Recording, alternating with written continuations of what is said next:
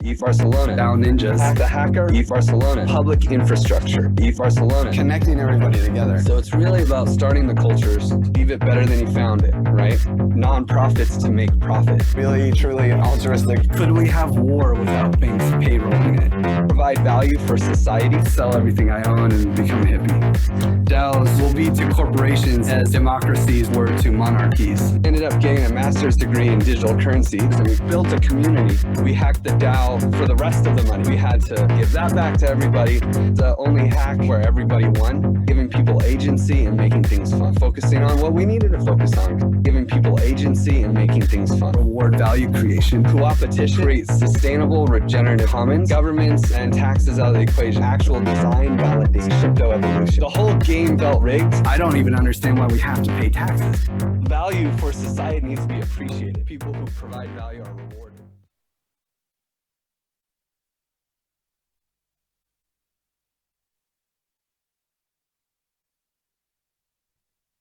Hola, buenos días. Welcome again to day 2 of EVE Barcelona. I hope everybody had a good sleep, and everyone who's here this morning, you'll be very lucky to experience something special, because you will be talking about creating an exclusive, accessible ecosystem. And I would like to welcome to the stage Tracy Bowen, Cassie Lawrence, Mani Turnbull. Have I pronounced it well? Very good. And our moderator, Violeta Valcheva, who is the founder of NFT Barcelona. Enjoy, everyone. Good morning, everyone. It's a genuine grass. I was not expecting this. It's nice. So we were asked to actually take our shoes off, and it's a very beautiful experience. Well, thank you so much for coming at 10 a.m. I can imagine that yesterday there was a lot of partying going on inside events, and I'm very happy to have this hosting this panel with these amazing speakers. They're one of the forerunners when it comes to inclusivity within the Web3 space. And I'm going to give them opportunity to actually present themselves and to present their projects, and how their projects align with the Fullerton movement, which is all about inclusivity and imagining a sustainable future, which is actually the thematics of this conference. So we're going to start with you, Mani. You can talk about FortiDAO. You're the founder of it, and what it is about, how you align with why inclusivity is important for you, and what are the steps that actually go within it. Great, thank you. Yeah, we have a second mic. Gracias. Gracias. Cool. Okay, yes. Hi, I'm Mani. I'm from New Zealand, and I am a co-creator of FortiDAO. And been in the space for quite a while. And what really triggered the urge to build Frothy with other amazing females was looking at how community functions in Web3, essentially, and realizing that we still really wanted to put the emphasis back onto the humanness in the ecosystem. So what we do is we focus on community design and incentive design for a whole range of projects. We're essentially, you could say, sorry, a service DAO. Not sure how I feel about that term at the moment, but yeah, it's a new form of agency. So we can work with and plug into a lot of different projects. And having come from working in consensus back in the day, it's really cool to see how all the alumni there are cross-pollinating different projects, and how many different parts of the ecosystem we can plug into. So that's us. We are all female, and what's been really amazing also is to bring newer recruits on board who have not been in Web3 for, say, 5 years, and are actually very fresh and very hungry to be part of this movement. And we are, of course, decentralized, but a heavy skew on being New Zealanders, which is interesting because we're so isolated, and yet now within this ecosystem, it's really cool because bringing in more geographical inclusivity as well. So yeah, that's me. Thank you so much. Cassie, you're next. Yeah, sure. So thank you for having me. I'm mic'd up, yeah. Yeah, so my name's Cassie. I'm from England. I actually recently joined the team at Women Rise. For those of you that don't know, Women Rise is a NFT project. It's 10,000 randomly generated and unique art pieces created by Maliha Abidi, who's the founder of Women Rise and an artist. So it's a chance for people to own a unique artwork, but it's also kind of encouraging diversity in the women in the artworks, scientists, activists, artists from all around the world. So we want to use art as a tool for storytelling. That's our kind of main aim, and to use that to kind of promote girls' education and women's rights around the world. So our main ambition is to focus on educational initiatives to help the 129 million girls that are out of school currently. Oh, wow. It's really impressive. Thank you. Hi, I'm Tracy Bowen. I'm the instigator of HerDAO. HerDAO is a women-focused developer DAO, and we've only been going for about 6-7 months. But we've managed to do a lot in that time. We do travel scholarships. We fund women to go to conferences because access is really important. And it's incredibly expensive most of the time to come to these places. So, you know, if we're really talking about inclusion, then we have to talk about the equitable kind of approach. We enter hackathons, we win a lot of them. We want to really support women, not all, you know, it's not exclusive, but we concentrate on women to become founders. And then what we really would like is for women to become more investors. Women need to invest in other women, because this is another part of the equation, that investment dollars that go to women are practically zero. It's like 2%, which is weird, right? Because, you know, women are like over half of the planet, and we can't get any money. So and it can't be because there's no brilliant women, right?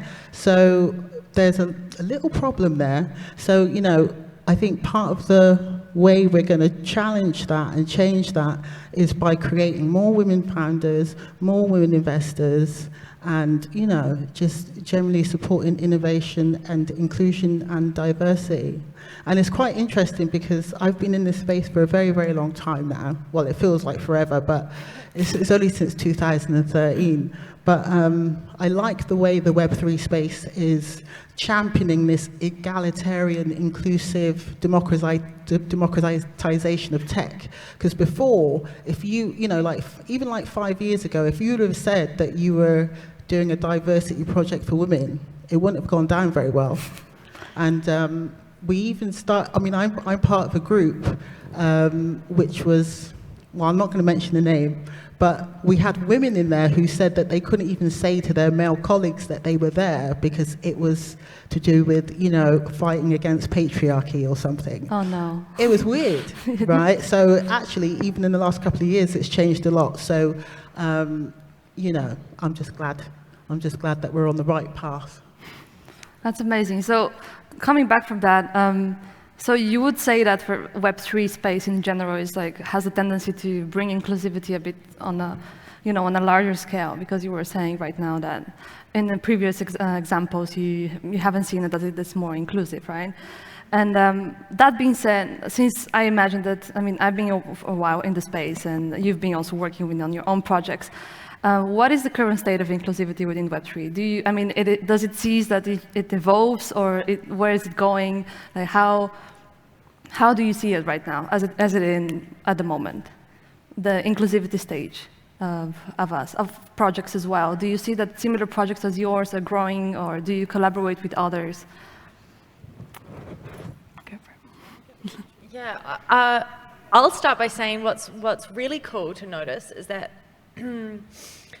now in 2022, we're seeing a multiplicity of female-founded DAOs. I think so. That's just one important metric to hit on, and it's definitely exciting because if I think back to, say, ETH Denver, wind the clock back, ETH Denver 2020, I was there with 2 friends, ex-teammates also from Consensus, and that was where we summoned Meta Gamma Delta as a DAO.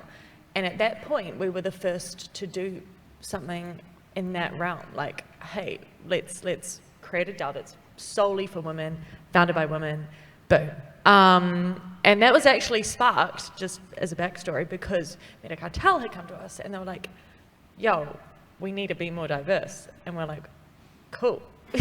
And we can actually kind of create something from scratch that is designed with more intention so that we, you know, have the right foundational diversity kind of ethos at play, rather than trying to put the Band-Aid on later. So anyway, that's I think important to reflect on, because now, fast forward 2 years, we've got HerDAO, we've got Boys Club, we've got SheFight, we've got MGD still, we've got, like, there's all of these other ones popping up, and it's not competitive, and it's actually very healthy to have more cross-pollination amongst the Fem4 DAOs.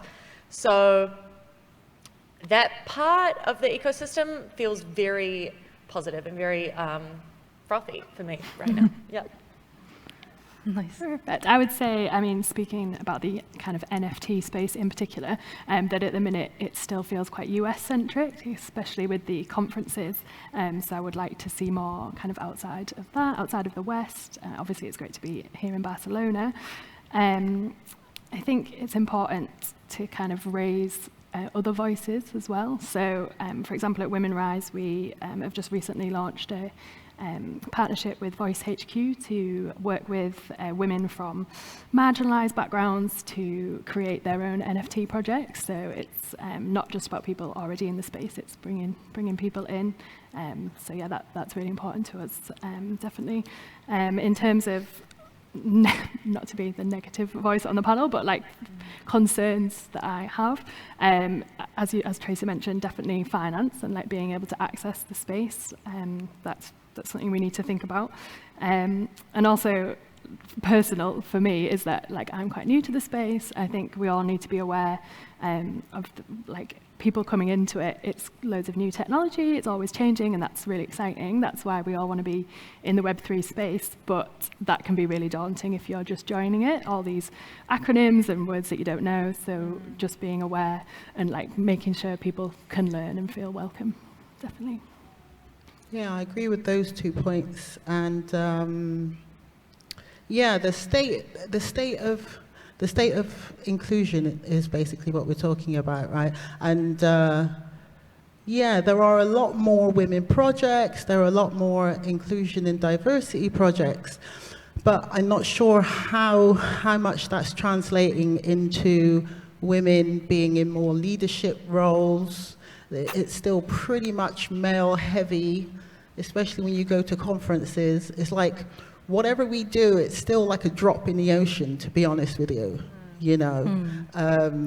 I think obviously there should be more resources and money in general put towards supporting more access for women. But, you know, it's better than it was. You know, there has been some progress, but you can't just get women in. Women have to be in leadership roles, in decision-making roles, and they have to be, you know, the ones maybe giving the money or making the money, or, you know? Yeah. So. Yeah, I think to double click on that, it's like, how many female-founded funds are we seeing in the space? I think that's like a big glaring question, really. Mm-hmm. That goes to your point of like, okay, well, who's going to fund the women and tap into like the visions of their projects? Yeah. Yeah, so maybe that's something that we need to concentrate on, getting more women-led funds going so we can give money to other women. So that would be coming to the next question. That would be one of the limitations that are actually happening within the space when it comes to like progressing inclusivity, is the lack of funds, basically, lack of leadership roles of women, being able to help other projects of inclusivity of women, and not only, other marginalized communities. What other, for example, limitations or restrictions you have encountered within your own work, within your own projects, that you think that with the right resources that could go a bit better? For example, Casey, what you were mentioning, that education the key for like more women to join in. But then again, as you mentioned, we do need leadership roles. So maybe for having actual leaders, you need to have a different type of approach. So education might not be the only one. So what are your thoughts on that? One thing that springs to mind very clearly is the onboarding. So you've mentioned resources, and there are actually so many resources. It can sometimes be like resource overwhelm. There's like so many Discords, there's so many Notions, there's so many Twitter handles to follow, there's a lot.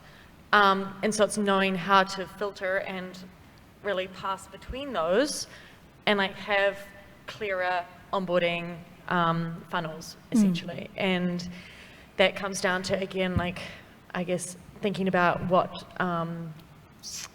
like pedagogical initiatives work for females versus like people learn in different ways. We're all different styles of learners, and the way that females learn and interact like needs to be taken into account. Not to say we're like radically different from how guys would learn, but you know, there's nuances there. So, and it's understanding like that journey. Basically, it's coming down to like UX of onboarding. So I think that's a really key thing. It's not necessarily a lack of resources. It's tuning into like how the resources are being offered out and engaged with. I see as a key thing. Yeah, I would agree. So when we launched Women Rise, we did a survey afterwards and found that 40% of the people that had minted with us, it was their first ever NFT, which we were really proud of, and that was through the team literally like setting up Zoom calls one-on-one with people in different time zones and talking them through like how to create a wallet, how to mint an NFT, because to a lot of people, I was listening to the panel yesterday about the traditional art world. There was someone from Christie's, and she was saying people like, oh, it's really interesting, but no, like there's too much tech, it's too overwhelming. So to do it on a person by person and community level, I think that's really important. So HerDAO are actually expanding quite rapidly. So like the main DAO actually isn't even fully formed yet, but we're still simultaneously raising other DAOs in other locations. So we're starting in Latin America. We're launching that for ETH Mexico, where we'll have a hacker house full of like 30 women in Mexico City, which is super cool. We're also launching in Korea. So Korea Blockchain Week, we'll be launching HerDAO Korea, because they're the kind of the women Web3 movement isn't so, strongly formed. And so I think we can do a lot of work there. We'll be also starting in Nigeria. We're going to work with programs like women, mums who code. This is a great thing, So mums are learning how to code. They're coming from Web 2 to Web 3 to be able to support their families, which is fantastic. So we're going to be doing a boot camp and a hackathon with them, and HerDAO Caribbean as well. But it's that general theme of we want women to be builders, because if we want the future to look like us, then we have to build it, right? And so that was the main driver of HerDAO, because I was building data unions at the time, actually, and I wanted to build more diverse teams, and it was more difficult than it should have been to find, non-male white participants. And then I kind of stopped doing that, and I thought I need to concentrate on building a diverse developer pipeline. But in that, we kind of have like a holistic view of what a developer or a builder is. So a builder is like anyone who contributes to a project. So even though her DAO are technically a developer DAO, but we have artists, we have writers, we have people, we have basically, we believe in a holistic team. And so if you have a holistic team, then you'll probably make a great product. So, you know, we're trying to move that on. And it's also worth saying that sustainability in Web3 is a big thing, not just environmentally, but personally for women. Like, you know, I basically work all the time. I travel, you know, I'm going to leave here and go straight to the airport. Right, I'll be going to Vancouver, and then like a couple of days later I'll be in New York, and a couple of days later I'll be in Paris. It's unsustainable. I've been on the road for like 6 months. I'm barely ever anywhere, you know, and a lot of women can't do that. Women with children can't do that. And so like we have to kind of change this expectation that you always have to be on the road, you always have to be on. There needs to be kind of some balance and sustainability in terms of health for women. Amazing. Oh, sorry, I just wanted to go back to what you were saying about building and like having women build in the space, and that's obviously so important. I don't know if anyone's read Invisible Women by Caroline Criado Perez. She's got some great like real life examples, and by great I mean terrible, obviously, of systems and software being built, and just not considering like the range of people that will be using the software. So there was an example about like a CV a software that could assess CVs so that it could go out of hiring managers' hands. They looked at who was successful in the company before, and then they would input CVs that they were getting in. And because people in the company that had been successful were men, it started to just automatically disregard any female CVs that came in. Wow. So that demonstrates quite clearly why you need diverse people in the space to begin with. Otherwise, even if it's unconscious bias, it's going to come in. So you have to be aware of that. Yeah. And what you were just saying about the sustainability point and the, I guess the lifestyle sustainability piece, I think is super key. Back to your question on like how inclusive is it? And at Frothy, we're thinking a lot about this. Actually today, I'll just plug this because this is super on point. 3:30, we're doing a workshop with a couple of other DAOs, Mochi and Kernel, in regards to how we can come up with more, I guess, solutions to this exact point, which is mental fitness and well-being within DAOs. Because it's all very well saying, oh, cool, I'm contributing to so many DAOs. I'm so into this and activated. And also, like, okay, cool, so what's the burnout rate? And as you're saying with females, it's particularly potent because of all of the extra responsibilities that might be present, whether that's motherhood, whether that's all of the other things. So, yeah, I think that's an incredibly pertinent point that we all need to consider and really like speak to. Otherwise, there's going to be a whole bunch of awesome females in the space just not thriving and not operating at the frequency that we could be. Yeah, a lot of people are burnt out, actually. Like 50% of women are burnt out already because, you know, but that's why we're going to do, we're actually going to do a whole internal sort of, well, not internal, but it's called HerCon. So we did our first HerCon in Amsterdam, which was like, it was an on-conference space where women could just, you know, ideate and talk about what they need to do and strategic kind of building, just, you know, just like space to do stuff, because we don't really need another panel, actually. We don't really need like any more conferences, to be honest, but I mean, I don't, to be honest, but it's just, I think the main thing is that we connect. No, but it's just like when you go to a conference, the best times I have is out in the hallway, in the lobby, talking to people. You know, I'm not really sat in a chair, you know, to listen to speakers. But we're actually going to have a HerCon in Bali as a hybrid retreat and hackathon. And we're going to hack on Web3 and wellness, right? And so, yeah. Is this going to be at? This is going to be in Bali. Yeah. So we're going to release the details later, but we're hoping to have people come in, but we're also hoping to energize the local community because there's quite a big, actually, crypto community in Bali, and a lot of them are women. Yeah. Yay. So I'm hoping to make that a thing, where we can have retreats and we can hack as well. But you know, you can hack with ideas. You don't really always have to have your computer out as well. But yeah, so I think it is about, you know, I think what we're all really trying to do is trying to push the culture along a bit, like change it from this quite toxic, you know, work. It's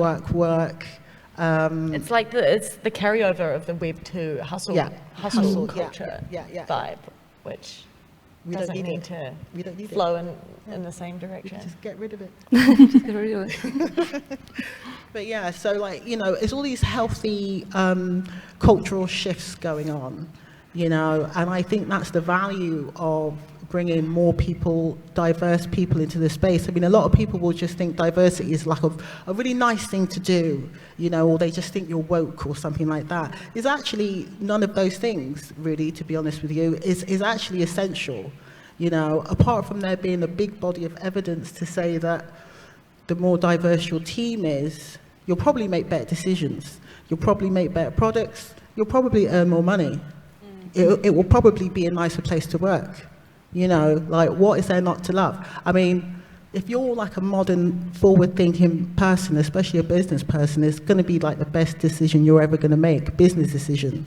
But, you know, some people aren't convinced by it, but do you want to be on the wrong side of history in 10 years' time when everyone's, you know, made loads of money and, like, you know, these paragons of great business? Do you want to be on the other side of that? I don't know.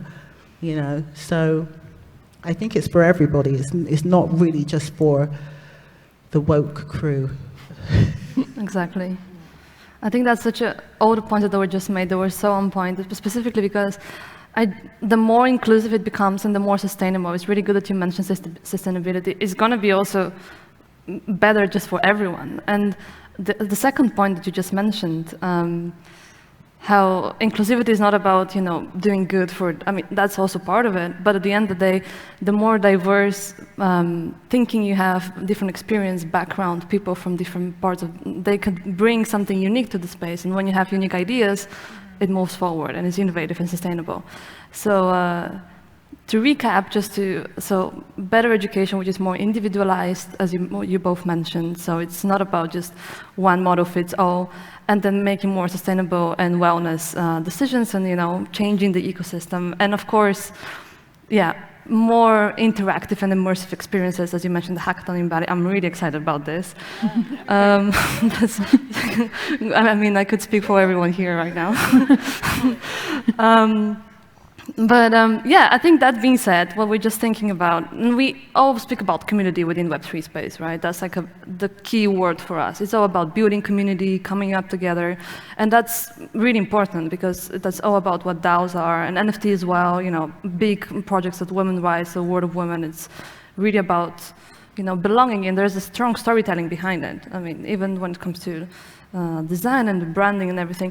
I'm also curious to what are your thoughts on what an individual can actually, you know, support for a more inclusive ecosystem. What kind of decisions and what kind of steps, more practical one, maybe, you know, for the audience and for they could take to actually contribute. They could be also smaller ones, whether it's about joining a DAO, maybe not joining a DAO. You know, what are your thoughts on that? More from an individualistic perspective.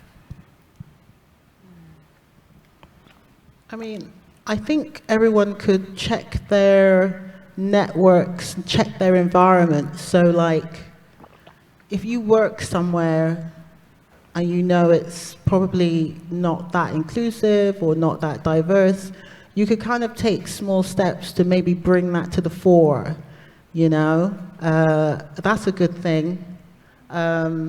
Also, just get more different people, just get more diverse people in leadership roles.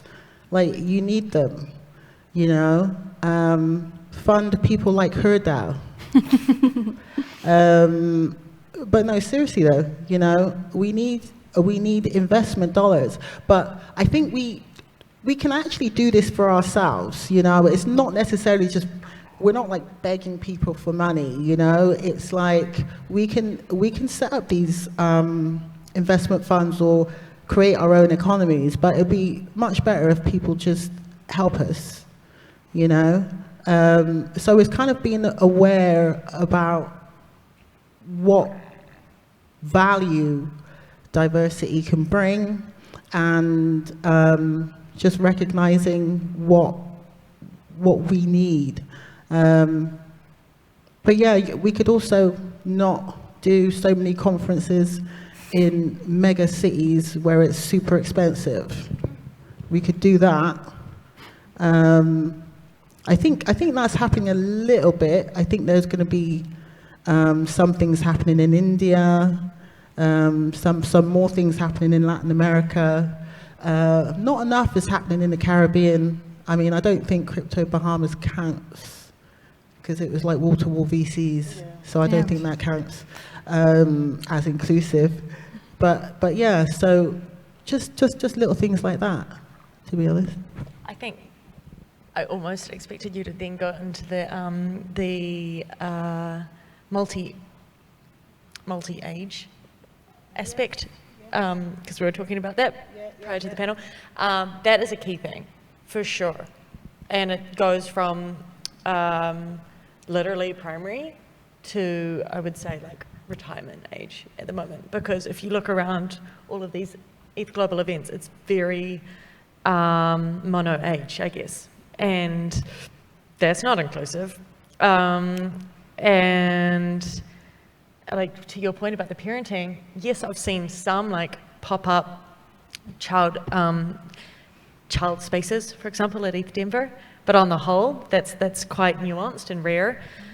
So it's bearing that in mind and figuring out, okay, what are the best tactics to jump into schools or high schools or universities, et cetera, and be sharing this movement amongst more than just 20 and 30-year-olds. Yeah, and I think also, like we've talked a lot about diversity and inclusivity, but we have to think about like accessibility as well. Like 15% of the world has some kind of disability, and how can we make sure that they're comfortable in the space? Like they might not physically be able to attend conferences. Are we doing enough kind of online stuff? You know, I don't have all the answers, but it's something that we need to consider. For sure. Other than that, it's not revolutionary, but just joining communities that you feel represent you, and making sure that your voice is heard. And if you feel like there isn't something that represents you, then build it, because that's what it's about. Indeed. Yeah, I think especially the point about expanding the space and going to actually different cities, different countries, which I think now in Africa they're organizing ETH Kenya. Now in Bali is happening. So when we spoke about inclusivity, now we're mostly focusing on women, because we also, the projects that you're involved with, it's about empowering them. But really inclusivity is about everyone, because the more, innovation comes through, solving problems, and a problem of sustainable and inclusive ecosystem is still there, obviously. So those problems, if they are to be solved, or to be improved at least, they will be beneficial for everyone, right? I mean, it's not only for women within the space. I just want to go back a bit regarding leadership roles, because I think it's all well, on the communal level, how women come together and we can, education and what, but leadership roles, especially whether it's within more institutional structures or within the Web3 itself, they're very little still. So is it something that we need actively to educate women on, to be, maybe within the hackathon, for example, is it like, okay, it's about ideas, right? So how you can actually lead on, how you can create your own project, how you can empower others. And I think that will be something really key for us as a community as a whole to actually bring more within the table. So kind of like to recap, because I want to leave some space for questions from the audience to make it a bit more inclusive, as you mentioned, not to have just us four talking. So how do you see, and like I won't say ideally, but like let's say ideally, utopian way of how Web3 space and inclusive would look like? And that I think that also applies for every day. So it is about, yeah, I mean, do you think it's more like a collaborative process? Is it something that you wish you would want to improve or like expand within your area, within your project? If you were to have, you know, more resources and more opportunities and more support in general from the space. I mean, yeah, I mean, we might, obviously it's kind of stuff we've already touched on, but as we were saying, in different cities, and also I think important to have conferences and talks in languages other than English, you know, just so that as many people as possible are involved. Obviously there's the Spanish language strand here, which is really great, so I think we need more of that. Yep. One point. Do you think that education is key to that, or is there something else that is maybe missing? Because education, maybe it's a bit of a slow process, maybe something, I don't know, maybe you have more thoughts on that. Yeah, well, I think education is quite a wide term. It doesn't have to be, you know, this is how you do this lesson by lesson, but I know HerDAO do like a mentorship scheme that bring women into the space, so that's, you know, that's a form of education, anything that kind of opens it up. I think, going back to the leadership piece, it's so key that we have more role modeling, because how else are the next gen of, or the next wave of females entering going to have those models unless there's some clear, like, examples. And that goes for Web 2 as well. I mean, it's just like, so we sound like a stuck record, really, like all females in this sentiment, because it's like, yo, this has been an issue for decades. So I guess, yes, there's that element of like, okay, just keep plugging away at this, and get as many up-leveled themes in these key positions happening. And then also on the recruitment side, like not recruiting from the same funnel, clearly.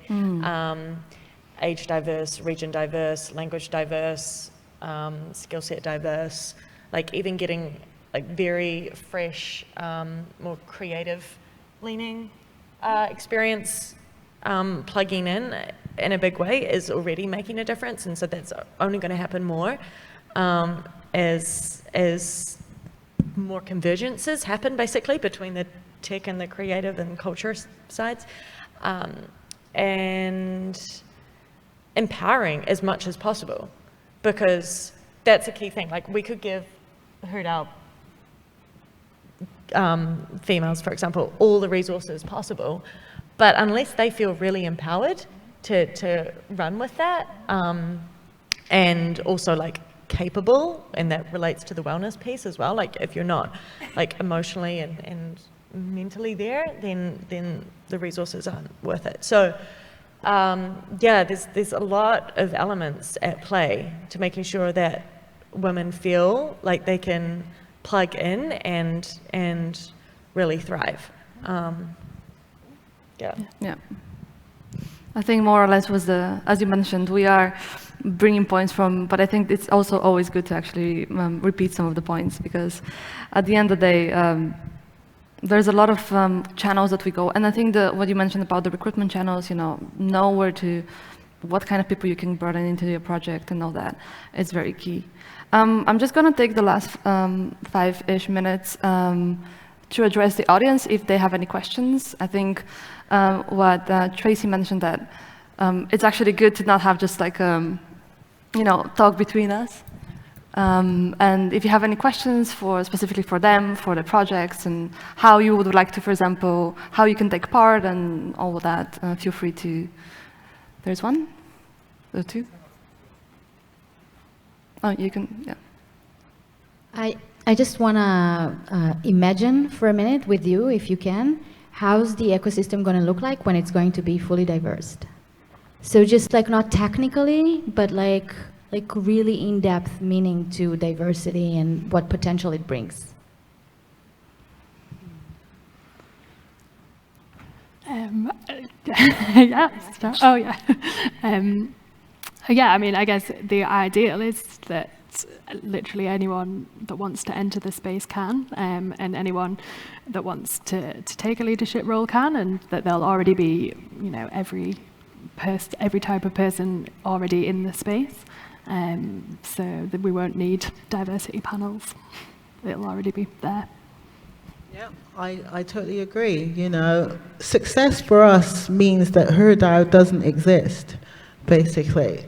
And we have 50-50 gender balanced hackathons. There's no obstacles. You have all the support and resources you need to fulfill your creative, technical goals. I mean, you know, it's just easy stuff, right? So, yeah, that is the vision. That is the vision. Do you want the mic? I was just going to say, one metric we can use is the toilet line. Like, that's been the meme for a while, but like literally having the longer line of women at events outside the bathrooms would be great. Yeah, that's a really good point. Awesome. I meant in essence, like what essence does women bring that will shift the ecosystem? That's what I meant. Like, you understand? Like, right now we're not the majority, we're not leaders, we're not financed enough, but how the ecosystem will look like how is it going to, like, essentially shift the way that we think, the way we create? That's what I meant. It's a good question, because I think that leans into, okay, what are the like masculine, feminine elements of the space? How does that translate to humanness on different levels?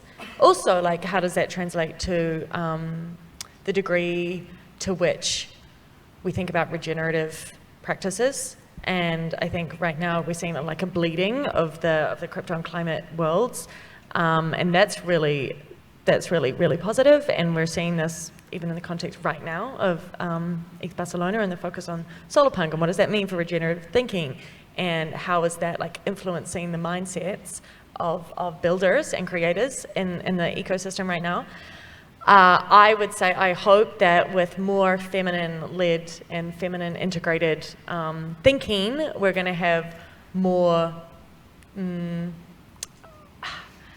guess, like human/regeneration-orientated ventures being built. And I don't think we haven't got a ton of examples yet, because it's still like nascent and it's still building, but it's happening. And I'm really excited for what that future looks like, and how it's kind of coming back to a remembrance of the humanness at the bottom of all of this.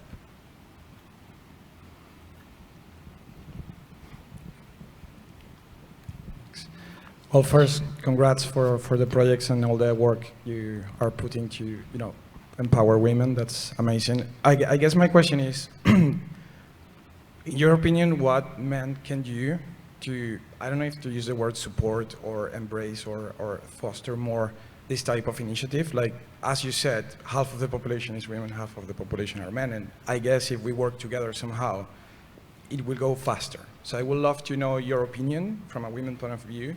What men can we do to support that to happen? I guess that's the question. Thanks. I think men can help other men change their attitudes.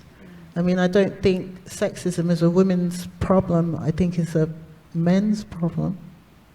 So, like, if you guys could do that work, that would be great.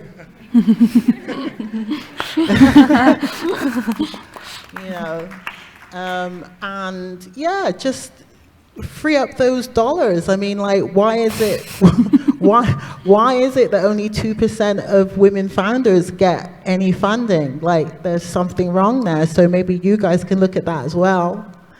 So that's two things that you could do. I mean, yeah, I was just going to say similar points. I mean, obviously, it's great to have you here to ask that question, to be an ally. I think that's really important. It's a good first step, but just needs to support women into leadership roles. If you're in a leadership role yourself as a man, you can have male mentors. I've had supportive male roles in my life. So yeah, same. Thank you. Also, like founding team dynamics, not plugging in femmes as an afterthought. Like, cool, we've got our dude builder squad, and now we'll just plug in some women to show the diversity stats tick. But actually having that at the formation, at the genesis point, is really key. Nice. I think we're off time, sorry. You can definitely speak with our speakers afterwards. Thank you so much for this amazing panel, and we need to wrap it up. I was being instructed to keep it short, 45 minutes, but please do connect with the speakers, ask them more questions like this one, and yeah, thank you so much for the listening. Thanks.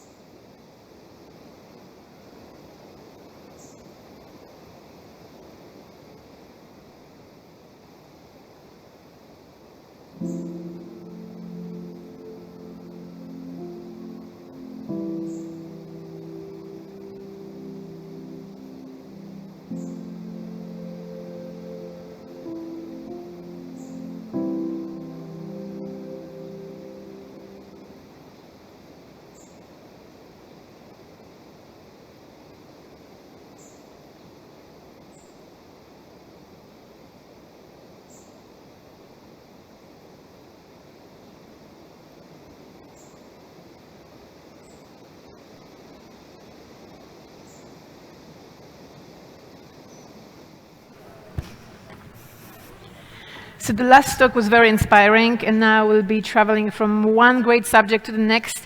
So next we're going to hear about regenerative economies, and I would like to welcome to the stage James Farrell, the founder of the Toucan protocol. Welcome, James. Toucan is an ethically...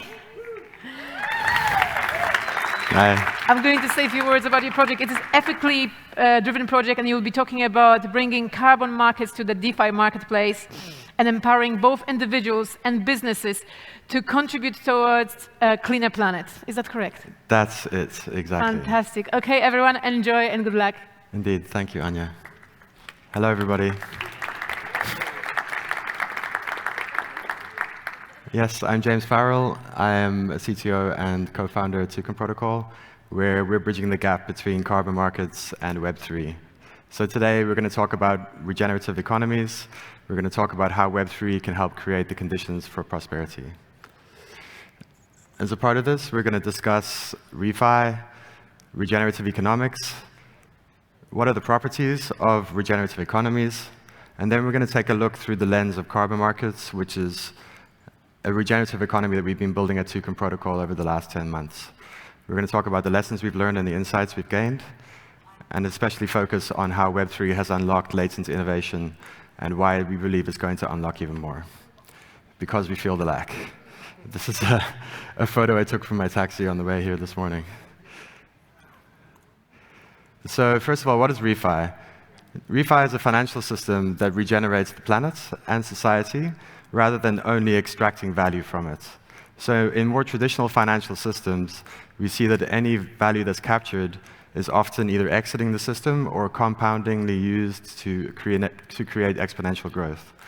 And in the case of refi systems, part of the value is then redirected back into the economy or into the system itself, and also partly into society or into our environment itself.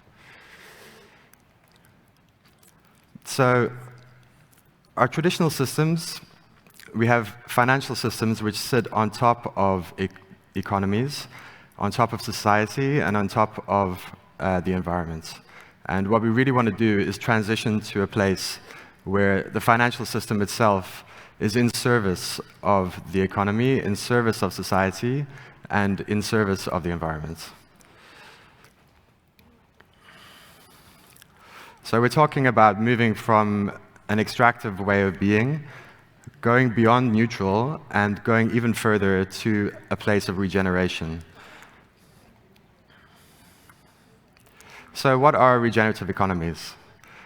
These are economies that have embedded regenerative elements within them, such that the more active they are, the more regeneration actually takes place. We want to replace zero-sum games between profit and planet and enable them to exist side by side.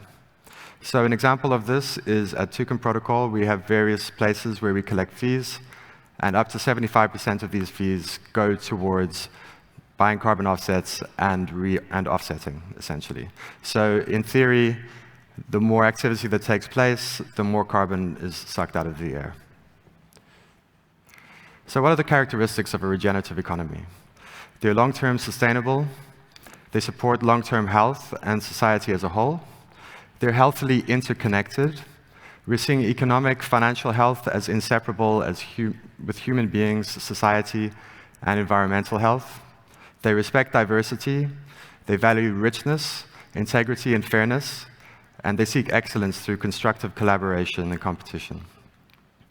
They're continuously evolving, they respond to the gamut of human needs, they adapt, they change under circumstances, and they evolve to higher and higher levels of effectiveness. So this all sounds great, but how do we do this? Are we the first people to think like this, or are there other people who came before that can help us? There's been a great body of work done about donut economics by Kate Raworth, and this offers a vision of what it would mean for humanity to thrive in the 21st century.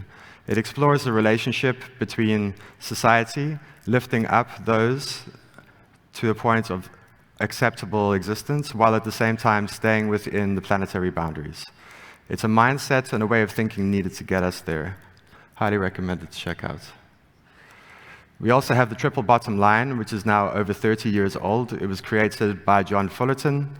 It's a kind of accounting framework for sustainable business strategy. Companies should measure success, not only of their financial bottom line, but also society and their effect and impact on society and the environment itself. B Corps came out of this, which is very positive. However, John Fullerton himself has now taken the stance that we need more and we need to take the next step. So, one second.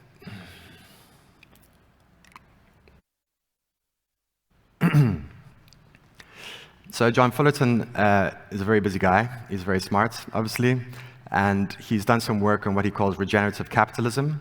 And while exploring this, I came across these principles for regenerative economies.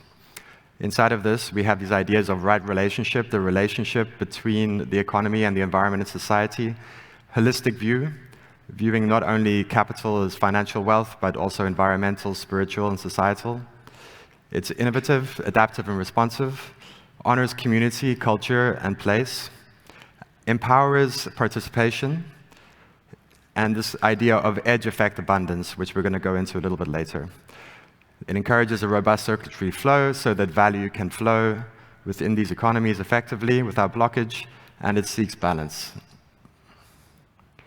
So where are we today? We have three main ways of financing. We have for-profit companies, which is what we know most of. Then we have nonprofits on the other side, so thinking about philanthropy and such things.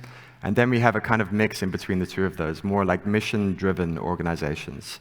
So one way I'm looking at this now is through the market-based way, as we have at Toucan. How can we use markets in refi to create impact, to generate positive, measurable social and environmental impact? So let's talk about the voluntary carbon market. This is a market-based approach that started up in the 1990s. There are assets that are created called carbon credits that are essentially, they're created through a process of asserting that carbon has either been taken out of the air or there's been an avoidance of carbon put into the air. It allows carbon emitters to offset their emissions by purchasing these carbon credits. And it's a growing market. It's growing very quickly right now. So the process is quite long and convoluted. It takes many years to create these assets, 3 years and beyond. You can think planting trees, people going there, hugging trees, and then doing mathematical equations to assert that something has happened, and then verifying and validating that and giving it a stamp of approval, creating these assets called carbon credits, which are measured in tons. So carbon markets are growing very quickly. In 2021, the volume was around $1 billion, and that's expected to grow 100x by 2030. And yeah, there's a target price for carbon of $147 by 2030 in order to actually meet the goals that are needed for us to survive. So the voluntary carbon market is very far from perfect. It's opaque. Deals happen OTC, behind the counter, and there's a massive information asymmetry. No one knows what price anybody paid for any of these assets, and this leads to market failures. The market is incredibly inefficient, and a lot of the value is then therefore captured through commerce in the middle, through buying and selling of these assets. There's no price discovery, which makes it difficult for projects to estimate the cost or the value that they're going to produce when creating these credits, which makes it more difficult for them to get finance. There's massive barriers to entry. It's very centralized, and it's not really able to scale effectively. So our journey through Web3 briefly has been, in the last 10 months, we created a bridge that allowed these assets to come on chain. In the first 6 months, we bridged something like 4% of the entire voluntary carbon market. This is something like over 25 million tons of carbon, and we got the attention of the carbon world. So for us, it's been a hell of a journey, and we're very grateful, but we're only getting started here. So why Web3? I'm going to talk abstract a little bit here. So essentially, we have polluters at the top, and we have carbon projects at the bottom. Polluters are paying money down to the carbon projects to create impact, which is going back up to the polluters. But in the middle, we have value capture. It's incredibly inefficient, as I said. We estimate 60 to 80% of the value is extracted by middle people. You can think retailers, you can think traders, brokers.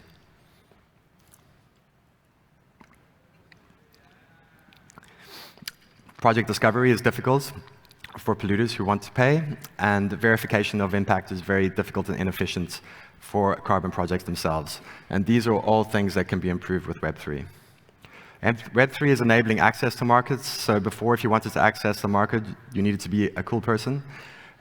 You needed to have thousands of dollars. And when I say a cool person, I mean that the standard registries, who are the gatekeepers to this market, needed to approve of you, KYC you, and then you need to pay these thousands of dollars to get access. This is no longer the case. Anybody can buy and hold these assets on-chain now. We have price discovery for the first time inside of AMMs, and financing itself is way more efficient and easy to come by. We've increased market efficiency. We have boosted transparency. Everyone can see exactly who paid what for any of these assets. And we are transforming and enabling middle people. So it's not that we think they need to disappear. There is a role for them. But we have a way forward whereby they can work far more efficiently. And an example of this is that they no longer need to buy and hold these carbon credit assets in order to buy and sell them, because these assets exist inside of differentiated commodity pools on the Toucan protocol. So we have enabled incentive alignment. There's a lot more coming with this. We all know about that. Tokenomics enables us superpowers like that. We're going to be looking into the future more at how decentralized governance will take place. And there's been massive innovation as a result of these assets coming on-chain. So back to the principles we mentioned earlier, this energy effect abundance is an idea that came from John Fullerton, and it's an observation, if you think in the case of salt marshes where rivers reach the sea, where these systems overlap at the edges, this is where incredible diversity and exciting things can happen. Think of cities like London and New York, where you have all different types of people and different types of cultures, and the kinds of ideas and innovations that occur there. So yeah, I'm going to read this because I love it. Creativity and abundance flourish synergistically at the edges of systems where the bonds holding the dominant pattern are at their weakest. It's at these edges that the opportunities for innovation and cross-fertilization are the greatest. So from these principles, we also have the other principle that we highlighted there is empowered participation. I spoke about that earlier. We not only have empowered participation for projects who can now sell directly to end customers, and we also have end customers who can now connect directly to projects. And this overlapping edge, or the collapsing of all the other overlapping edges of all of the middle people also, is really enabling innovation. It's enabling builders and innovators to build on top of these markets. Okay, I think I double-clicked there. Did I? Triple-clicked. Double-clicked. So our approach at Toucan, I mean, we've always asked ourselves the question, what is the biggest single lever that we can pull in order to have the biggest impact? And for us, the answer was simple. We want to build building blocks that enable other people to build. If we can build DeFi primitives that can interconnect and work and interoperate, then we can enable builders and we can enable organizations to build their own ideas, to scale this, and to work with skin in the game. We've been developing an ecosystem of regenerative innovation, and I'm very happy to say we have over 100 teams currently building on Toucan. Our plans going forward into the future, we're looking to cooperate and collaborate with as many protocols as possible. We're looking at building an off-chain data layer that can be shared and used by many other protocols in the space around projects, project data, and schemas. And that is it. So yeah, let's build it all together. I love how Manu said this yesterday. I mean, we're all working on the same puzzle, right? Like, we should cooperate as much as possible and really be as effective as we can possibly be in order to move this forward. So thank you very much for your time, for being here, for coming. Thank you to ETH Barcelona, and yes, very humble.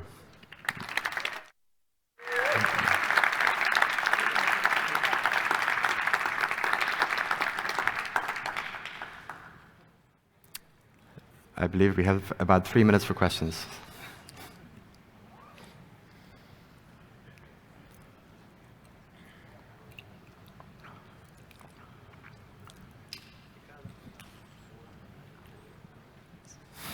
What are the biggest challenges that you've faced so far?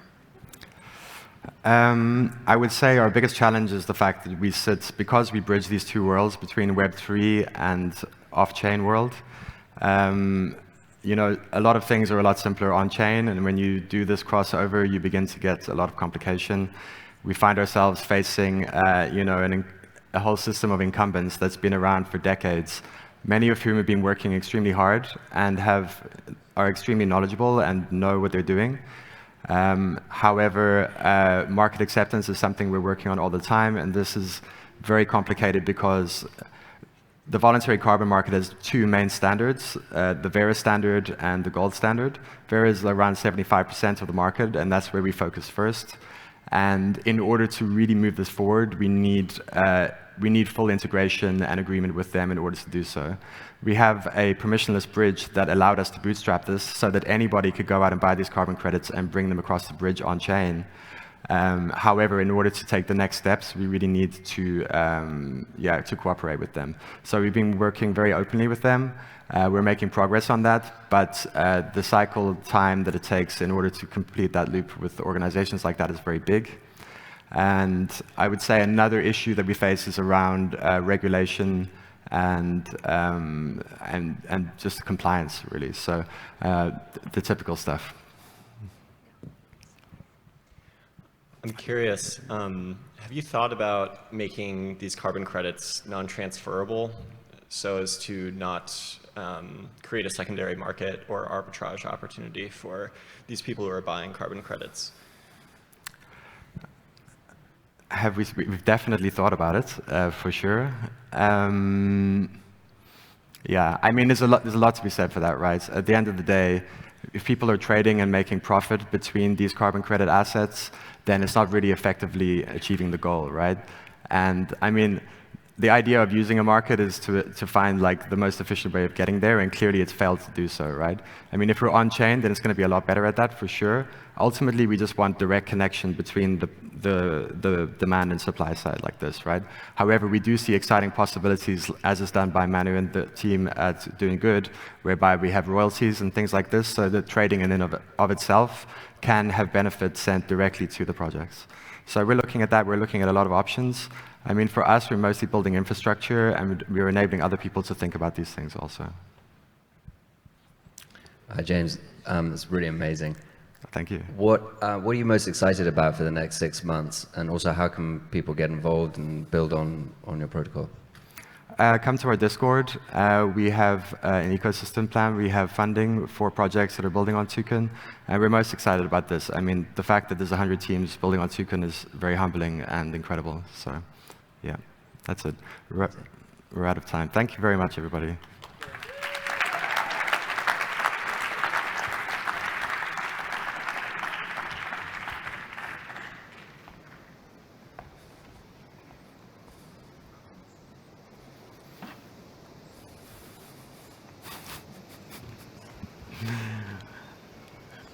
Then you have to... Luca.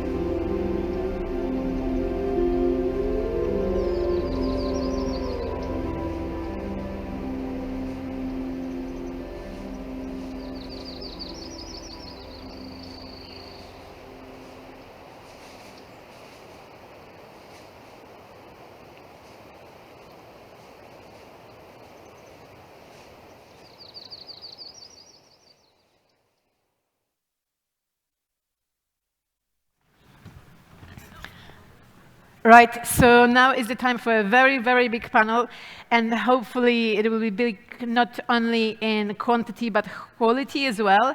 And I wouldn't be able to introduce everyone, but thankfully we've got our wonderful moderator, Wendy Farrell, who helps us at Doing Good to join all this digital innovation to the outside world, and she will introduce you all these founders from the projects which has to do with the social impact. Thank you so much, Wendy, and please welcome everyone else to the stage.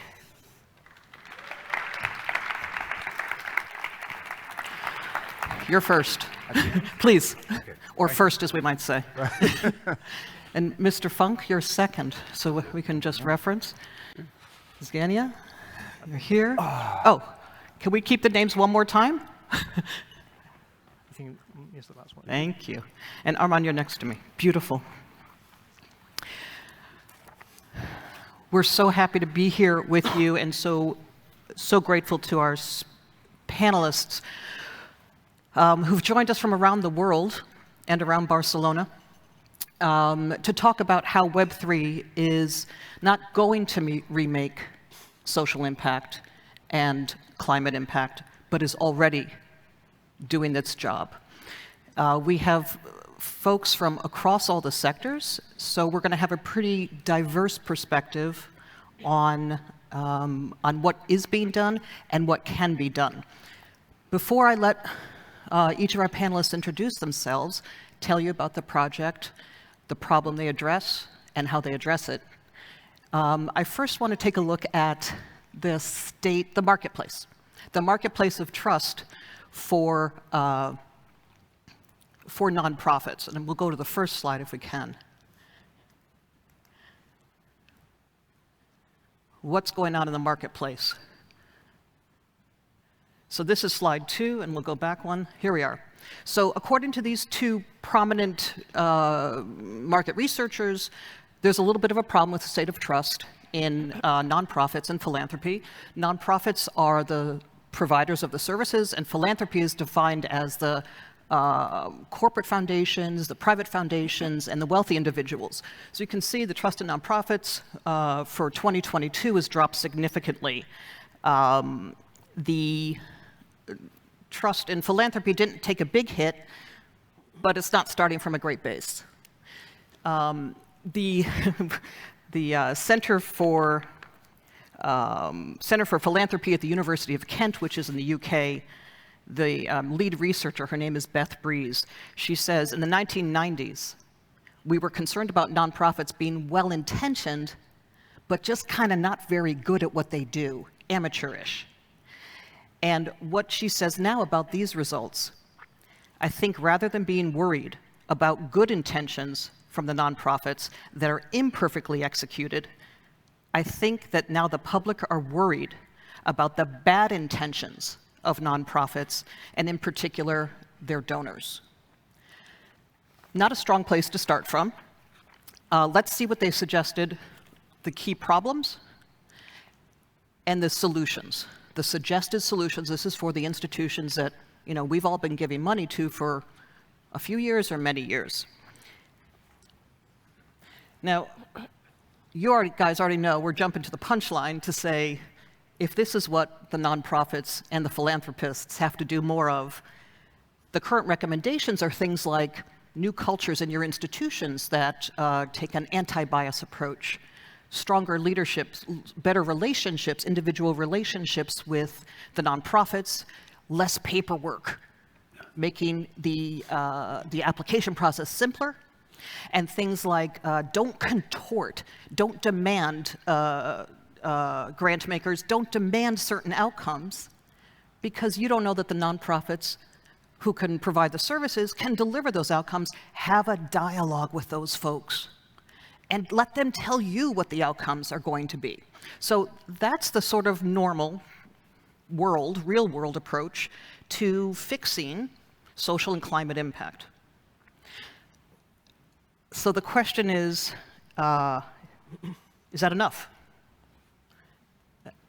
Armand, will you start and introduce yourself? Yep.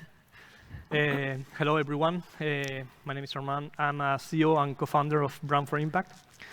I work most of my life in the corporate and investment banking, so I know it's not a profile that you may expect here. And 2 years ago, I decided to change my life, and I made a clear and conscious decision to move from that industry to the ESG, to the environmental governance and social and governance. Okay. And from my experience working with large corporates and medium corporates, I see that even though ESG is still that most studies show that is something that society demands, they demand companies to go beyond profit. But still, most companies feel there is a cost of doing business. And that's a big issue. It's like paying taxes. They do it because society demands them to do, all right? But they do it like in a forcefully way. Why is that?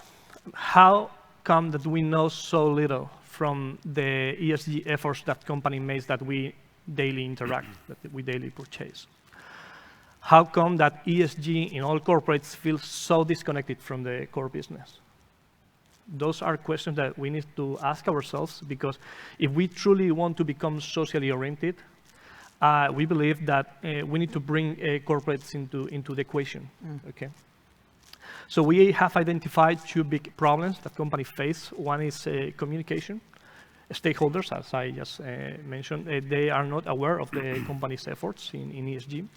And secondly, how can you link those efforts to results? Because let's face it, companies are for profit, okay, and they need to deal with investors, they need to pay salaries, they need to do a lot of things. So it's very easy for us to claim, hey, you should do this, you should do that, you should do this. But in the end, reality is not that simple. And we need to have a little bit of empathy, and let's see why is that and how can we address it in a different way. Okay.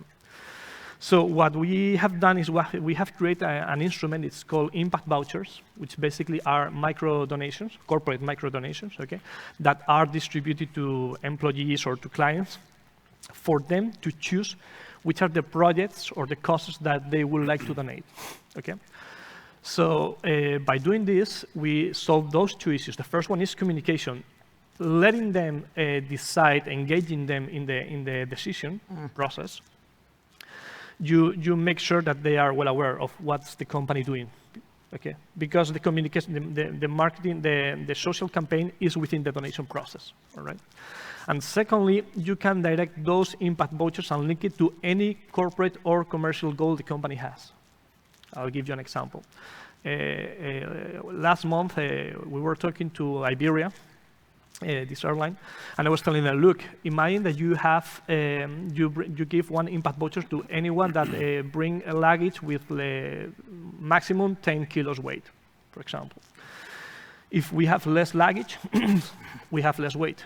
Less weight means less consume of petrol, which means less emission of CO2, okay, which goes in line with the corporate objective of decarbonization of the company. Okay, so basically you link the impact voucher, the micro donation, to an objective. So the company gets a benefit that goes in line with the ESG efforts. Plus, you ask the client to become part of the decision process and let them choose. Okay. Beautiful. Yeah. That's it. Yeah. Okay. Good. Cool. Andrew. Hi, my name is Andrew Funk, the founding president of an NGO called Homeless Entrepreneur. And we believe in PPPs, which are public, private, people, civil society partnerships. And that's why we participate in events like this one that's amazing, focusing on Web3. That's why we've slept out at COP25 in Madrid. That's why we've been participating for 4 years straight at the World Economic Forum, normally sleeping in a teepee in 15 below zero. This year, we were under a bridge, 4 degrees, and a lot of rain. The main thing that we do is we want to help empower people out of poverty.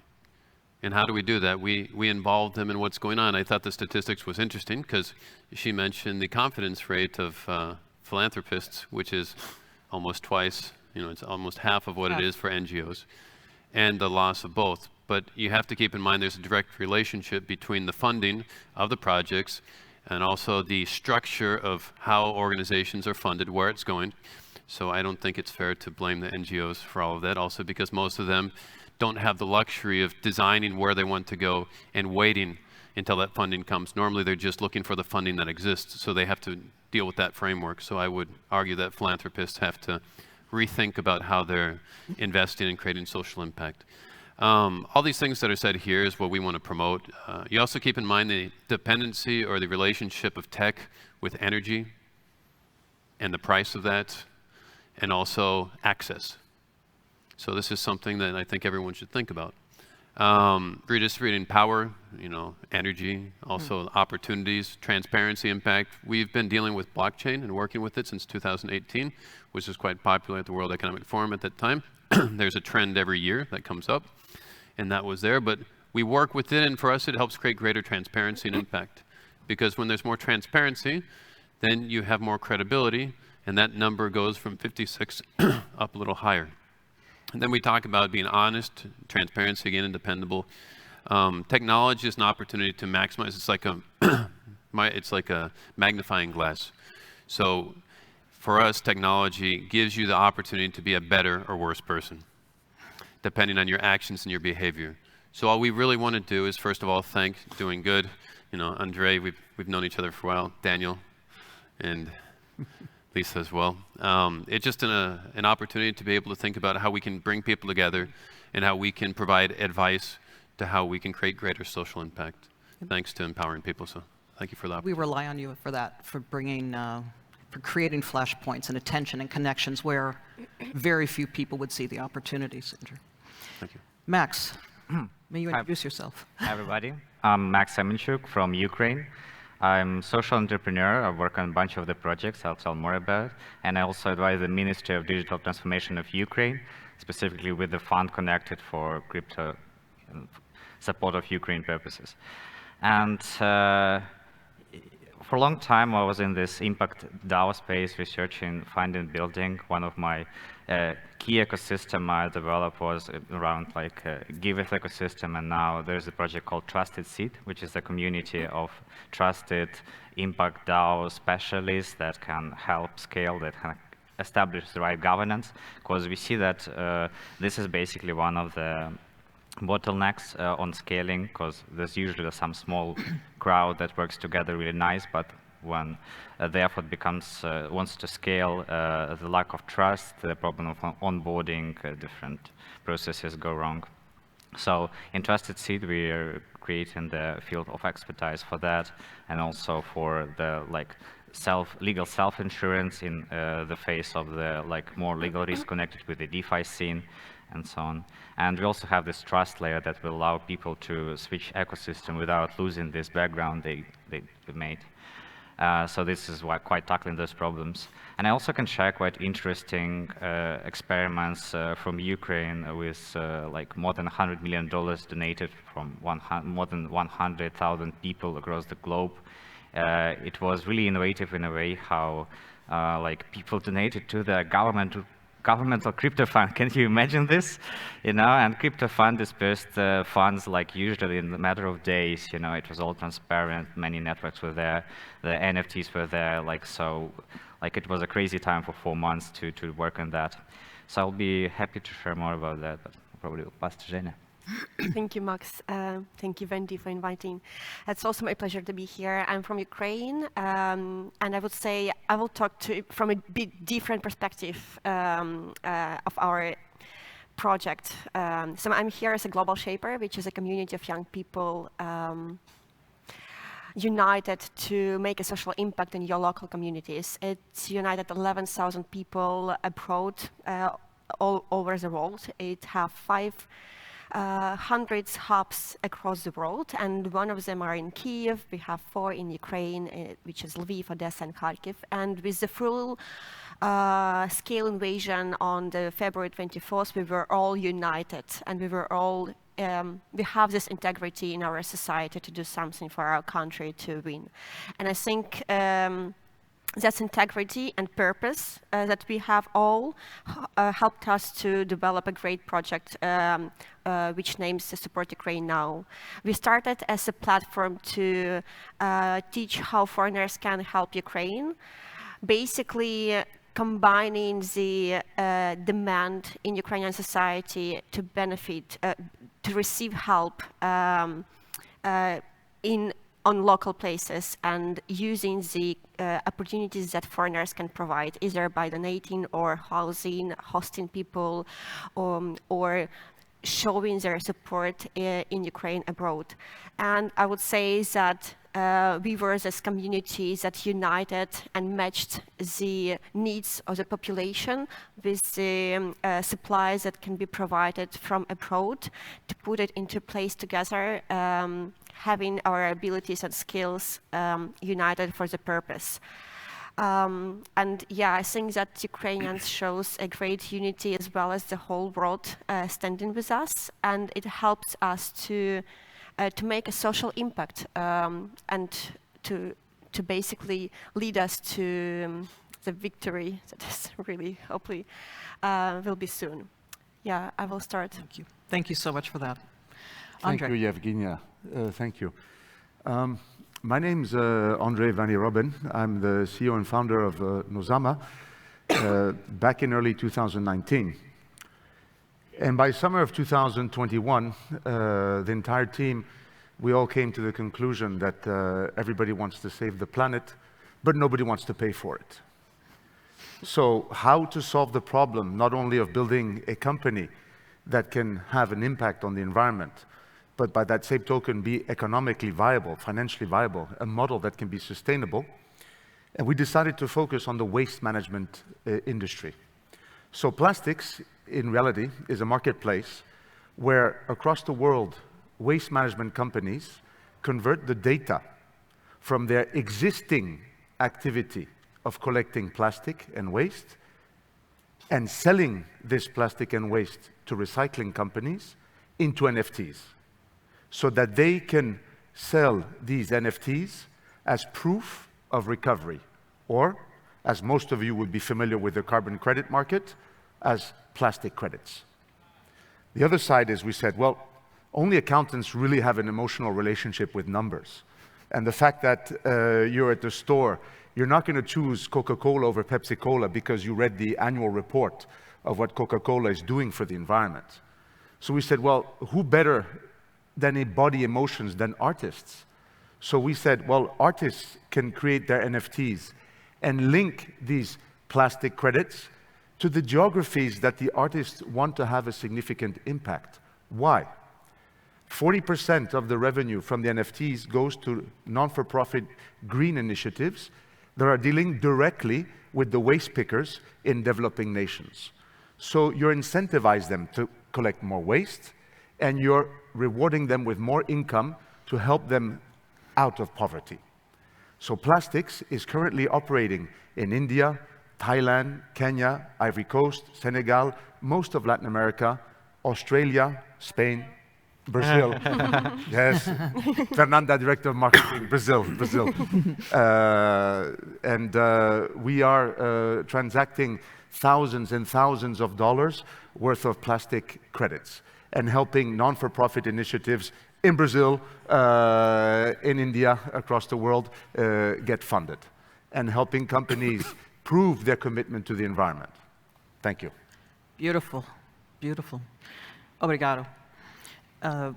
So I heard you make mention of circular economy, proof of impact, proof of humanity or identity. Can you help us zoom in? And Andre, maybe we'll start with you. Zoom in on how are either Web3 tools, blockchain smart contracts, NFTs, or Web3 principles specifically enabling what you're doing, and what differences would it make if you didn't have the tools? Well, I'd like to talk about the experience of Nozama, which was mostly of a SaaS experience, right? Software as a service. And our biggest customer is Nestle Corporation, in that case. So what is that model? That model is basically selling software.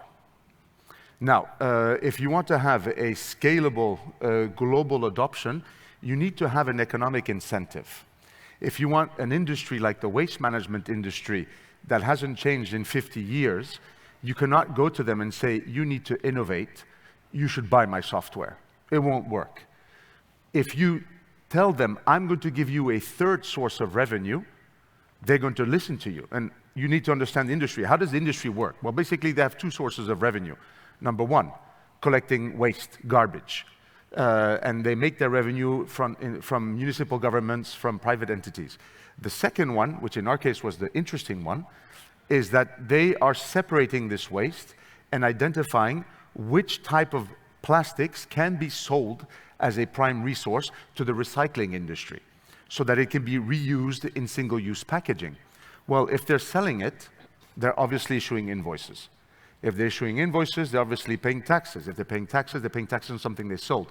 So if they sold it, that means that they had it in the first place. Conclusion, an invoice is a proof of recovery. Now, what can you do with this proof of recovery? Sell it. For the last 15 years, you've seen the carbon credit market explode into $1 billion market. Now, Mr. Waste Management Company, you can create a third source of revenue by converting your data, your invoices, into plastic recovery guarantees. This is a model that only NFTs could have enabled. So from our perspective, NFTs is the singularity within blockchain adoption. Why? Because the business model is intrinsic to the waste management company. Artists. We've seen artists grow and explode OpenSea. billion-dollar business monthly.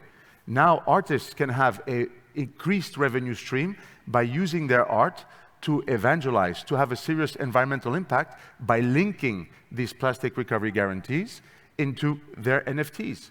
And saying in Brazil, they want to help clean plastic from the Amazon. And now an artist can have an impact and make money. So in that sense, and obviously you've got legislation which says that companies need to offset their plastic production. You need to be plastic neutral by 2030. You need to have at least 35% of single-use packaging composition coming from recovered materials. So you have a driving force behind the recovery of plastics. NFT business model.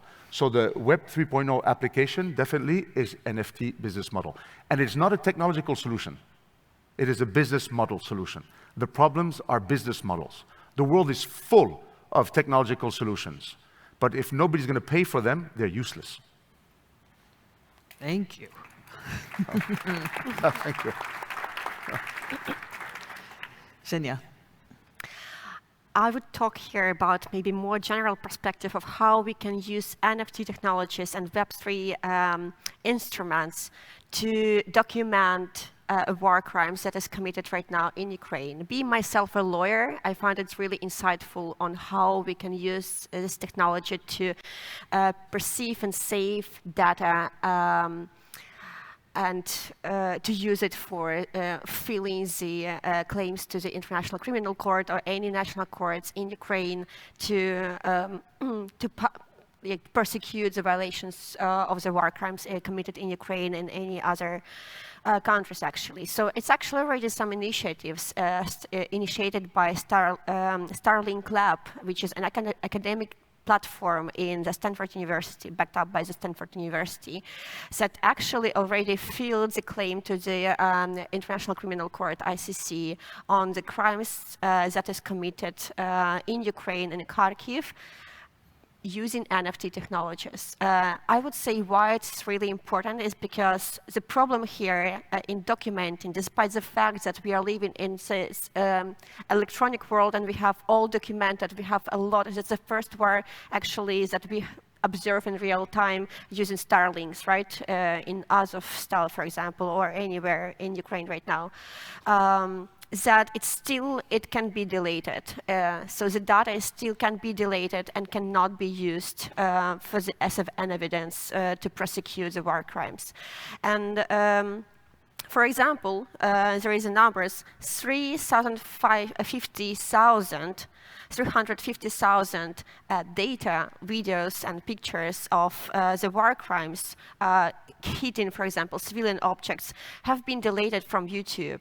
Around 11% of data from social media in Twitter, in Facebook, and YouTube was deleted as well. That also has the evidence for the war crimes committed in not only in Ukraine, but overall. So I would say NFT, having this decentralized model of perceiving the information, can help us to save it and to fill it within the legal framework. But we really need to be careful here by checking and verifying the data that is coming to the NFT, as we know that we have some rules and principles of the evidence collection and filling it to the institutions, legal institutions that is observing that.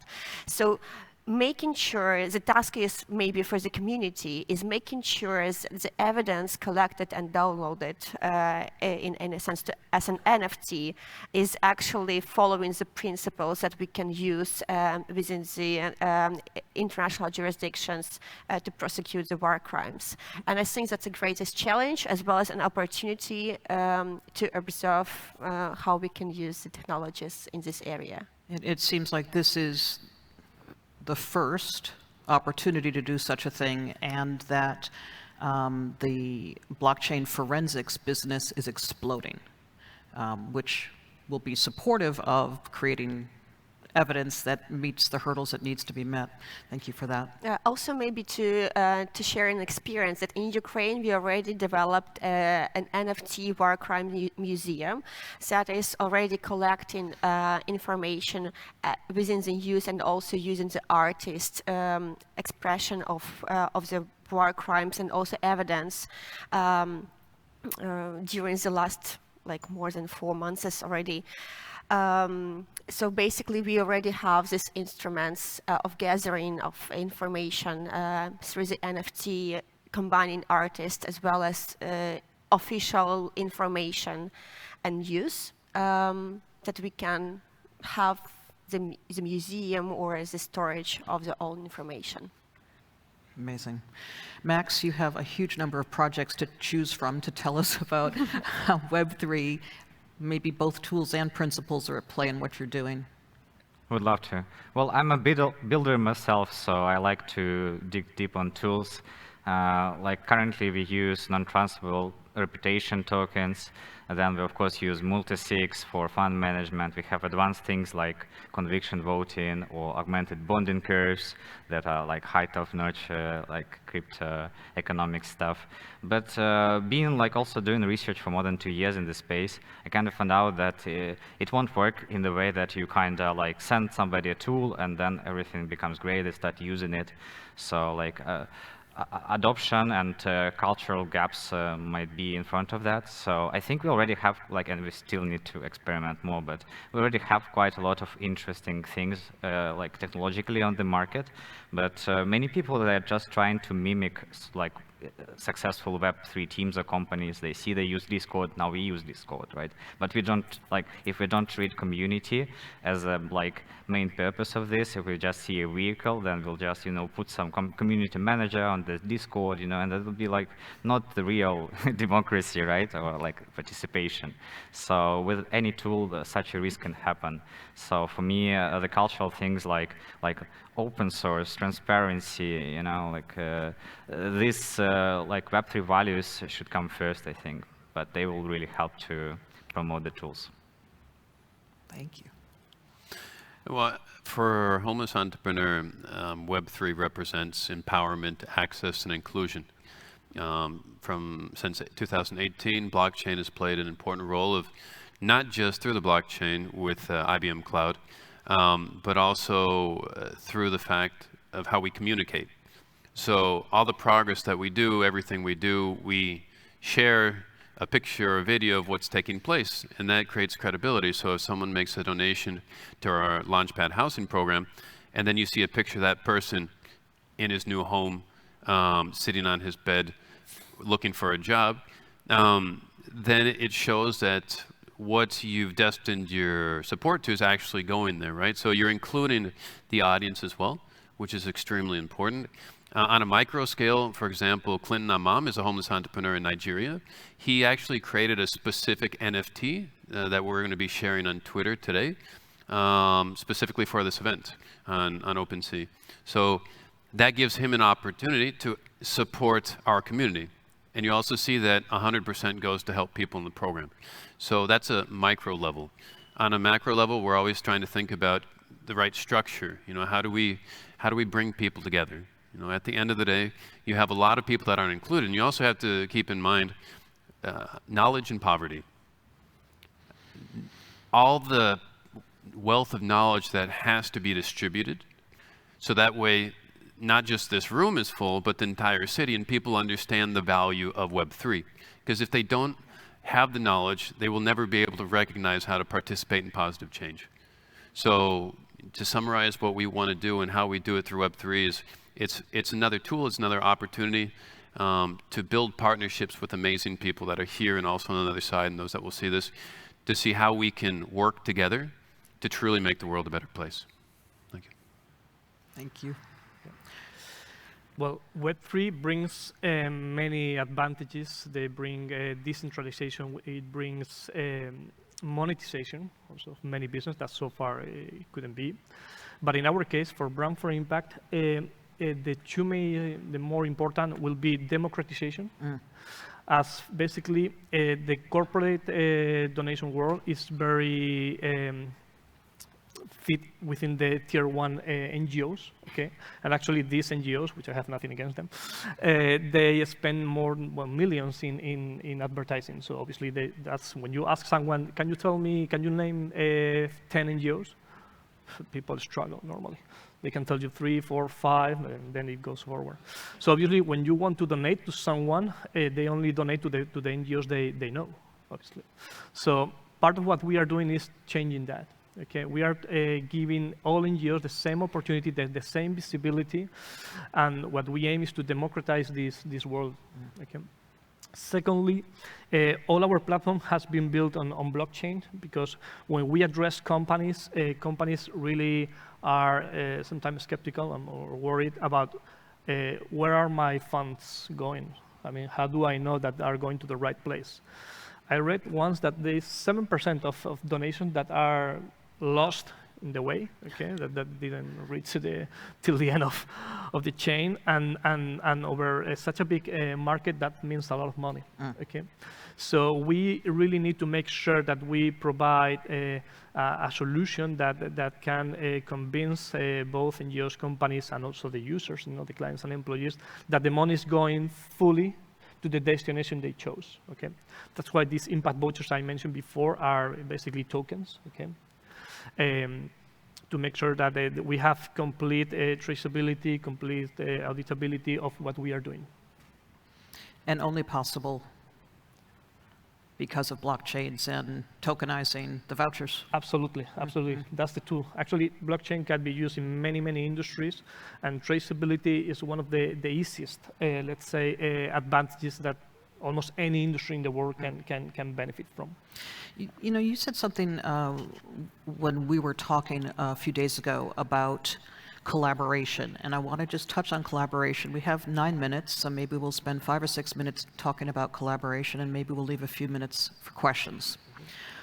One of the things you said about collaboration was that Web3 enables formally distinct, siloed, separated, maybe not even mutually interested in each other, organizations, functions, pieces of the supply chain to be very separate and deeply inefficient. Yeah, that's correct. If you see, it's like they speak a different language. You talk to corporates, they have their own way of seeing things. You talk to NGOs, they have their own way of language seeing things. Then you go to talk to the government, same thing. So far, everything is very disconnected. I believe Web3 can bring all actors together, okay? Because all actors can have something that they can offer, okay? And it's very different from each other, okay? For example, you can, in Web3, the idea will be, or the goal, in my opinion, will be to create an ecosystem, that all can coexist. Or, for example, imagine an NGO, a local NGO that has a lot of experience within the field, but is lacking funding or is lacking, like a structure to make sure that the projects are properly managed. So you can partner with an international NGO, okay, or getting funds from there, or the idea is everyone has something to offer, and the field is so disconnected. There's no communication, that each player is just focused on the goal, and uniting them together in this ecosystem, it will increase efficiency towards the goals that we need to achieve. Thank you for that. It's a very nice thing to think about.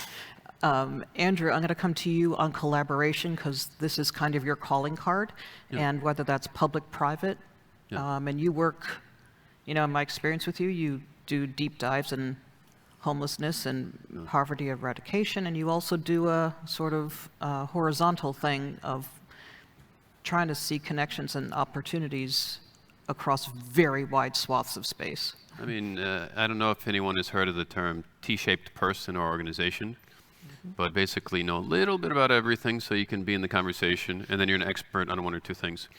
But we have like a drunken T, because we enter so many different verticals, and then we try to understand what's important to that vertical and how we can add value. And as a result, I've ended up in Cannes Festival, I've ended up at the World Economic Forum, I've ended up in Mobile World Congress, in Web Summit. Here in February, I'll be in Saudi Arabia for an event called LEAP. We believe that society is connected, and like he mentioned, they're connected, but they don't see the connection. So what we try to do is help people understand that they, homeless people, or another sector, aren't they but us. So if we work together and understand really how everything's structured, then we can get a much better result. So I think Web3 has an opportunity to create a better framework to go on top. It needs to be legal, structural, it needs to be something that can be modeled, and it needs to be something that really brings people together. Because we have that wall that separates us from the next room, right?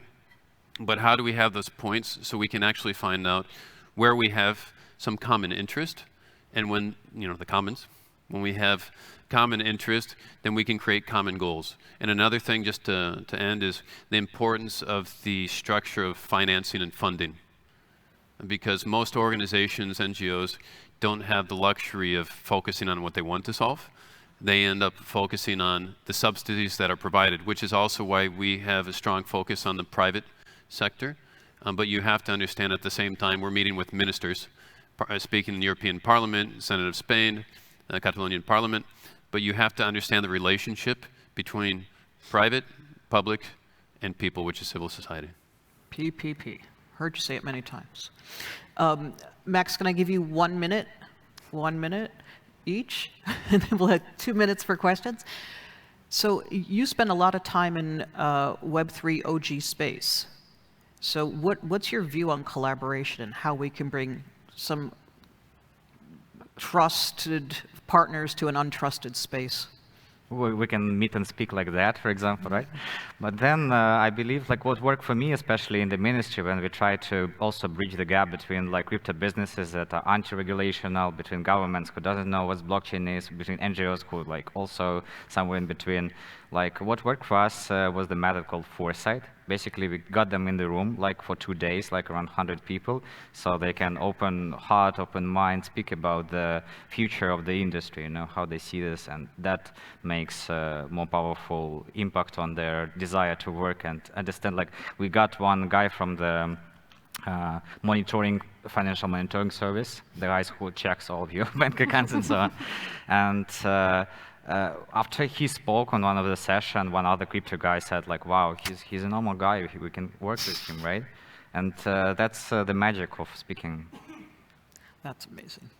Absolutely agree with Max and Andrew, actually on a collaboration and communication here. But I think that everyone has its own role, and we need to synergize each of the role for the good purpose. And meeting the good purpose, serving the good purpose, collaboratively with different stakeholders like civil society, government, business, artists is so important.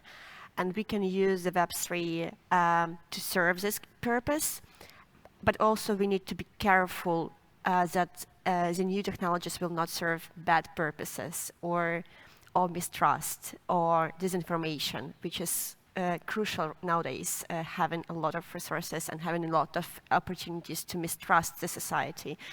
And I think that's the greatest challenge that we can address as well, but also that the technologies and Web3 can solve together. So we gave a keynote speech last month at the for United Nations on Ocean Day at Abu Dhabi, in front of the Ministry of the Environment and 14 ministers of African nations. And their interest there is to make Abu Dhabi the center for NFT exchanges. We're working with the Egyptian government on trying to create transparency in a society called Zabalin, which are the Christian Egyptians, who are dealing actually with the waste recovery in the streets of Cairo, because modern equipment cannot go through the streets. So it's really still a hand-picked job. And they don't, and crypto's illegal. Crypto's illegal. So we talk about plastic recovery guarantees. What's the point? Point is that you give a solution. It has to be a business solution. And here's a big point. It has to be free. So when you talk to an environmental government, you talk to a partnership, to a public entity, and you tell them you can have access to transparency, accountability, and waste management, and it doesn't cost you a dime, you get their attention. Yep. So it's business model driven. It's very important to be business model driven and functional driven. What is the objective of the Egyptian government? To create transparency in a 250,000 strong community that is working in a very opaque place. But they're not going to want to pay for it. Now, if you say, hey, Web 3.0, all you need to do is just sell the data, they're your best friend. Now, why is this important? Because economics drive the road to sustainability. Economics. Conservatorship is the privilege of the privileged. Most of humanity is surviving. So you need to find solutions that have economic viability to be able to have an environmental impact. And working with governments, that is the approach that we have seen that is working. Wow. Wow. I wonder if we could take 1 minute, which means we're borrowing 30 seconds from production, to ask if there's some questions. We have a wide diversity of perspectives here, and I really appreciate the effort to find the commonalities.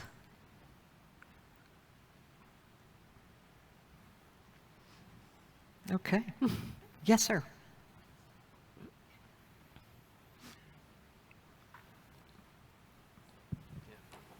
Hi. Thank you very much for the panel. It was also really well moderated. Thank you. The title of the panel is, I think, something like "How Web3 Can Save the World," and I was wondering if your goals of your projects and also personal goals really align with that, and if your goal is not like to save the world by yourself, what is actually like the big goal you're following? Each of you, yeah. For each person. So whether this is pegged to SDGs or not, what is the goal for Brand for Impact? Well, or personal goal either, right? Or the company goal, well, okay. I'll try to make it very, very short. The goal will be for first to increase the amount of donations that NGOs receive and be more properly distributed, okay? Because NGOs are the most experienced actors regarding improving the world, okay? And secondly, we are very focused on generating awareness and letting the society, the consumers, the clients and employees, the information on which companies are doing good and which companies are not. Because if you don't have the information, how can you choose to support a company, to buy from a company, to offer, get the services from a company if you don't know if they are doing or not? So for us, information and awareness, and second, increasing the funds they have for NGOs. Can we take one more, and then we'll see if there's another question? Just basically, our goal is reducing poverty through economic empowerment. Okay, so when we talk about smart cities, as long as there's one homeless person in the street, it's not a smart city. So we just want the players to be coherent with what they're saying and what they're doing. So our goal is to have greater knowledge, so that way all different levels from private, public, citizens can actually recognize how we can do things better. So that way the conversations don't just end here, but afterwards there's action that actually improves the planet from our basis. Brilliant. We're going to end here. Thank you so much for joining us, and thank you to our new friends who will be here all day if you want to chat with them some more. And we'll see you on the floor. Thank you. Thank you.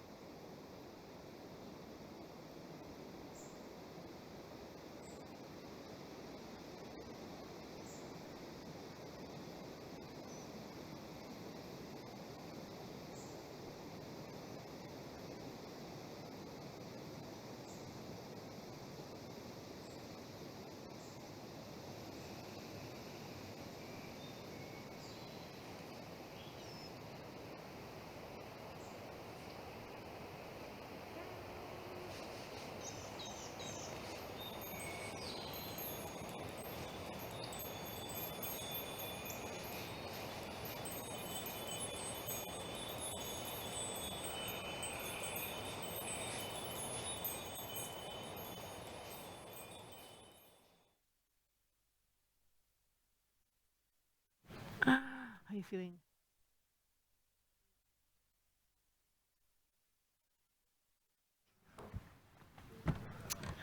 Okay, is everybody ready?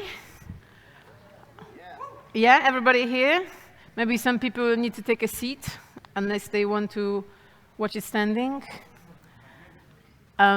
Right, so now that we've discussed the crypto philanthropy to the max, I think it only makes sense to be talking next about decentralized social impact infrastructure.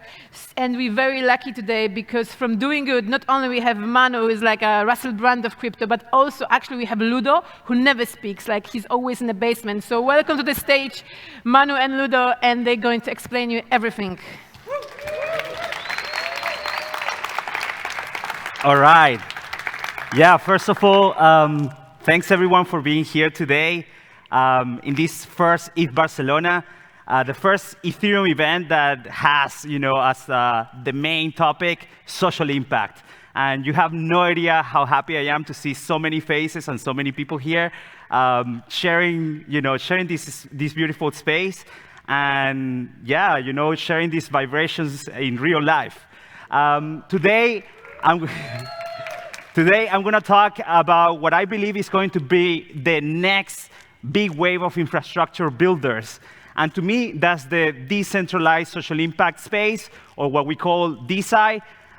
So yeah, now, before we get started with the presentation, I would love to ask some questions to you guys. Do you trust our traditional economic system? If you don't, please raise your hand. Okay, almost everyone. Almost everyone doesn't trust all the current institutions. Do you trust a state-controlled currency? If you don't, please raise your hand.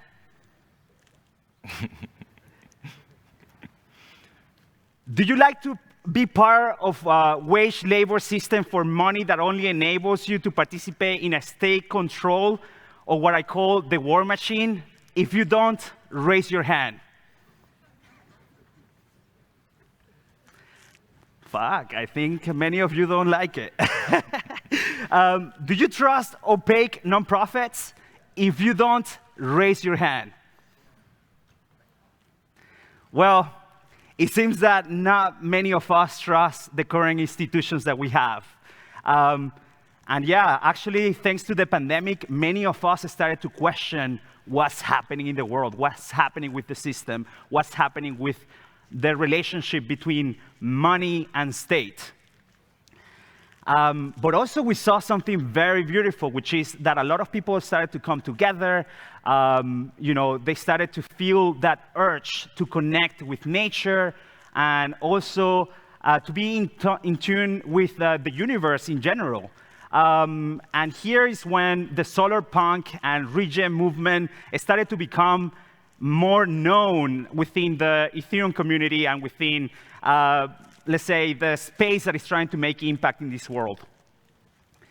And as I said before, beyond the separation of state and money, we believe that the new renaissance is happening right now. And it's driven by the explosion of creativity that is completely decentralized and completely unstoppable. As I said before, the pandemic was a spark for many. For us, it was like a huge spark. We built a platform called 5 Pandemics, and it was a help board, decentralized help board, meaning that anyone around the world could post a request or an offer for help. And we built this whole platform without raising one single US dollar in over 30 languages. Many companies decided to support us with credits, and they wanted to be part of this because they wanted to support, the crisis that we were all living, and they wanted to put their brand next to it as well, and say that they were participants in this creation of this platform that was called 5 Pandemics. And also, we started to see how many different projects and different communities started to use NFTs for funding social impact causes. We saw Gitcoin using the moonshot bots. We saw the carbon drop that raised over $6.6 million for the Open Earth Foundation. We saw incredible response from Assange DAO that raised over $53 million. And also like Ukraine DAO that raised over $6.75 million. And yeah, this was, you know, at least for me, a way for us to start funding social impact with new technology, with new mediums. And you know, before, you had to, if you wanted to fund social impact, you had to send money, and that's it. Right now, you can contribute not only with money, you can contribute with your creativity. You don't need to contribute money. You just need to contribute what you do in this world, what you love. Just put it out there. And when you put it out there, basically, you can select a social cause that you want to support. And that's what inspired us to create Doing Good. We are standing at the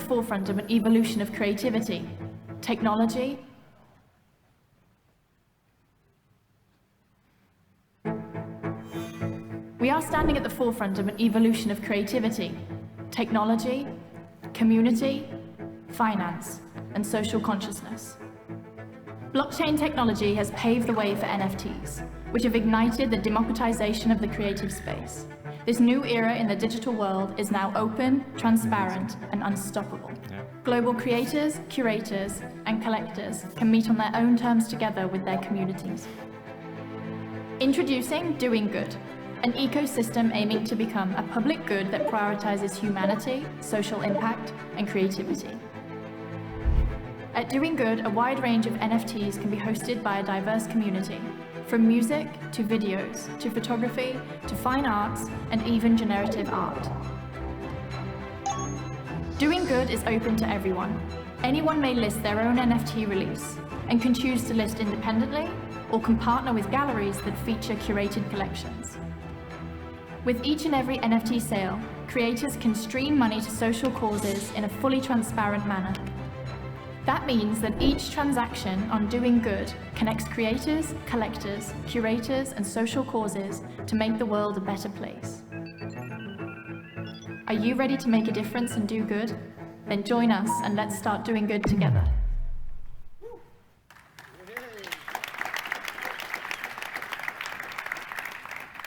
All right. So yeah, as I said before, we need infrastructure for people to start, you know, supporting the causes that they care about. And yeah, we built this platform. You come in, you log in with your MetaMask. So what we build is that you come with your MetaMask, you can connect.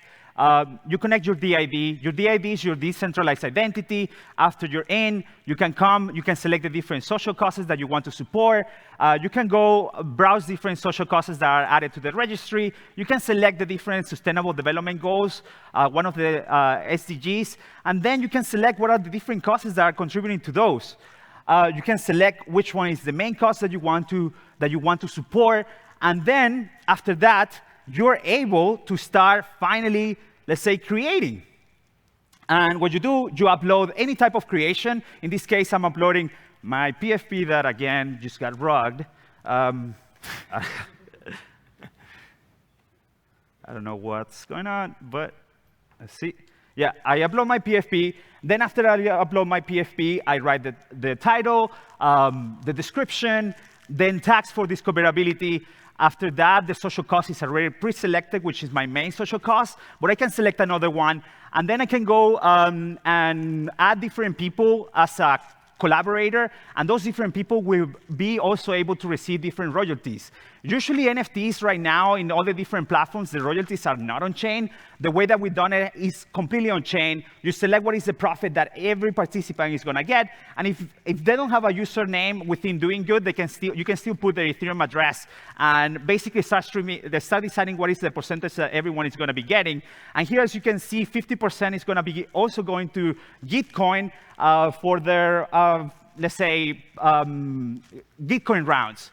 So if someone buys my NFT, 50% goes to me, 50% goes to Gitcoin in the primary market. And in the secondary market, you can decide also that. So that means that all the creations that are in Doing Good are always funding public goods, are always funding social impact. And that's really the ethos here, is that imagine that any type of media that you create, anything, text, videos, pictures, even objects for the metaverse, imagine that that has the potential of making an impact for this world. So creativity, I believe, is going to be like the next, it is right now the next renaissance, let's say. And it can be, boosted thanks to NFTs. And then here I'm going to show you, you can go and click on Gitcoin, for example, the social cause, and you can see all the different creations that are supporting that specific social cause. I'm sure that you guys remember what happened with the Black Lives Matter movement. Everyone was posting a black picture on Instagram. What does that mean? What it means is that you don't need to give money to support a social cause. You can also just give your creativity and say that you care about a specific social cause. And by doing that, it means that you're creating awareness about this social cause. Here, what we're showing you in this presentation is that this event, Ethereum Barcelona, has also the opportunity to create impact. So how are we doing that? All the ticket sales, 5% went to a pool. That pool, also thanks to the Ethereum Foundation that decided to give 10,000 euros more, we're going to have like a big pool that is going to be streaming money to different projects that participate in the ETH Barcelona and that actually subscribe to be part of this quadratic funding. So yeah, we are going to release this product. Well, I mean, it's already live. It's qf.ethbarcelona.com, and with the NFT that you receive when you checked in, someone scanned your QR code, you checked in, and then after that, basically, you receive an NFT. That NFT is going to allow you to vote in this quadratic funding. So that means that every vote is one real human being that actually attended to this event. And also, we did something really cool, which is called Moments. And Moments is literally just, well, actually, you know what? Let's leave a moment right now. I'm going to take a picture here with you guys. Weird faces, please. There you go. So this moment, I'm going to mint it on chain. And any of you, you can come and you can claim one of those if you want to. And it's going to be completely for free. However, if someone decides to put it for sale, all that money is going to go to the pool, for the donations pool. So like that, we can create like different, let's say, experiences that enable us to really fund public goods and really create, positive experiences for everyone in this type of events. And also for the cities that we visit. We go to many different cities around the world. We all travel. Let's make impact in all those cities that we go. Let's show them that this technology can really change the life of many of us. And as a Venezuelan, I can tell you, it changed my life. It really allowed me to get all my family out of Venezuela one by one. So I can tell you, this technology has the potential to create good for humanity. And now I pass it to Ludo. So what do we have today? What did we build? We have a set of features that Manu explained that allow us to collaborate for good, right? And create. We want to go further because this is not enough. We need to go to the next stage. So we want to engage into building the next phase of the protocol, which will enable any human being, basically, to participate in decentralized funding, in governance, and also in quality control of impact. So right now, we're going to open source all this infrastructure that you see so far. But we're also going to pass to the next stage, which is building this decentralized social impact. What is the market? What is the needs for impact? According to United Nations, in the next 10 years, every year, we require between $5 and $7 trillion to fund and reach the social development goals. This is huge. What are the tools that we can bring here to actually make that happen? How can Web3 change the world, right? We have quadratic funding. We have conviction voting. We see DAOs emerging and supporting Hassan, supporting Ukraine. We have airdrops, NFTs, communities building and gathering together, bringing utility.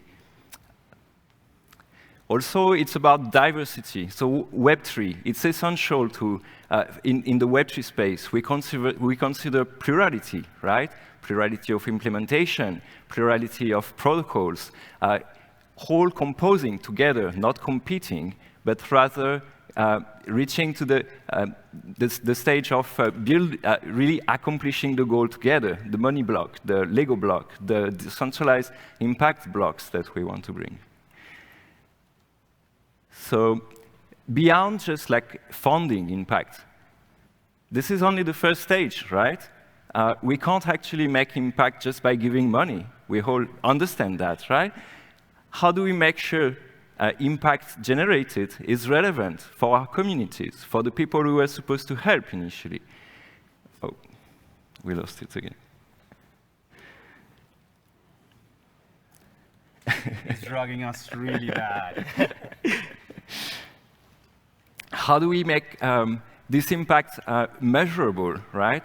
So beyond funding, how we can enhance funding through guilds that will govern where the fund goes, but they need to inform themselves based on actual data, right? Actual reports. What happened in the world when we donated 50 million to Assange DAO? What happened to Ukraine with all this money that has been raised? Where this money goes and how it is used for generating impact. As NFTs can be used for creativity. It can also be used to report it, to report the impact that has been made in a traceable manner, changing forever the space of social impact. Yeah, so I'm going to give you one example. So imagine we as a DAO, we decide, OK, we need to fund a specific cause because of an emergency, for example. Or let's put it here in Barcelona. Let's say that we want to clean the beach in Barcelona. And I come to the DAO and I say, hey, I want to focus on life below water. And the DAO votes, let's say, they say, yes, let's do it. We think that life below water is something that we need to support. And we create an impact guild. That impact guild is going to build a treasury. How does it build a treasury? By basically doing an initial, let's say, sale of tokens. And also, it can leverage sustainable funding, which basically would be through NFTs, also direct donations, also capital geo pools, or even rewards that also maybe all the DAOs have even made to the project. And the next part is that basically these impact makers, let's say, I come to the DAO and I say, hey, I need $50,000. I need $50,000 to clean the beach in Barcelona. The DAO says yes. They give me the money, for example. And then after that, I need to actually need to report that I made the impact that I said that I was going to be doing. So how do I do it? Well, I record that I clean the beach and upload it as an NFT. Or any other people, any other reporter, any other, let's say, human being can come and record it as well and be participant of this, let's say, decentralized verification, which is basically going to be human beings. And then we have the quality control. So the different token holders of the guild, they're going to decide which report actually makes sense. And by doing that, then we can also start giving rewards as well to the reporters. So we're not only going to decentralize, let's say, giving social impact or giving funds to social impact organizations, but also incentivize those that are creating reports, those that are, actually verifying that the things are being done. And yeah, doing good protocol essentially is going to be many different, let's say, applications that want to be part of the protocol. The doing good, let's say, marketplace, social app that we have live is just one piece of the puzzle. But any DeFi, any DAO, any Web3 project, any Web2 project that wants to incorporate this social cost registry and protocol, they can. And they can start streaming money to all of these different social causes. And as well, even other NFT marketplaces. And like that, we can have, let's say, as humanity, we can have a protocol that governs impact in this world. And yeah, if you like what we're saying here, if you believe in abundance, if you believe in love, as the main force of this universe. If you want, please reach out to us, connect with us. We're here to build together with all of you. Each of you has a piece of the puzzle. Let's build together. And remember that there is something within us that always wants to expand. And when the ego gives up, our consciousness begins to expand beyond our body and also beyond the space. We are not here in this world to find the meaning of life. We're here in this world to live and actually experience being alive. Thank you, everyone.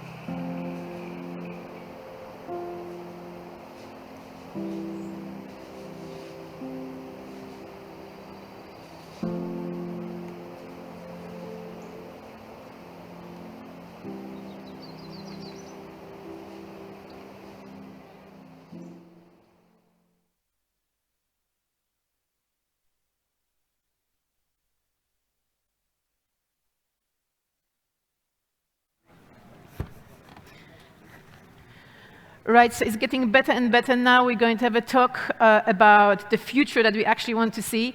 This presentation is called Web3 is Solarpunk, Reimagining Public Goods. And I would like to welcome to the stage Scott Moore of Gitcoin. And I think Scott is also embodying like the idea behind this conference and this whole movement, because not only he's such a smart blockchain brain, but also he's an avid piano player and composer. And he just confessed to me that he even has got the Erdish number of 3, which I don't understand. I don't know, maybe he gets into this when he has time. But anyway, I give the stage to you. Welcome and enjoy, everyone. Thank you. Thank you so much. Test, everyone can hear me okay, great. Thank you so much. So today I'm here to talk about, I think, a very relevant subject for most of the people in this room. When we talk about Web3, I think in a lot of conferences, we talk about the technology, we talk about sort of the immutability, the hope for the future and sort of that capacity. But I think the future that I'm hoping we can talk about today is more around sort of the narrative vision that we're actually driving towards with Web3. And what that means for the future, both of the ecosystem and also just of, hopefully society at large. And so I'll kind of break this into 4 sections. What is Solarpunk? Why does it matter? Why does this matter for public goods and the way we fund them in particular? And then how do we build a more Solarpunk future? So when we think about sort of the history of these movements, I think the most obvious to people here is probably cyberpunk. And cyberpunk comes from sort of a rich history all the way back to sort of like the new sci-fi movement in the 60s and 70s. But we think of it principally as a movement that has existed in sort of the minds of a lot of filmmakers, a lot of writers, especially in the 1980s, books like Neuromancer, movies like Blade Runner. There's a lot of historical reference to this sort of, high-tech, low-life, sort of almost subterranean model of living in which we have, megacorps that are governing most of our behavior, and we're sort of, hopefully, even in that world, just the fading rebel alliance that's sort of pushing back against that. And that's, kind of dystopian when you think about it. I don't think that's actually a future that we want to, necessarily end up in, but it is the future that's most prominent in the media that we see today. And the cypherpunk movement largely arose from that movement in the 1980s into the 1990s, where you had things like the sort of cypherpunk manifesto that led to a sort of conversation around privacy and around how we can kind of fight back against these theoretical powers that be. And this was actually quite a useful movement in the sense that it gave us sort of a sense of agency and a sense of purpose fighting against these external forces.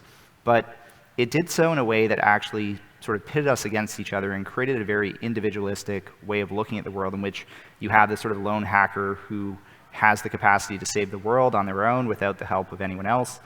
And ultimately, that sort of led to a lot of the social movements we see that surround the way we think about technology today.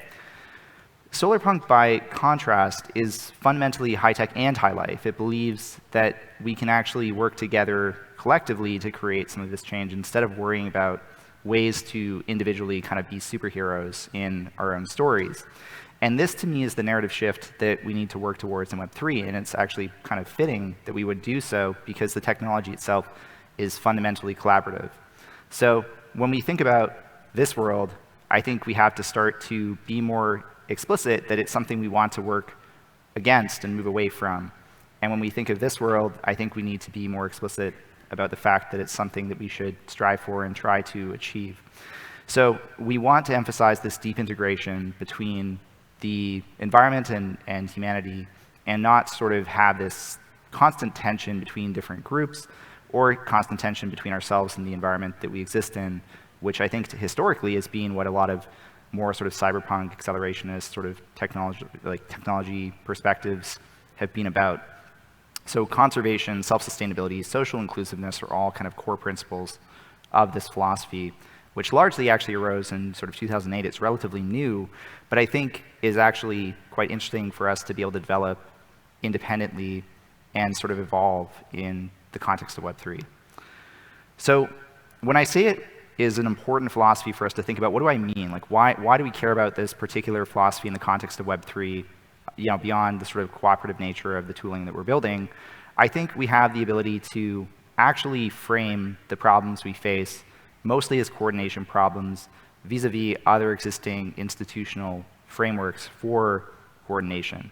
And those include things like nation states, those include things like corporations, they include other large-scale sort of institutions that we rely on, even things like universities, which have their own sort of like problems and sort of bloat today. Those institutions are not necessarily bad. I will not go as far as to say that we should totally dismantle all of them. I'm not here to make that case today, but I am here to make the case that we can push back on these being the only means of social coordination, and that by having, for the first time, a way to coordinate collectively while being decentralized, rather than coordinating collectively while centralized or coordinating individually while decentralized, gives us the opportunity to sort of just reframe and create a new beginning.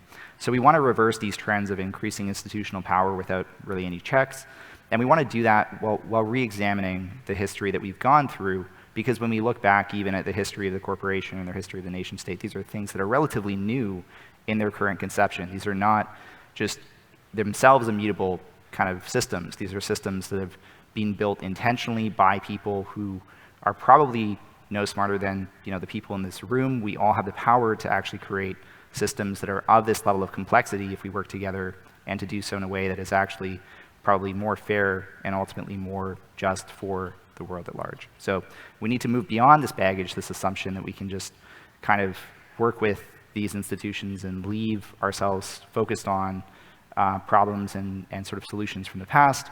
And we need to think about ways that we can evolve our sort of models for the future. And one model that actually is relatively new, I think it was 2009 or so when Ostrom was really recognized for this work, is the commons management model, which outlines kind of 8 core principles, which I will admit I don't have full time to get into here, but that actually allow local commons, local communities to govern resources that might be, on the face of it, it's scarce, towards their own ends. So, for example, fisheries, forests, or even open source software in Web3 are examples, in a sense, of commons that we all sort of share, we all rely on.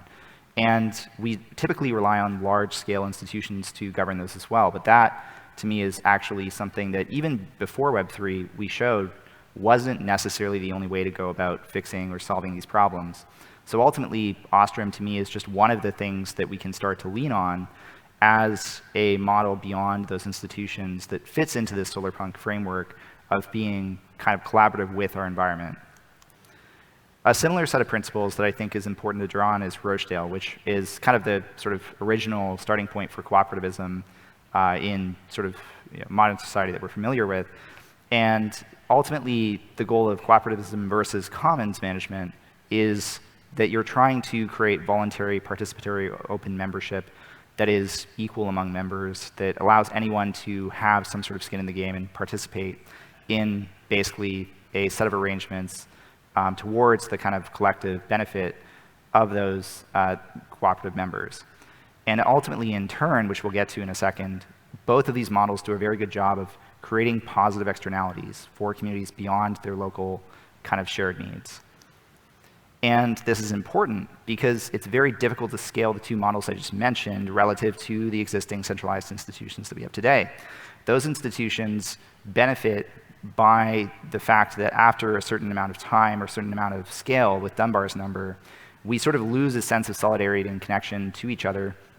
We lose the ability to coordinate. We start thinking about ourselves as kind of atomic units again, or as part of our local communities, not as part of a broader society. And what you see happen is that effectively, over time, we acquiesce to the idea that we don't, have the power to work together in a decentralized way to solve these problems. We start saying, actually, it's a lot easier for us to just rely on a large centralized institution to do this stuff for us.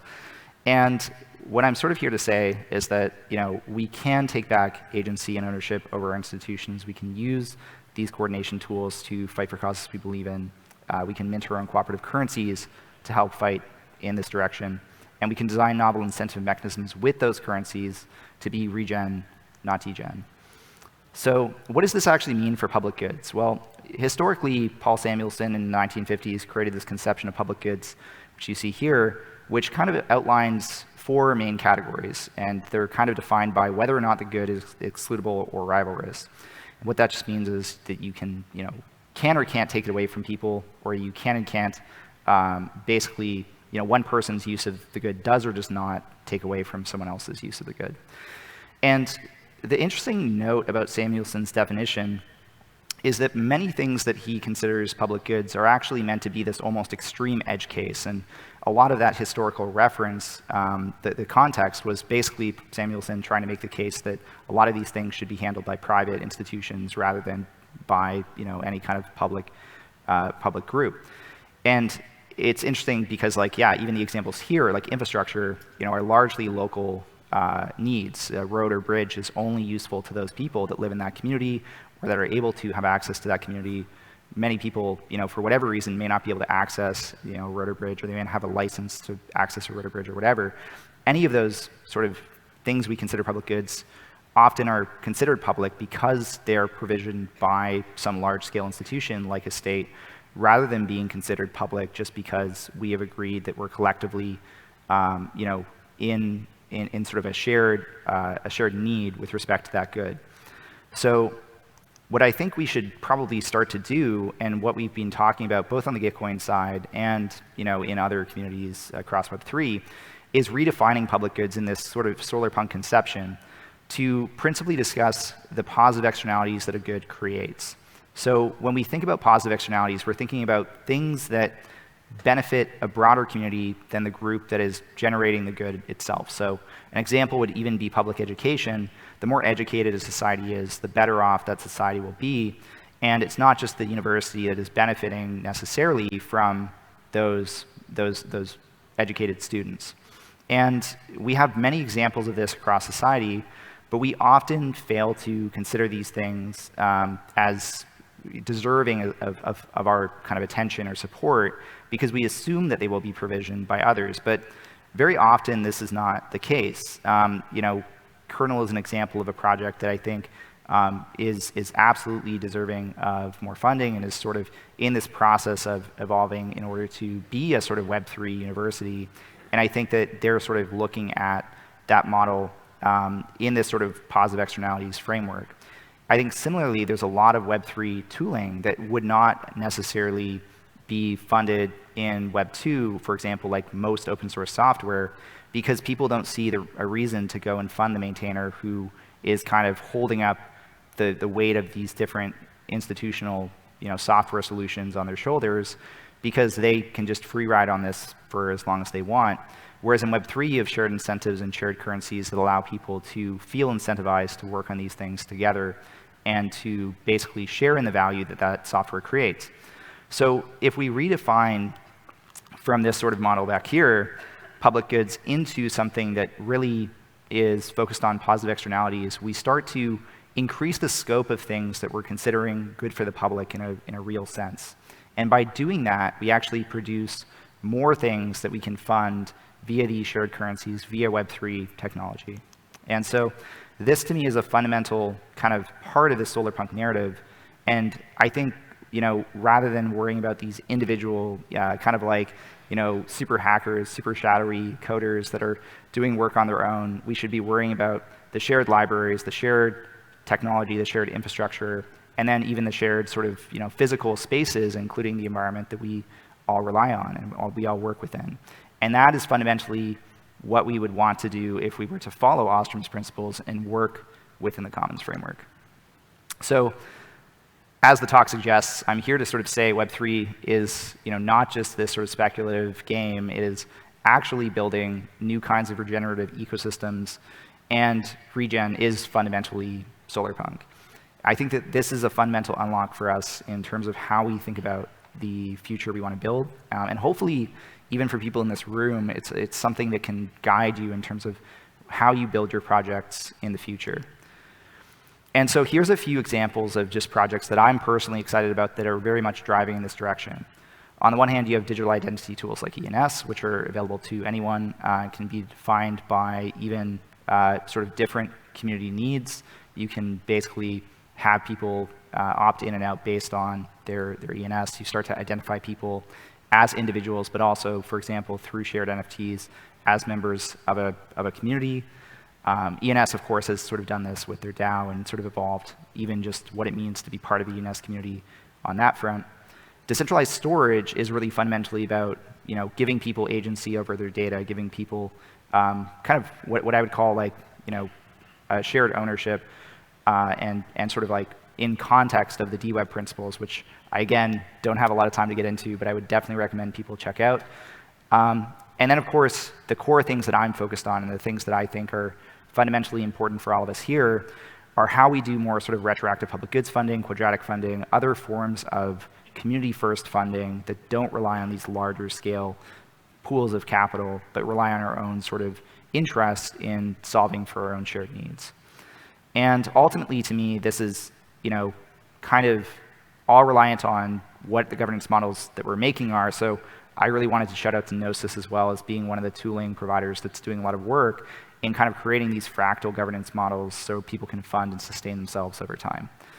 The big challenge to me with a lot of, what we've done in the last, 20, 30 years actually comes back to sort of, David Graeber's work about like the notion of kind of two things: bullshit jobs, which is a great sort of like piece by Graeber, and then also this notion that we haven't imagined, a future that we want to see.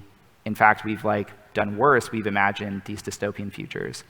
But if we collectively kind of map our preferences using things like QF, using things like retro public goods funding, which I can get into in a little bit more detail afterwards for anyone that wants to talk about them, but the idea is essentially creating these democratic mechanisms that allow people to individually fund things that they care about and then direct pools of funding from other larger groups according to their preferences rather than, as it often works the other way around. We can actually start to design for that sort of solar punk vision in a grassroots way, and I think that's critically important. We've done this a lot in Gitcoin actually already. We've done this 14 times. The 14th round just ended, and the 13th is the one that we kind of have the final results from, given there's a few technical details that I won't get into around civil resistance and so forth that we always need to check at round end, so the 14 results will be out soon.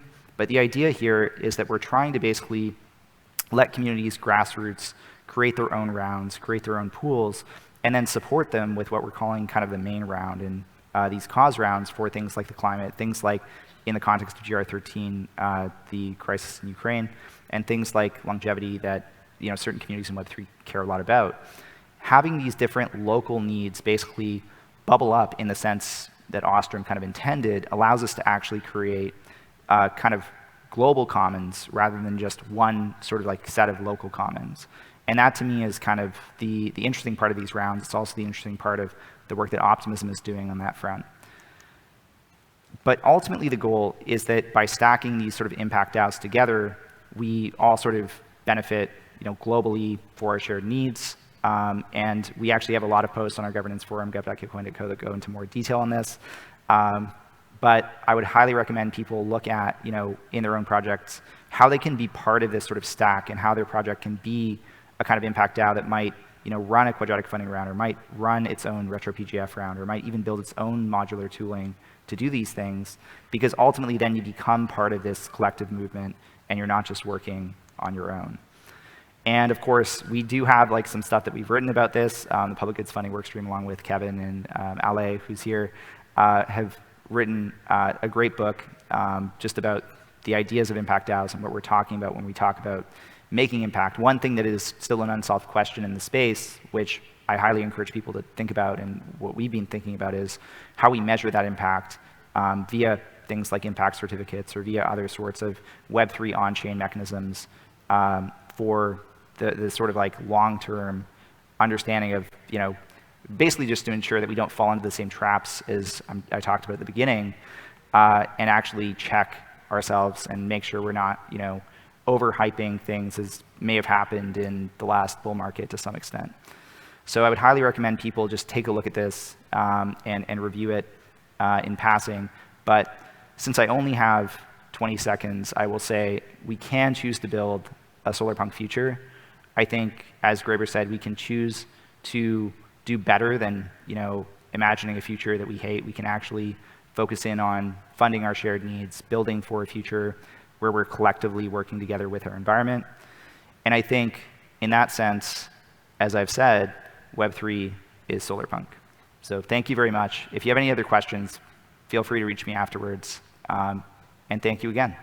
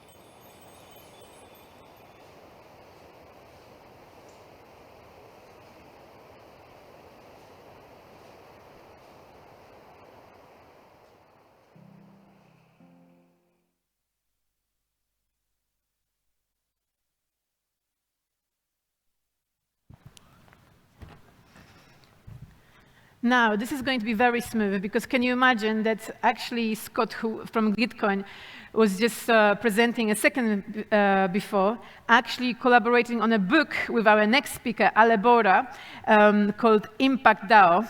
And so now we are ready for the talk about syntropy. With such a sophisticated audience, nobody needs an explanation what syntropy means. The essence of Impact DAOs. So welcome to the stage, Ale Borda. Hello, Ale. Another inspiring speaker, and like you can see, when you meet her, when you listen to her, you have this sense of tranquility she's radiating, and I tell you why it is, because she meditates twice a day. Welcome to the stage, and take it away. Well, thank you everyone for coming. I'm talking about syntropy, the essence of Impact DAOs, but what that means is, in reality, how do we actually encode our values into our economic systems? And I think many of you guys, all of us, are very regen into impact organizations looking to use Web3 for good, for creating massive change. And we're all familiar with this paradox of we have two companies. One is saving lives, and the other one is kind of killing people with so you have those two companies, and then both have the same financial metrics. In paper, they both look that they have the same revenue, the same marketing, the same financial metrics, but one is killing people and the other one is curing people. Our current financial markets value those the same, because right now we have no mechanisms to actually correct for our beliefs or encourage companies to actually support the human and planetary thriving. And I know all of us are familiar with that, because all of us are here using Web3 or other tooling to actually change that. But what we actually don't realize often is that we, as humans, created these markets that we kind of cherish, and we choose to be a part of them and operate on them. But these markets are based on growth, extraction, and just over-obsessive on material value, and not really what we actually value as humans, which is more nature, connection, experience, health, etc. And we're going into the path of existential collapse. And I'm sure most of you guys have heard about all these existential risks, AI, the environment, safety, etc. And I was, for example, myself in a conference a few weeks ago, and I heard a lot of these existential risks, and I was like, oh, we're actually going to a place where the Earth is going to crash. There's no way we can do anything. I was in this place, or oh, I have actually no place here in making a change. And it was a place of stagnation kind of thing, where I felt no energy, no potential, or no ability to create any change and change the system. But then I came back to my usual state of being, which is more grounded optimism, in which we actually can change the way our system and where we are operating, and also changing how we connect as humans and how we create these different systems. And if we were to create a new system from scratch right now, we would design positive outcomes at the core of our economic systems. And this takes two things. One, internal change, changing our mindsets, inspiring action, inspiring visions, and the other one, designing the railroads or the incentive mechanisms that will actually make companies, projects, or other people to be able to stick to that internal change that we created. And I think to enable to get there, to enable to get to the solar-punk future, we need both. And we need both from a transformational level, because with one, we're going to achieve funding and achieve sustainable business models. But the other one is the one who will inspire people to wake up every day, to jump off the couch, and actually achieve those new missions. And I think Web3 and technology is a massive potential to do so, because of things like digital currencies, like encoding our values into these digital currencies, in new ways of coordinating, and new ways of making collective decision-making with governance systems, tokenomic systems that are backed by nature, but that are growing the ecology as the economy grows, and different coordination mechanisms. So we agree that positive outcomes should be at the core of our economy. At least that's what our conference is about. And we agree that we need kind of railroads and a system that encourages positive actions, even if the people themselves, their actions are geared by individual desire. So even if the bad player only seeks to increase their economic growth, just by playing within the system, they're on track towards positive outcomes. So how do we actually engineer that systems? First of all is unlocking our capacity to create. A lot of people actually don't see that we have potential. Like if I talk to my grandmother or my parents or other people who are working right now on the actual 9-to-5 and normal currencies, they don't see another future. They're not able to imagine new possibilities of change or these cyberpunk futures. That is the first step to actually get to that stage. Knowing that something else is out there and that we can use technology to create that. Knowing that we can create new monetary systems, new transactions, new ways of flowing, and valuing our economics from other forms of capital are actually what is a first unlock to actually be able to design these new systems. Because a lot of people are actually blind to these new possibilities. And I think the second one is agency. We can now use Web3 tooling and different tokenomic designs, like, for example, organizations like Toucan Engineering Commons, who are doing a lot of different experiments designs to actually align individual incentives with collective good and reignite our capacity as creators. Right now, we're used to just finish school or whatever and go to these normal jobs, normal companies, and just continue to do and operate as we usually do. And we don't really recognize we have capacity to create. With these new tokenomic designs and designing new local economies that could be nested towards global economies, we can see, oh, we can actually create from scratch. We can have complete design space and creativity to design these new things. And then we kind of have to shift away from hyper-efficiency into resiliency. Another thing we need to change within ourselves is this concept of we're in continuous seek of just material need, just because our current way of living is not really nourishing or experiential, in the sense that, for example, if we go back to the agriculture in US agriculture, you can eat a lot of food, but you're not gonna be nourished or nutrient dense, because that food is based out of quantity over production, over consuming. The same sense with a lot of the business economies we do.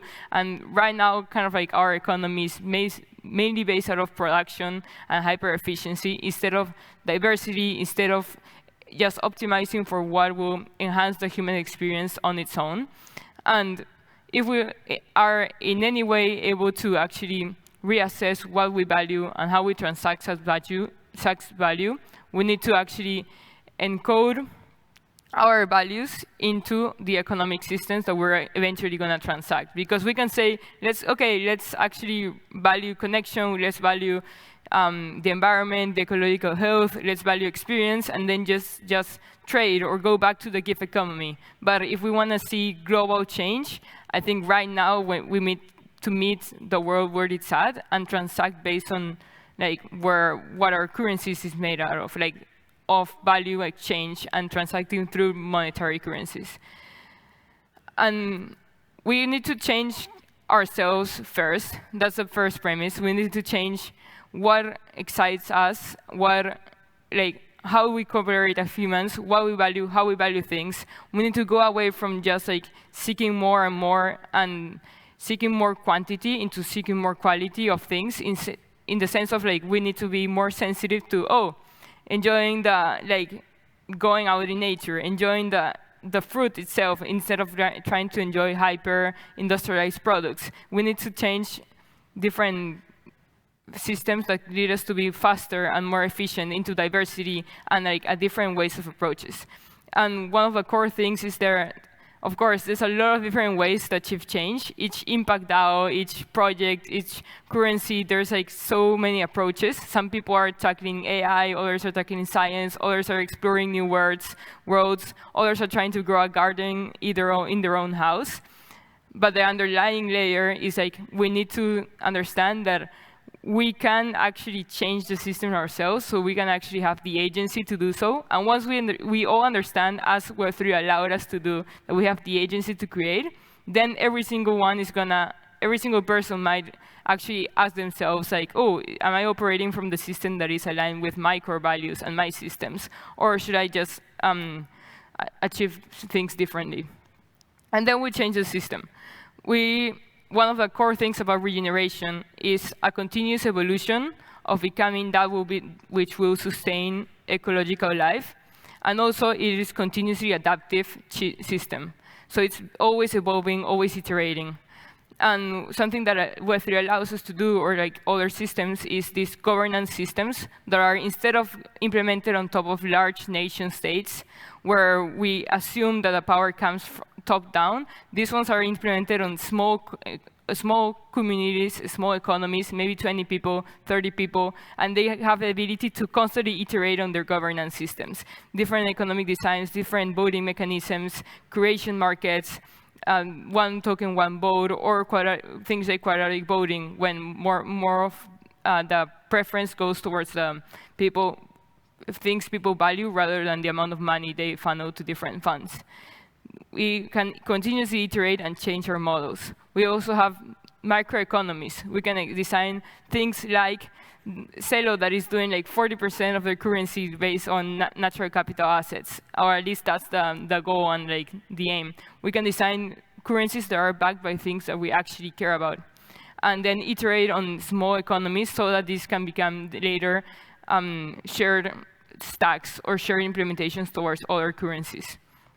And then we have to shift away from merely financial capital. What if I'm an investor and I can, instead of invest in a project and just gain value if such project has like massive financial returns, we can also gain a lot of value of retroactive funding once this project achieves massive social, experiential, or natural capital. If the investment return is no longer financial, then we can like shift our way of investing in projects and investing in what we want to see through in the world.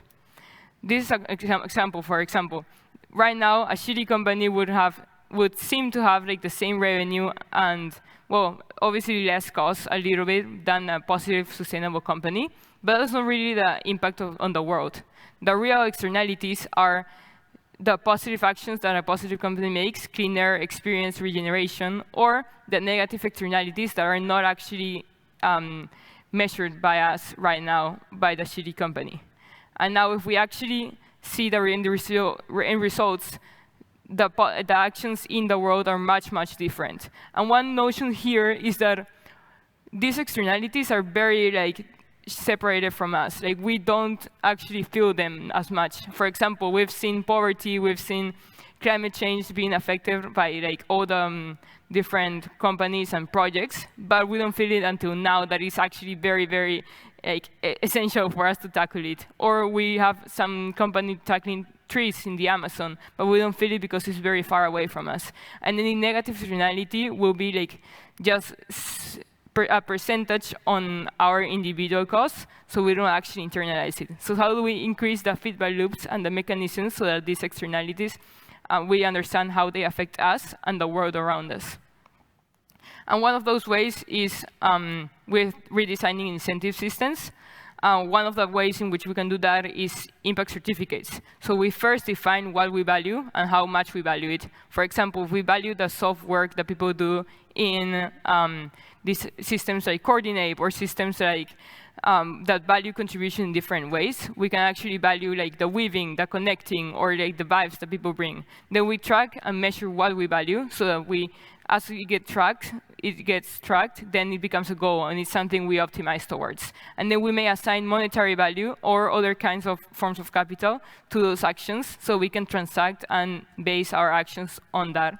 And then we create visible feedback loops. That lends into what I said in the earlier slide, in which we usually don't see the positive outcomes or the negative externalities because they're at a large scale and don't affect us individually. But if we can create visible feedback loops into each individual action and give contribution and attribution to each action, then it becomes very, very tangible for us to make better decisions. And we create incentives for additional impactful actions, like retroactive funding. If it becomes a norm that every time or every project that does like massive positive good in the world actually gets back the value in any form of capital, then people are going to be more incentivized to intrinsically go and do these impact projects before, because they're going to eventually receive a return that will eventually lead them to have continuous positive outcomes.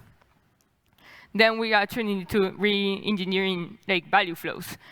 Like right now, things like in science, for example, IP just stops collaboration. Many people are tackling the same RNA problem the same way, like, okay, how do we solve this sickness? And they cannot share IP with each other because of the incentive design, because of wanting to publish more special or like unique different studies instead of like replicating or instead of collaborating with them. It's the same thing with business IP. How can we actually enable a constantly flowing economy or currencies that enable us to share and collaborate with each other, such as, for example, impact DAOs that can stack, and one will be working on the currency design and implementation, while the other one is working on the tech stack, while the other one is working maybe on the actual, how do we actually regenerate the ecology, and how do we create the tools for that? And we stack each of them together, and each impact DAO or each project can tend to their own expertise and then share the value of their expertise with others.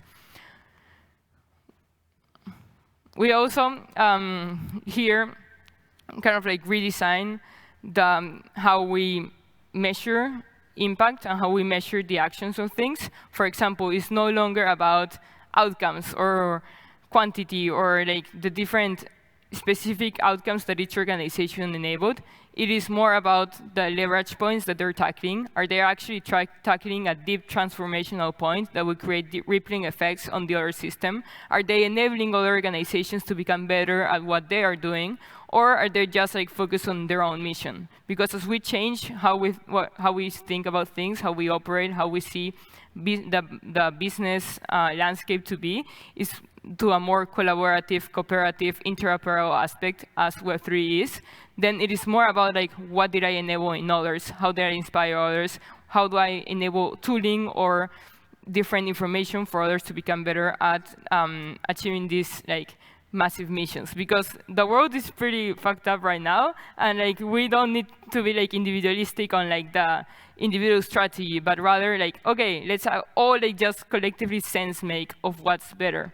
And this is another thing on grounded optimism and collective sense making, in which sometimes we think that we're trying to achieve the best impact measurement, the best solution for things, but often it is more about like ideating or creating the tools and mechanisms that will allow us for quick feedback loops, quick implementation and iteration, quick experiments, and also blending many, many different both strategies, forms of capital, and perspectives. For example, we can blend impact certificates with retroactive funding, with art and impact and NFTs that will inspire people to actually buy and support and even understand the science. For example, I was talking to Foresight, I don't know if they're here, but they're doing existential hope, and they're kind of like encouraging and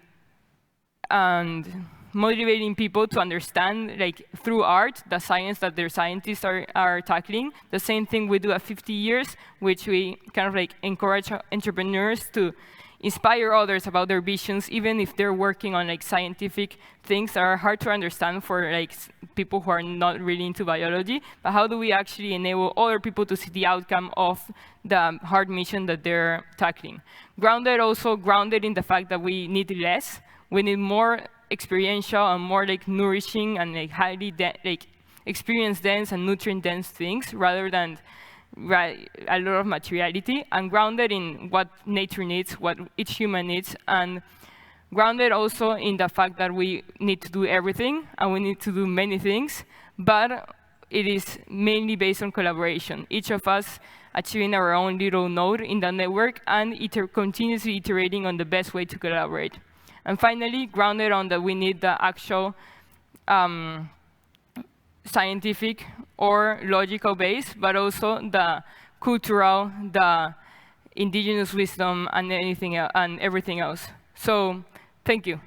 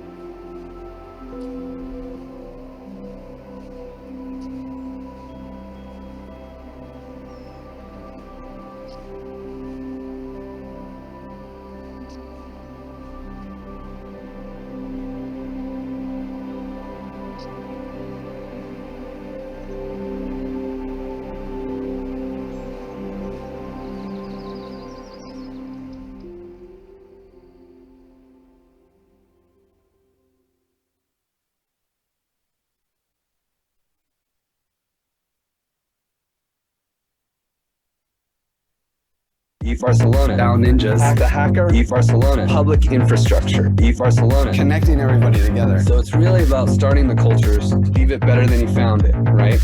Non-profits to make profit. Really, truly altruistic. Could we have war without being payrolling it? Provide value for society, sell everything I own and become a hippie. DAOs will be to corporations as democracies were to monarchies. Ended up getting a master's degree in digital currencies, and we built a community. We hacked the DAO for the rest of the money. We had to give that back to everybody. The only hack where everybody won, giving people agency and making things fun. Focusing on what we needed to focus on, giving people agency and making things fun. Reward value creation, co-opetition, create sustainable regenerative commons, governments and taxes out of the equation, actual design validation, crypto evolution. The whole game felt rigged. I don't even understand why we have to pay taxes. Value for society needs to be appreciated. People who provide value are rewarded. Right, so we've been in our best behavior after our introduction of Code of Conduct yesterday, but you know what happened? Basically, the YouTube has taken our live stream from yesterday, so if you could all go on Twitter and support our case where on the ETH Barcelona Twitter account, we talked about it, that would be great. This is all recorded in the live stream, by the way. And now we'll be hearing from Elko, about awareness of continuum, the facilitation and DAOs. Elko, welcome to the stage. Elko from Daoist. The interesting thing about Elko, apart from being DAO superbrain, he's also into pottery. Woo. Okay, this is working already. Fine. Cool. So if you know me by another name and you've been seeing this avatar around, yes, it's me. So this talk is, I think, important at the current moment, where many of the decentralized governance systems and DAOs and mechanisms and groups and communities are having kind of hard conversations. And my spy work throughout the last few years of the DAO ecosystem has been doing this without asking for anyone's permission. And I feel like I know a couple of things about it, so I'm going to share it with you guys. And it's all about polarity management. It's about problems that don't have a correct solution.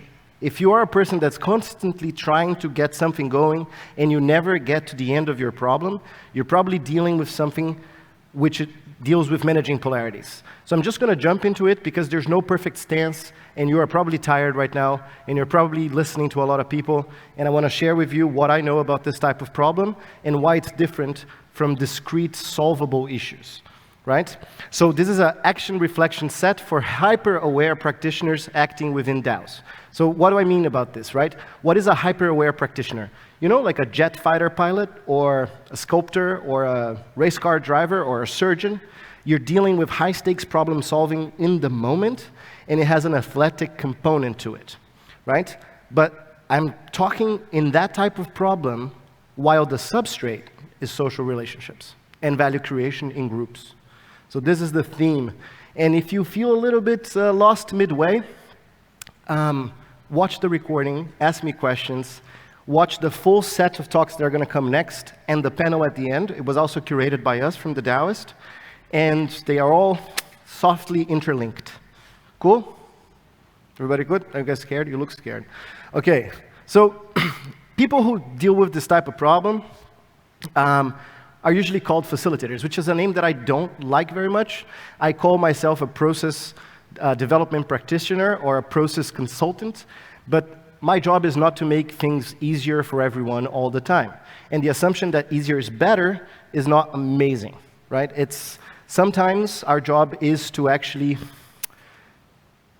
remember people about the hard things and then hold space for the resolution of that situation. So I think I'm a meta-organizational janitor, right? Mop up on aisle 5, heavy emotional labor required. We support transformation processes. And so if you feel like these little provocations I made, you're like, that's the type of stuff I'm dealing with, this talk is for you, just for you. Everybody else is going to kind of, what is he talking about? But you're the one who's been mopping up emotional damage on aisle 5. I try to put this together for you, okay? And the most important concept is that transformation and change are different. I can come and I can move this chair here, and I changed it, and I can move it back, and I changed it again. So these discrete solution-driven problems is not what we're talking about today. We're talking about today about things that transform from one thing to the other, and once the cat is out of the bag, there's no turning back. And if you've ever been in DAOs, you know that this is the case with governance, right? The more distributed governance is, the harder, like the more Schrodinger the cat gets. And it's really hard to bag quantum cats. So let's keep going, right? Transformation is also larger than change. It doesn't mean it's better, right? But being in transformation support mode means being aware of everything that happens around it and everything that happened before. So that's why I feel it's really related to pottery in some way. You have this lump of clay that's just spinning, and you're live at that moment helping shape that, but you also have to respect everything that happened to that clay before and respect how much elasticity it has. Where can it go right now, right? And this is also the case with governance. You can't really come and install an external mindset to a group of humans. You have to transform a mindset from where it is. You have to kind of love it too, right? So before, everybody was really, really, really excited about becoming a butterfly, and now everybody's like, oh, I miss munching on leaves. This political work is hard, right? So that's what I mean about it being larger. It encompasses all the change processes that are happening, and it permeates the space between, right? So I'm gonna let you finish, but living social systems can't be stopped. You cannot pause the political process and the process of people creating opinions, strategizing, talking to each other, all the game theoretical positioning that is happening within everything to say, hey, just give me a moment, pause everything you're thinking, because I'm gonna figure this out. I just need 2 weeks, top of a mountain, meditating, and then I'll come back. There's no way to do this. Everything is happening. Capital flows, influence, treasury spend, votes, proposals are coming in. The more distributed, the more turbulent it is. So how do we intervene in this type of thing? How do we even plan to intervene in this type of thing? And how do we survive when it doesn't go the way we planned, which is way more often than not, right? Especially in times like these when the market sentiment changes, it's kind of like everything that you prepared for, every conversation, everything you learned, everything you mapped about that system, every right or wrong thing you've done will collapse in this type of forcing function moment when abundance shifts to scarcity, and all the hard conversations that we could afford to ignore before suddenly all come slapping us in the face, right? Oops. And now it's time for like social athletics. Now it's time for your heart to get really big. My kendo sensei used to say, your heart needs to be really big. You need to fail a lot to succeed. I don't think so, but your heart certainly needs to be really big at times like this, right? So the first question about state transformation that I want to ask you guys is, what happens to water at 99 degrees Celsius at ideal conditions of pressure? Anybody has the answer? Well, yeah, it just kind of sits there sublimating at the same rate it was sublimating before. Nothing actually happens. You need to achieve a certain degree of temperature for state change to ensue. So the first thing I want to tell you is, like, if there's something to be addressed in this transformational state where you have been aware of everything that happened before and now you want to actually touch that continuum, you need to create ideal conditions where people actually care and actually are able to deploy enough attention to change the state together. So this is kind of an obvious step that people often ignore, and it usually creates a lot of problems, right? So how do I do this? How do I check if there's enough attention present in the system for us to start state change, right? I think about pulse and flow, right? We tend to think about flow being a good thing. Even at the Taoist, we say flow over control, right? But if you flow forever, nothing will happen. There's a rhythmic dance between flow and pulse, right? So the first thing I want you to think when you're managing polarities is if things are going way towards one polarity, if flow is taking you towards too much complacence or too much conflict, any of the two polarities that you're trying to manage, maybe it's time for a pulse. A pulse is a moment where whatever was happening gets interrupted and you have a chance to think, a chance to sense, a chance to breathe, a chance to discover, right? So everybody usually prefers to stay in a state of flow, and within your organization there will be people who are biased towards flow. I would say that those people that are unwilling to give bad news because they don't want to get into conflict, or they're trying always to diffuse conflict, or they're never looking at the possible disagreement that lives in a discussion. And you have people who are biased towards pulse. And you know who these people are as well. They're the ones who tend to complain more often. They're always putting needs out into the social fabric.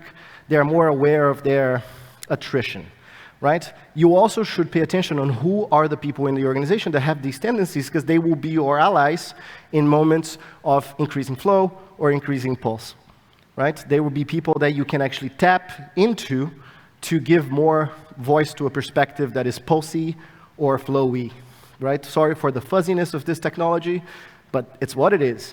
And I think this is an important sentence here, that the satisfied animal sleeps. So if you need to get stuff done and everybody's really satisfied and soft, it's probably not going to happen. You need to wake up, right?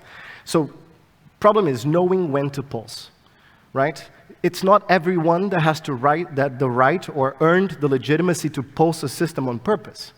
And as a facilitator, that moment is kind of dangerous because you might be uninvited from having that leadership or influence over the system because pulse is uncomfortable, right? So how do we earn the right to pulse? Because this is maybe the biggest part of the job, is to earning the desire of the people who you're working with to actually be with you, playing with you through moments that are sometimes incredibly funny, delightful, and endearing, and moments that feel like shit because we noticed something we have been comfortably ignoring for a long time. And holding space for that conflict is gold. And the sentence before, right? There's way more social value to honest conflict than dishonest harmony.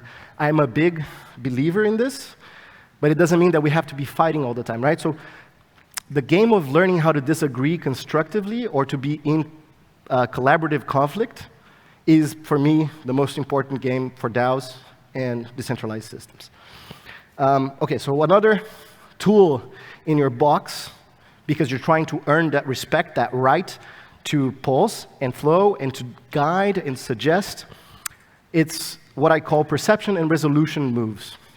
So let's say that the most valuable thing in the world is where things like this, when everybody's got their attention together in the same place.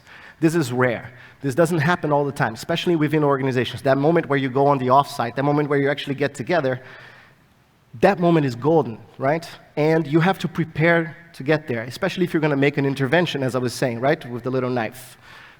Follow the emojis.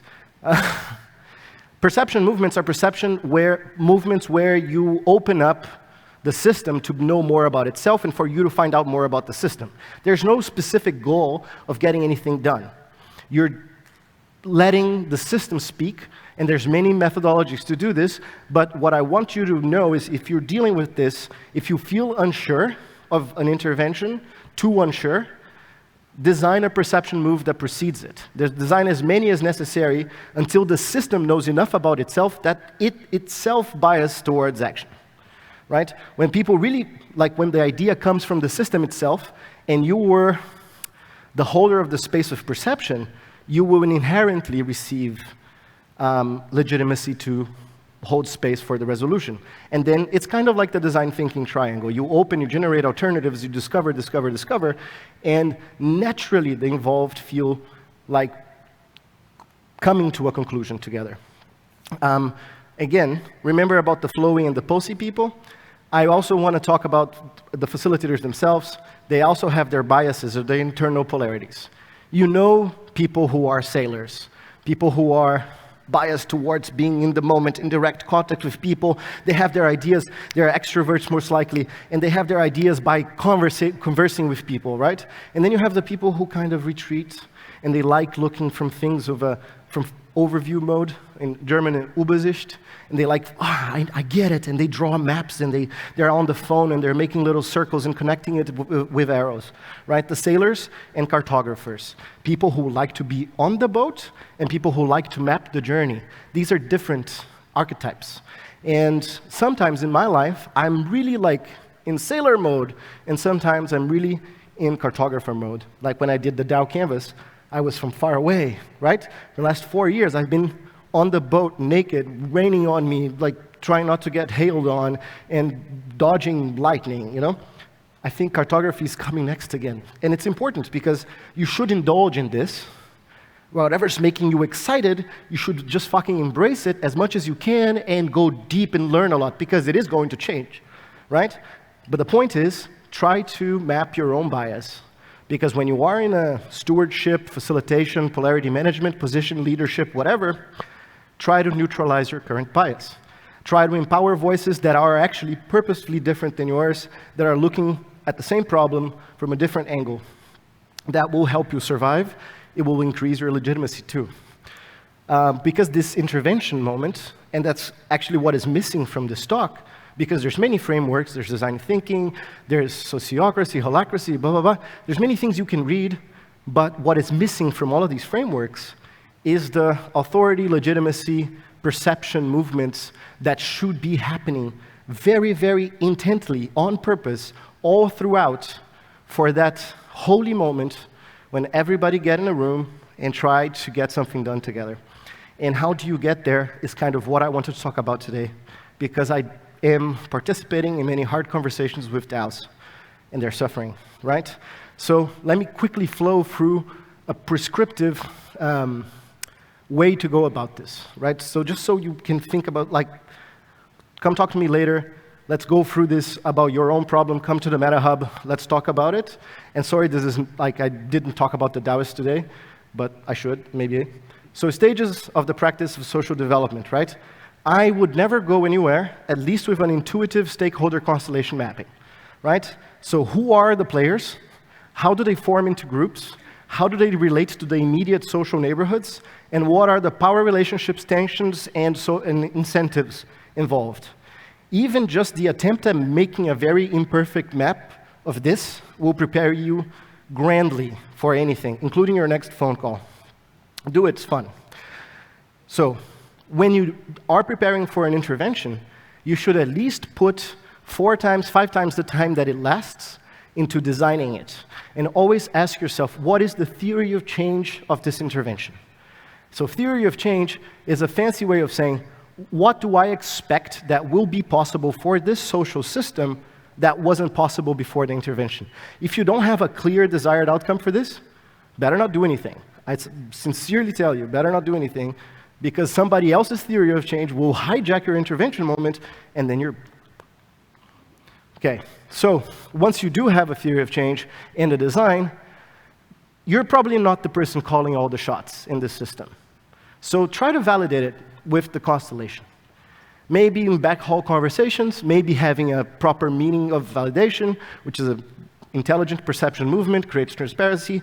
Anything that makes you understand if or not your design will set off some hidden social mine or bomb that is hiding in the field and destroy your capacity to lead it forward or cause damage to the social process in a way that you will not be able to put back in the bag. And then, if your design is crucial and you're like, fuck, man, if this goes wrong, I'm fucked. We are all fucked. Build authority. Authority not in an annoying way. Earn the trust of the system so you can do something with them. There's many ways to do this, but as long as you respect your ignorance and that you need to actually bring everyone together with you, make this a discrete step, it should work. And then intervention time. You do the thing, a lot happens, sometimes contact sport, people get hurt, then what happened, right? We forget to assess and to make sense of what happened together. We had the fucking offsite talk as much as possible because no one will agree about what happened in that room. There will be 17 stories. You need to map them, right? What's possible now after? Is it the same thing you wanted, right? Don't attack it directly. Ask many oblique questions because no external solution will survive the system. The solution has to come from the system. Your job is not to bring the solution, it's to find the one that's already hidden in it, right? And please, don't bring your ideology into the process. You're a servant. Remember this, right? You're just looking for ignition and integrity. People who are alive and people who are sincere. And if you make those people powerful in your system will probably do fine, right? Don't go to Google and find a framework and then try to follow it like a fucking cake recipe. This will destroy you, right? Look for signs of flowering and decay, and you'll do fine. That's it. That's my talk.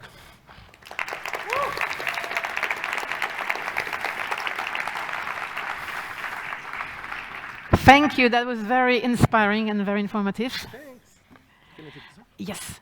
And now I'm going to make you all a favor because I really don't want you to miss out on something, because you have a chance to win tickets to IF Barcelona next year, as well as tote bags and T-shirts. So what you need to do, all the pictures that you've been taking during your stay here of your favorite moments during IF Barcelona, what you need to do with them, you're going to scan a QR code. So when you walk around, you can sometimes see a sign saying Moments Barcelona with the QR code. We're going to also show you on the website in a second here, so you just have to be patient. And the pictures, here we go, right? So the URL for this is ethbarcelona.com/moments, okay? So you go there and you scan the QR code. Next thing, you're going to upload your picture, enter the NFT ticket ID associated with your ticket, of course, right? Do we all follow? Do I need to repeat anything? Is all clear? Because this is important. Yeah, what's your question? Oh, great, you understand, fantastic.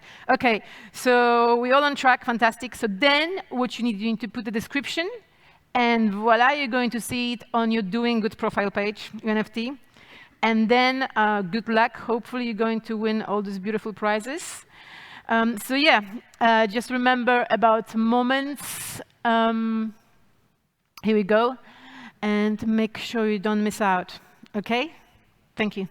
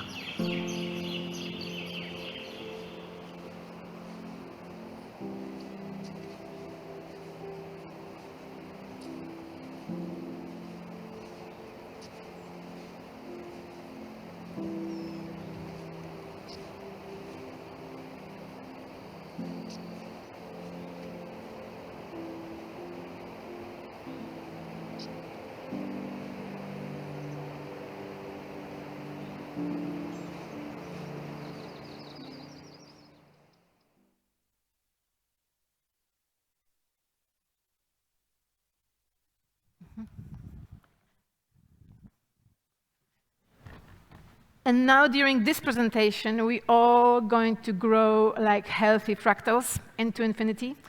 We're going to hear from two lovely ladies from RMIT University. Welcome to the stage, Kelsey Naben and Marta Poblet. They're going to tell us about blockchain, fractal governance, and DAO evolution. Enjoy.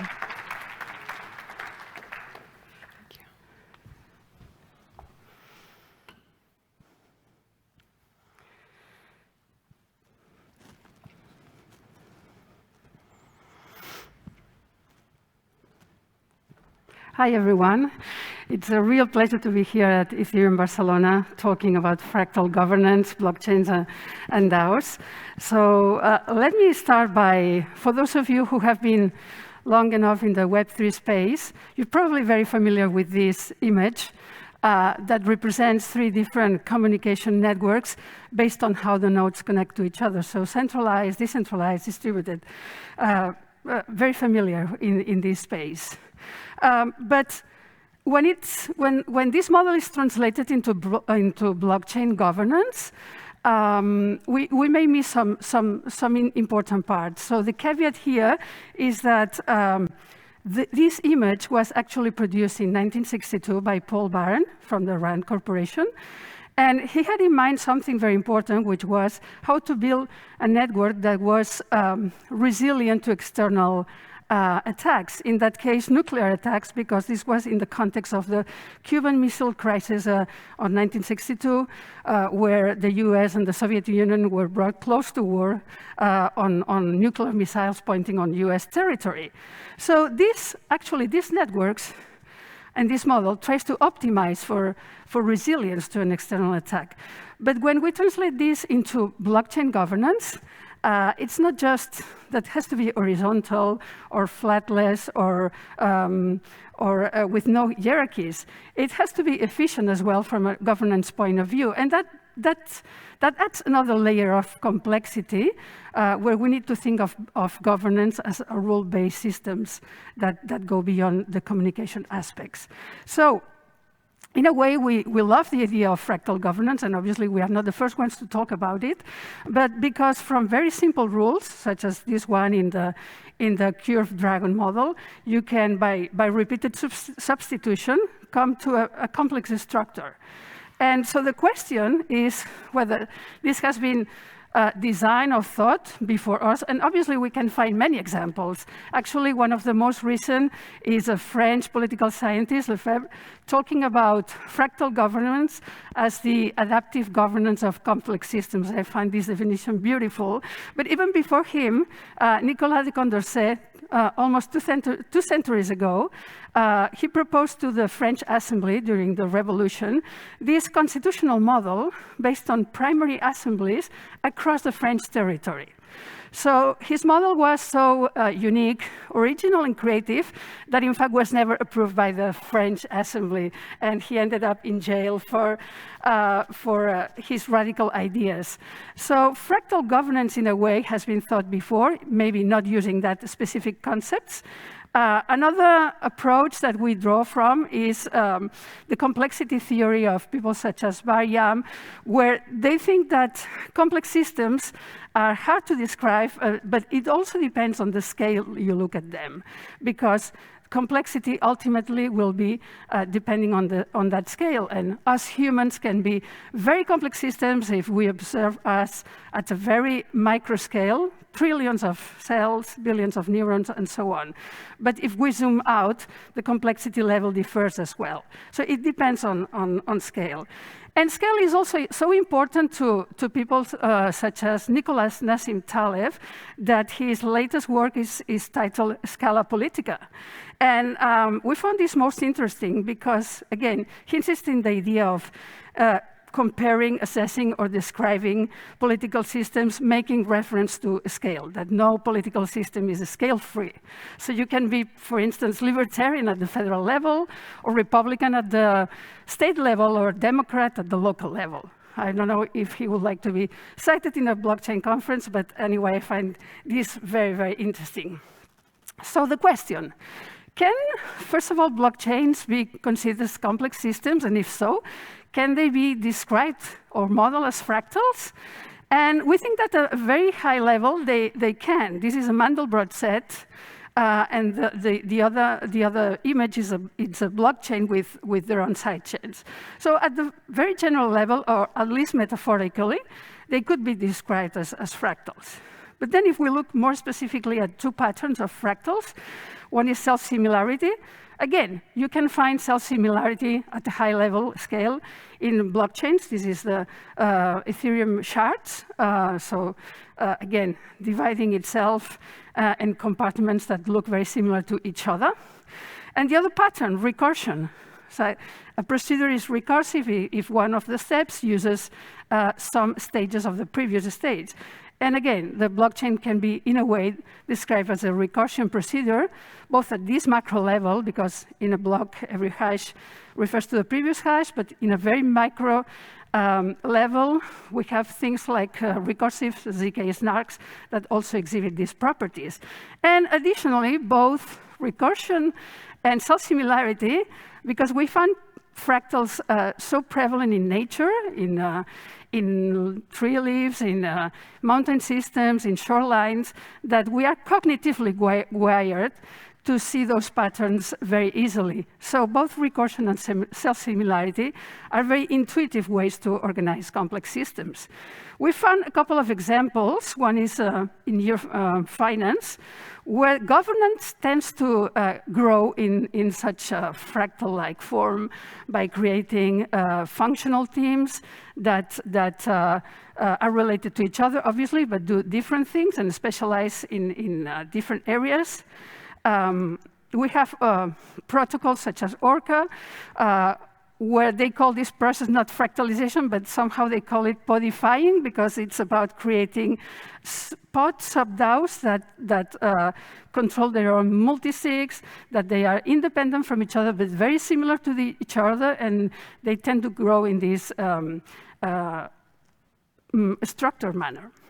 So I'm going to give the floor to Kelsey for the next examples. Thanks so much, Marta. You can enjoy the real grass while I speak. Yeah.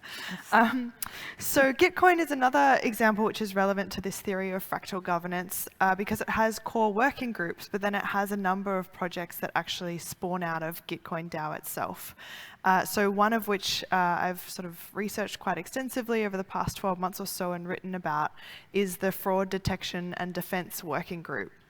And the question recently arose of whether this is still kind of part of Gitcoin, the DAO itself, or whether it should be considered a sub-DAO or a DAO that is kind of independent but contributing to the broader goal of Gitcoin DAO.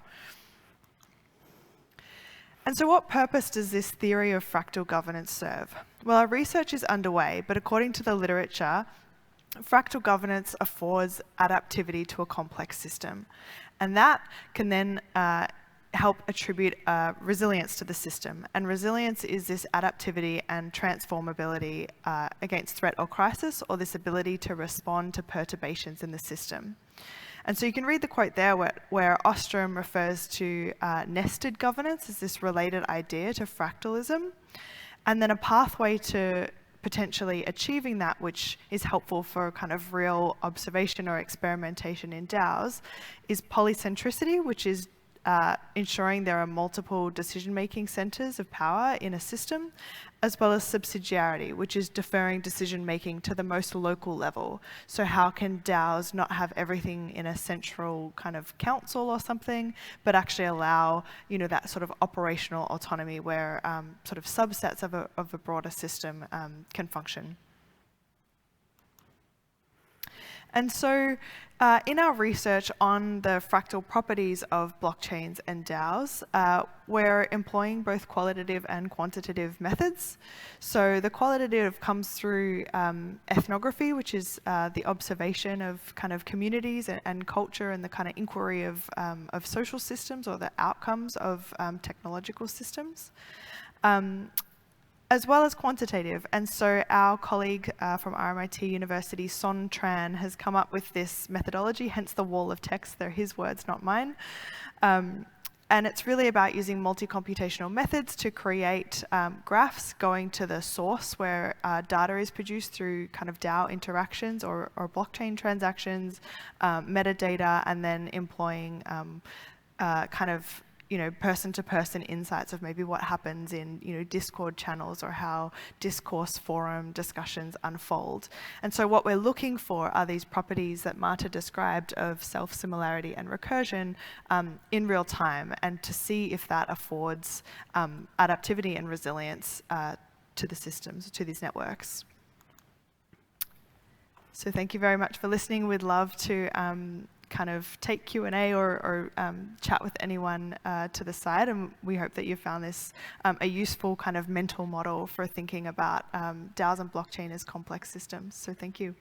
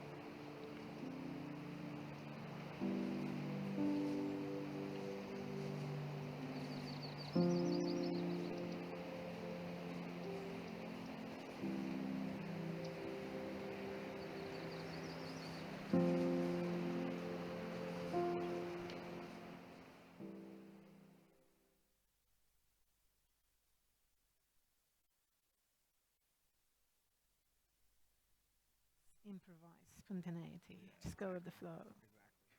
Here we go.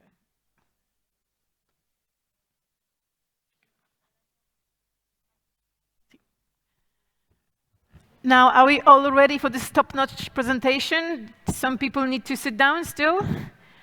Okay. So this is going to be the most hot buzzword panel of the whole conference, perhaps.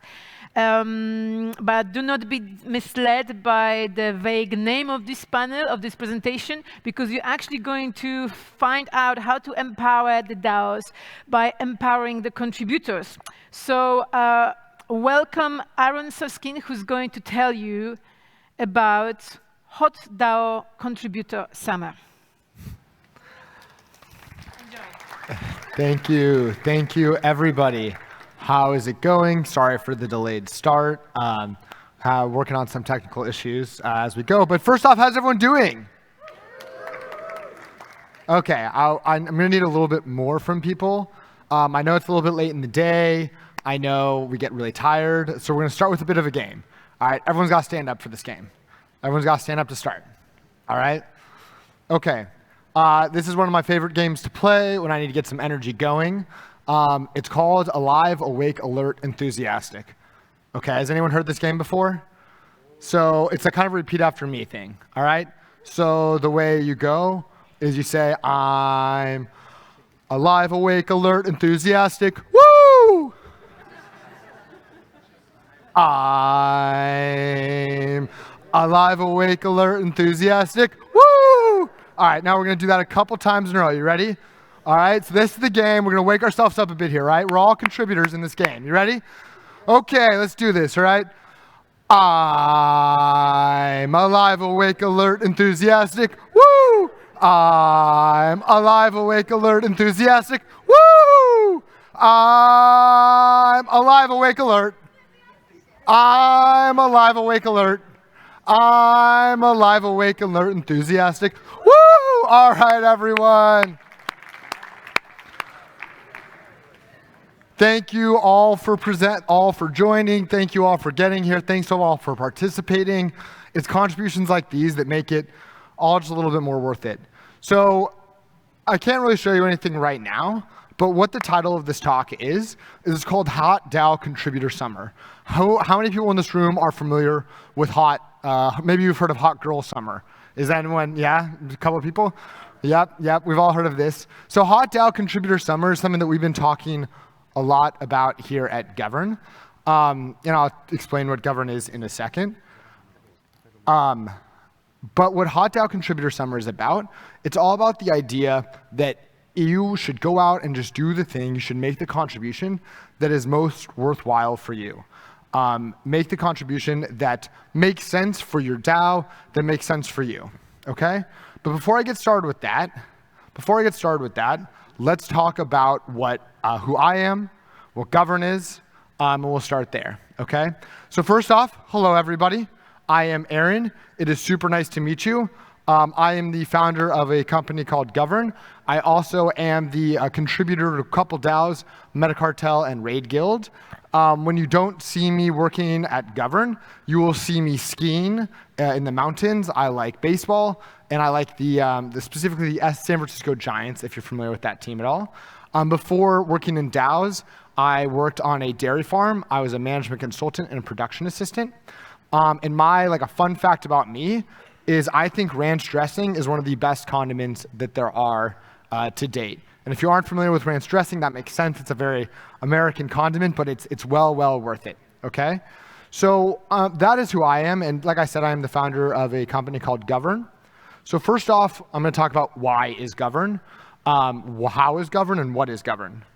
So why is Govern is we believe that the communities are strongest. The power of the community is derived from the power of the community members, from the individuals, okay? How is Govern? How we do that is we seek to empower we seek to empower DAOs by actually empowering the DAO contributors, okay? We think that's the best way to do it. So what do we actually do? We actually help DAO contributors track, record, manage, and own their DAO contributions so they can be more fairly rewarded by the DAO. So again, that is what govern is. That is what we do. I think it's okay. I really think it's okay. Yeah. Don't worry about it. It's totally fine. No problem. Sorry about all of this. Cool. So what we do is we help DAO contributors make DAO contributions. We're going to try this one last time. See if we can get this to work with this adapter.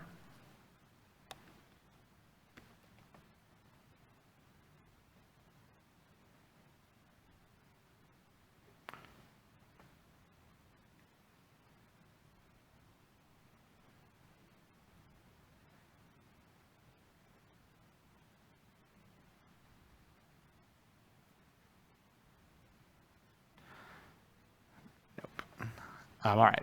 So what we do is we help DAO contributors, like I said, manage their DAO contributions, okay?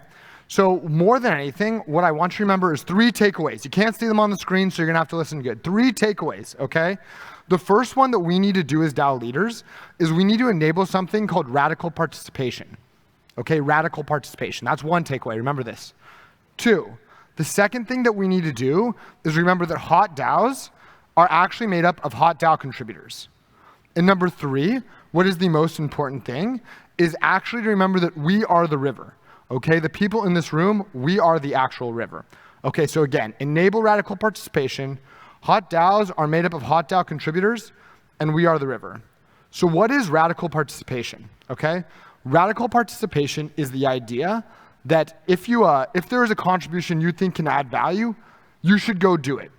Okay, radical participation is the idea that if you think there is a contribution worth making, you go and do this, okay?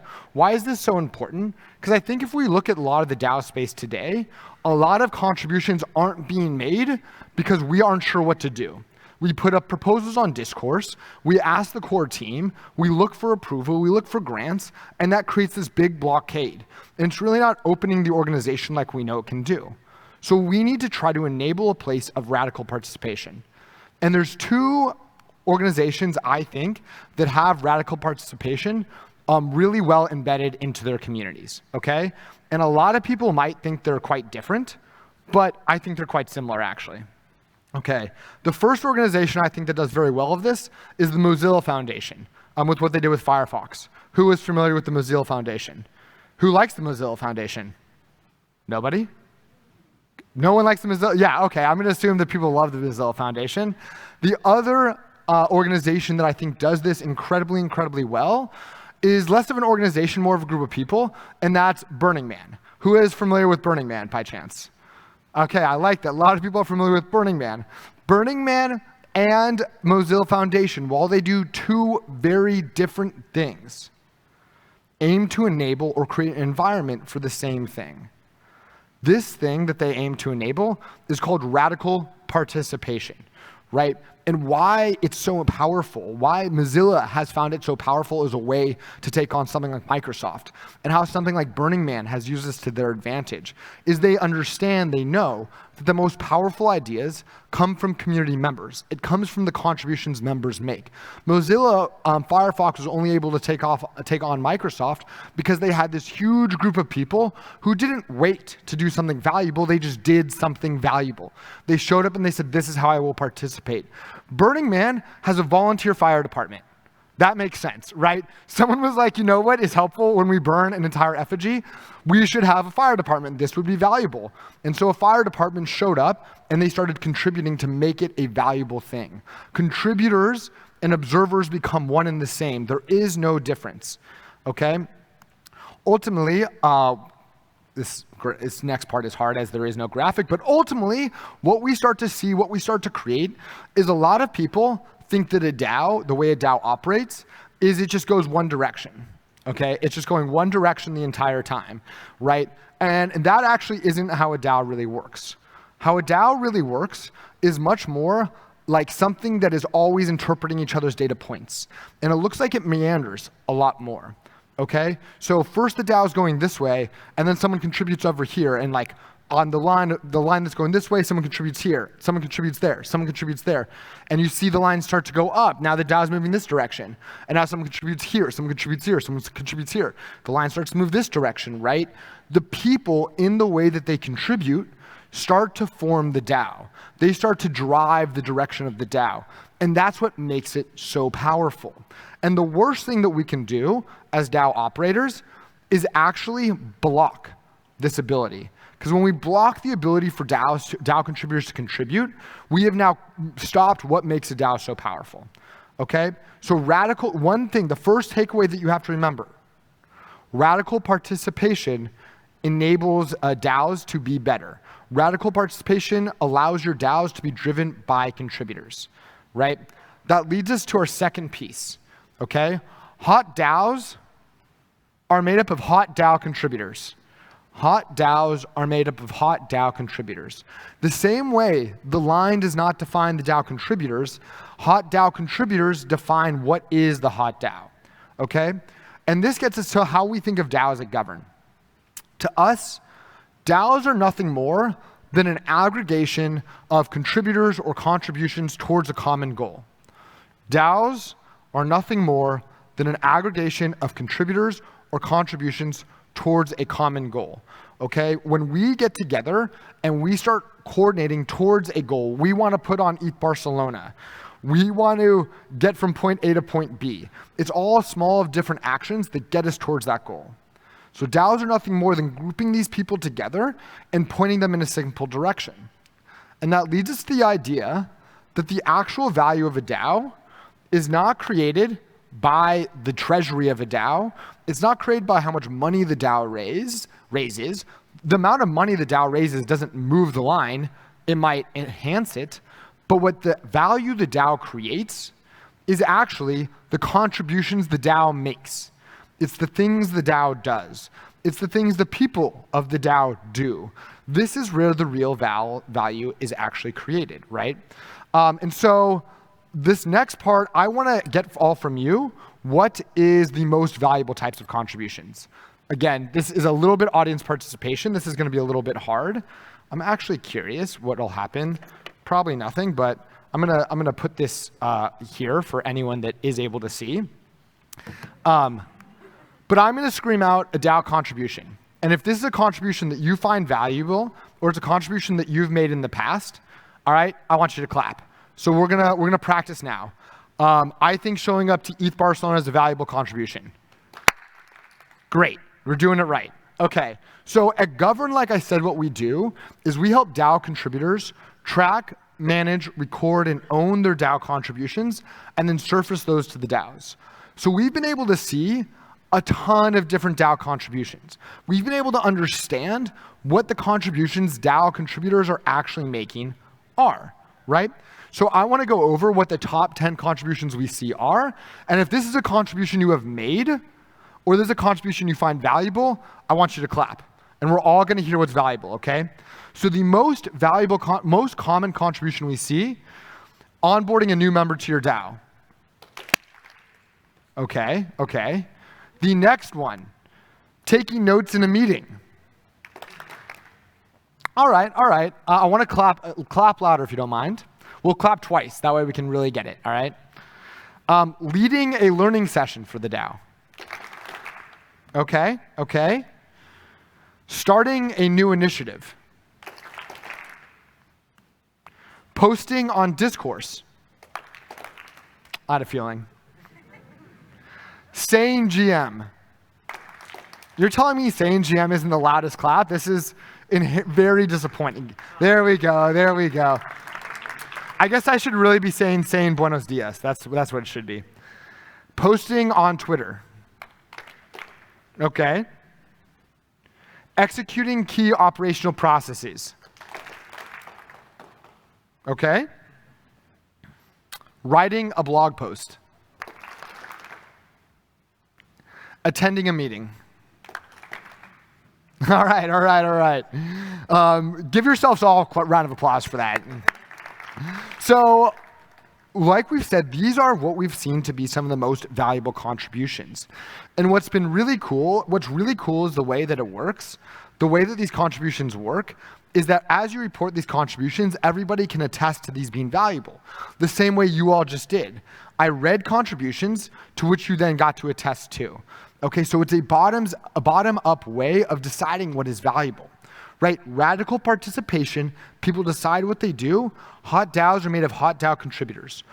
Ultimately, the key to all of this is the idea of bottom-up participation versus top-down participation. And I'm going to give you a clear example of what I mean by this. Top-down participation, there's this experiment that's been done where it asks, what is the best way to lay cement for a sidewalk? Okay? Laying cement for a sidewalk, there's two ways. You can go to a college campus and you look at all the buildings and you get all the administrators into a room, you get a couple key students, and you go, let's figure out where we plan the sidewalk. And then you go, you plan the sidewalk, you lay the cement, boom, you plan a sidewalk. There's a second way that is a more bottom-up approach that lets the contributors decide what to do. What that is, similar to this stage, you go to the place you want to pour a sidewalk and you plant a bunch of grass. You plant grass everywhere. And for 6 months, you let the students walk around the grass and let them walk from the library to the dorms. You let them walk from the dining hall to the classrooms. And after 6 months, you see where all the grass has been indented, where all the dead grass is. And you now know this is where people walk. This is the areas of the grass that people are actually walking from point A to point B. Okay. Yeah. Okay, works. So there, you see people indent in the grass, and that's where you know where to actually be pouring the cement. Okay, and this is a much more bottoms-up approach of letting people decide where the cement should be poured, where the sidewalk should be. That's how we need to treat our DAOs. That's how we enable the superpower of DAOs, because enabling the superpower of DAOs is this is the true power of what a DAO is. It allows the DAOs to be defined by the contributors. It allows the DAO to be the contributors, right? And that is really, really powerful. So number 3, right? Number 1, radical participation. 2, hot DAOs are nothing more than hot DAO contributors. And number 3, you need to plant the grass for your DAO. Okay, these are the 3 takeaways.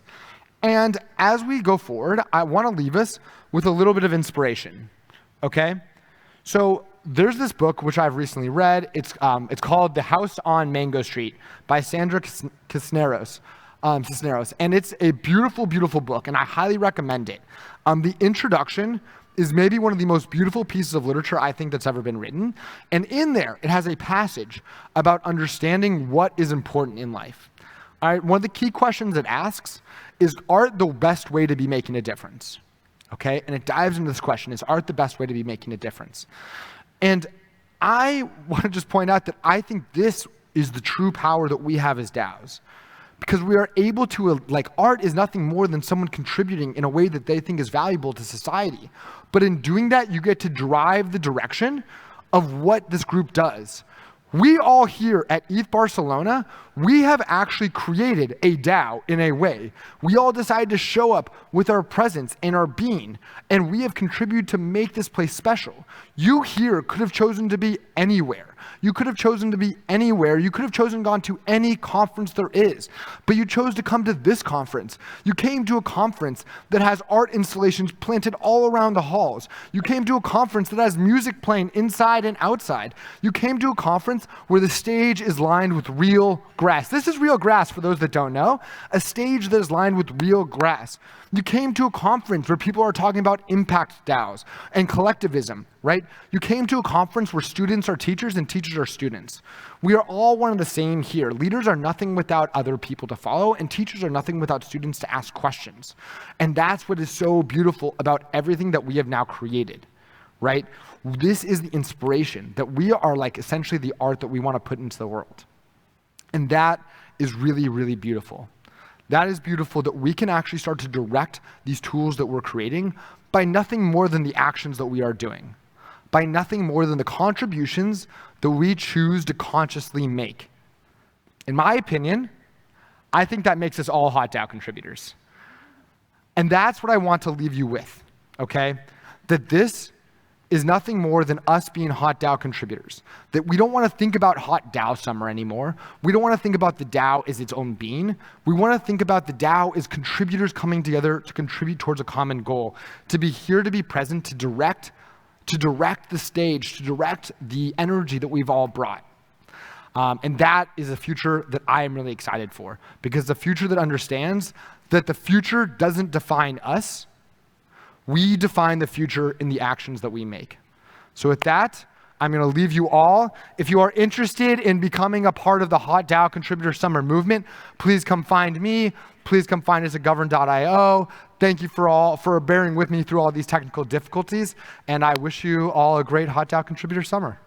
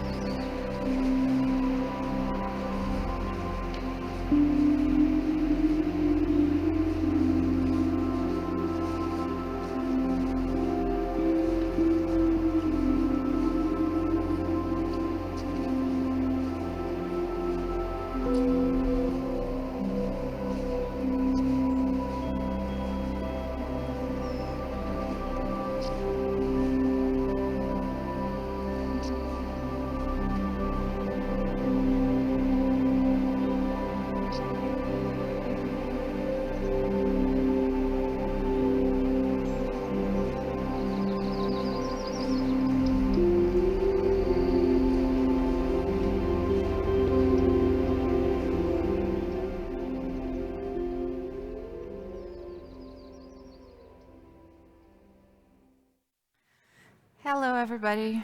Sorry for the delay and technical problems here. It's very nice to see this full room. I'm really enjoying this conference and happy to be talking about reward systems, which is a topic I'm very passionate about. So to think about rewards, we first need to understand the two broad categories in which tasks are separated: algorithmic and heuristic. Oh, here's my... An algorithm is a step-by-step procedure that can be used to solve a specific problem. Algorithmic tasks are objective, like the process of running existing code and the method used to solve mathematical problems. Heuristic tasks are subjective and much harder to measure. Heuristic is derived from the Greek word to discover. They represent the discovery of our own solution to problems. They are creative and don't work well within formulas. And today, I want to explore the dilemma in rewarding heuristic tasks and interesting pathways we've been finding for it. Punishment and reward systems are based on the values upheld by the social framework we are inserted in. Capitalism, for instance, is an economic and political system most of the world is operating by and has its essential feature, the motive to make a profit. This is no news for anyone, but profit as a purpose is not the problem. The issue is when the value system underneath is limited to financial profit. Private property, private control of the factors of production, accumulation of capital, competition, extractivism. These are facets of the system's main value, which are exclusivity and enclosure. But there are a whole lot of values that we uphold, I'm sure most of us in this room uphold, that are not aligned with the system, that are collaboration, communal management, open source, sustainability, regeneration, restfulness and longevity, genuine expression, and the list can go on and on. Everything that can't be turned into a product or service that creates direct supply and demand dynamics, therefore enhances profit in the short term, won't be put as a priority. Often heuristics fall under this category because intrinsic motivation is the drive for creativity, which comes from our joy of existing, and it can't be controlled by exclusionary markets. Multiple research experiments have shown how rewarding algorithmic tasks is somehow straightforward and effective, but rewarding heuristic tasks often leads to a loss of intrinsic motivation, which compromises the effectiveness of rewards in incentivizing desired behavior. To top-down incentives aligned with the capitalist value of private control of the factors of production, losing control of the creative force in society is not the most desired outcome. So we'll come back to the incentive part later, and now we'll focus on rewards. In the paper written by Edward Dassey, The Effects of Externally Mediated Reward on Intrinsic Motivation, he concludes that when money is used as an external reward, intrinsic motivation tended to decrease, whereas when verbal reinforcement and positive feedback were used, intrinsic motivation tended to increase.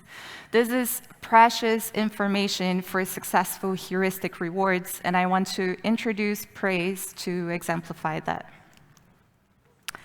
Praise is a reward system that invites communities to build a culture of giving and gratitude involving contributors at every step of the process. Praise allows communities to acknowledge the full spectrum of value created, ranging from small to large contributions. With praise, we're not locking a top-down value system in place, but we are constantly listening to what does the community value. And praise works in 4 steps, so I'll dive a little bit into it here. The first step is acknowledgement. So community members are allowed to praise any type of contribution. For example, I really want to praise the ETH Barcelona organizers for the care they put into making this a welcoming, safe, informative, and fun event and environment.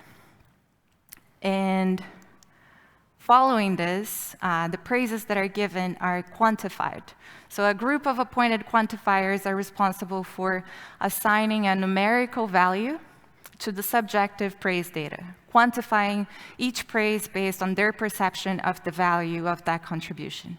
How much is facilitating a working group worth compared to, let's say, organizing a conference? Quantifying praise is also an interesting way to receive decentralized updates about what's happening in the community through the lenses of gratitude. The third step is analysis. We can analyze the praise and the quantification behaviors calculate Gini coefficients, compare distributions to previous praise periods, categorize buckets of contributions, make visible relationships between contributors, and much more. You can apply multiple metrics to it. And the fourth step is distribution. So the quantified value of praise will become a score to each contributor that can become reputation or financial rewards in the end of each period. With praise, we are able to reward heuristic contributions financially without harming intrinsic motivation because it brings the verbal enforcement and positive feedback. So the negative effects of a direct financial rewards are mitigated. Praise has been an incredible tool, not only for rewarding, but also for mapping contributions and community values. We can access a rich database of warm data in reference to Nora Bateson, that can be analyzed in many layers of complexity with different metrics, and that's where incentives come in.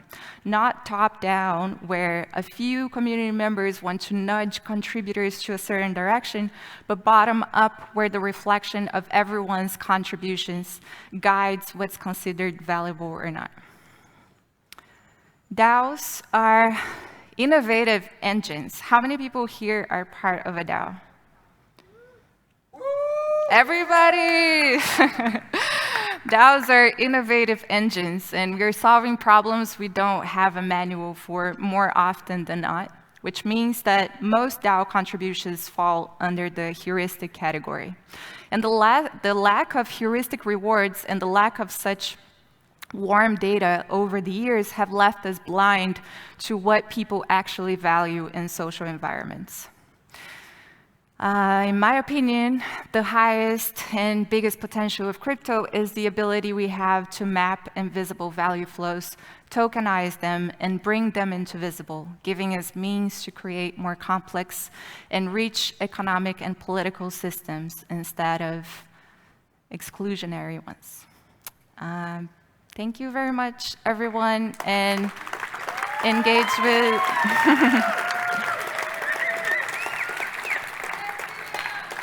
Thank you. I wanted to keep sharing that just for the QR code, if anyone wants to engage with praise in the comment stack. I don't know, everyone back there, tech support, if you can. Well, talk to me if you want to learn more about praise or engage with praise. And I see we have 10 minutes left, so I would like to take some questions, if there are any. Yeah. Right now, to implement praise in a DAO, it's already running. Plug and play, open source, download, what do I do? Right now, to implement praise, plug and play, or what do we do? Well, there is a way in which you can do it yourself.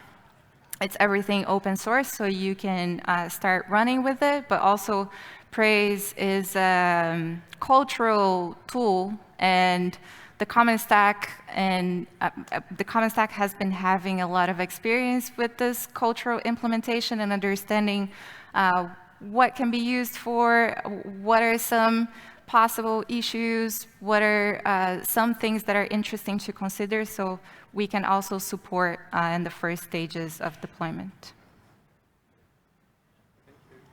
Thank you.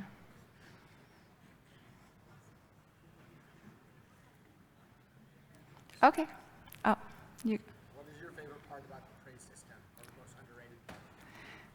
My favorite part about praise is just how much love it brings to the community. It's so beautiful to have this acknowledgement and gratitude become a practice of how people interact with each other, and always put interactions through a positive lens.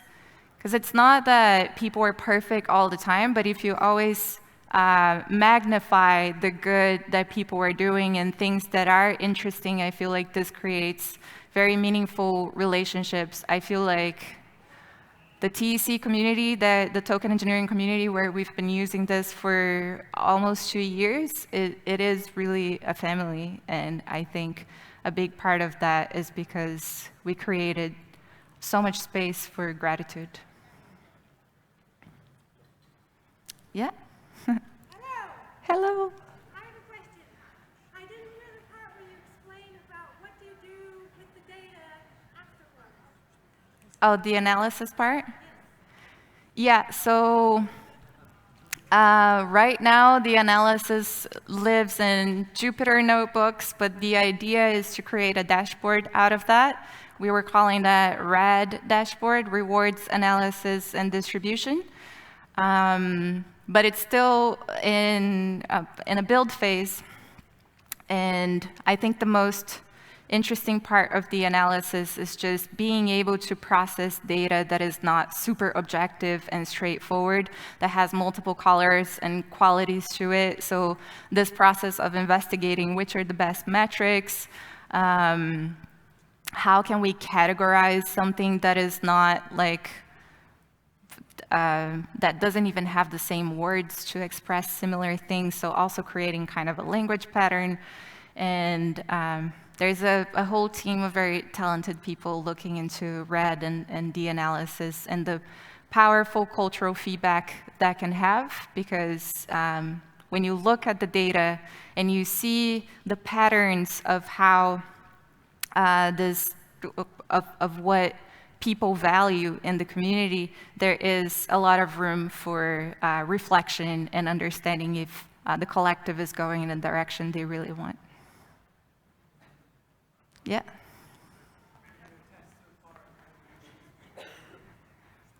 I couldn't hear you, I'm sorry. Just wondering if you're in your testing so far, you've had any issues with people gaming the praise?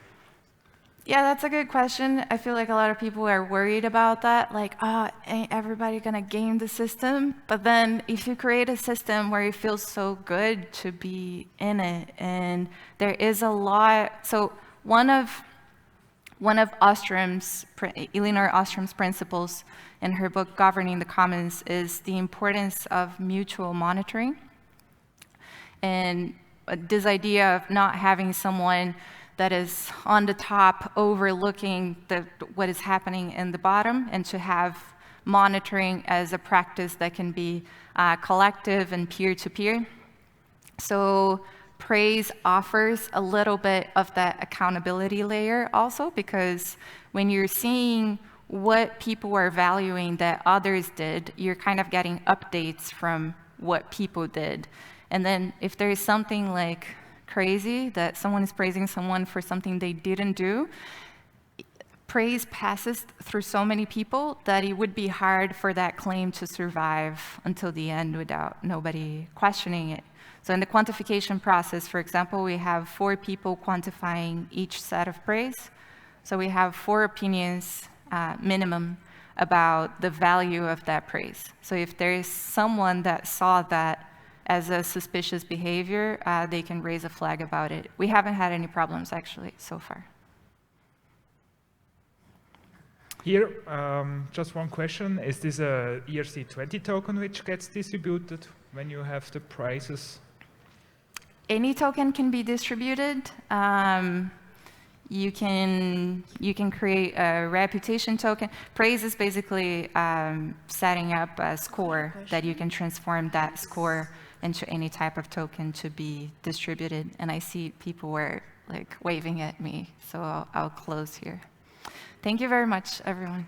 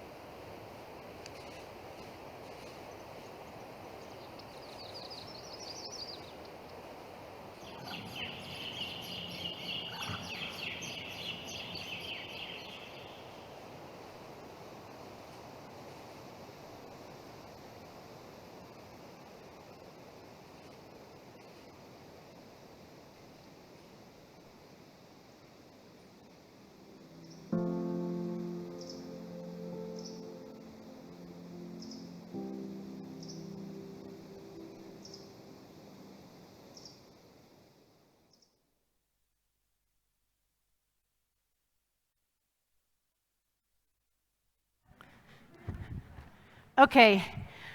Now we're going to have a very exciting presentation because you're all going to find out about first 100 years, 100 days, sorry, maybe 100 years. Feels like 100 years. Okay, it's going to be 100 years now of running a DAO, what kind of mistakes you can commit in the first 100 years of DAO.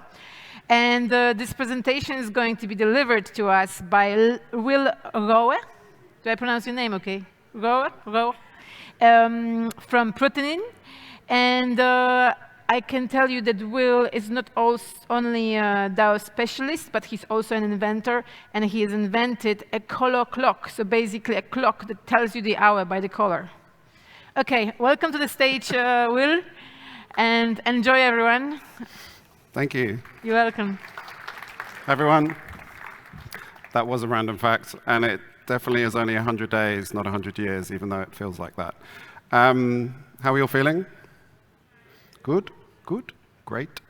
How many, show of hands, have heard of Protein before? A few. Good. Rue's at the front, brother-in-law, represent. Great. So I'm William Rowe, founder of Protein.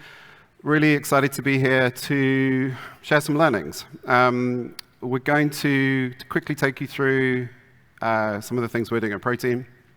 And then I'm going to be talking about our first 100 days of running a DAO with hopefully some lessons, some useful tidbits, some things you guys might be able to take away if you are thinking about starting a DAO, if you're already running a DAO.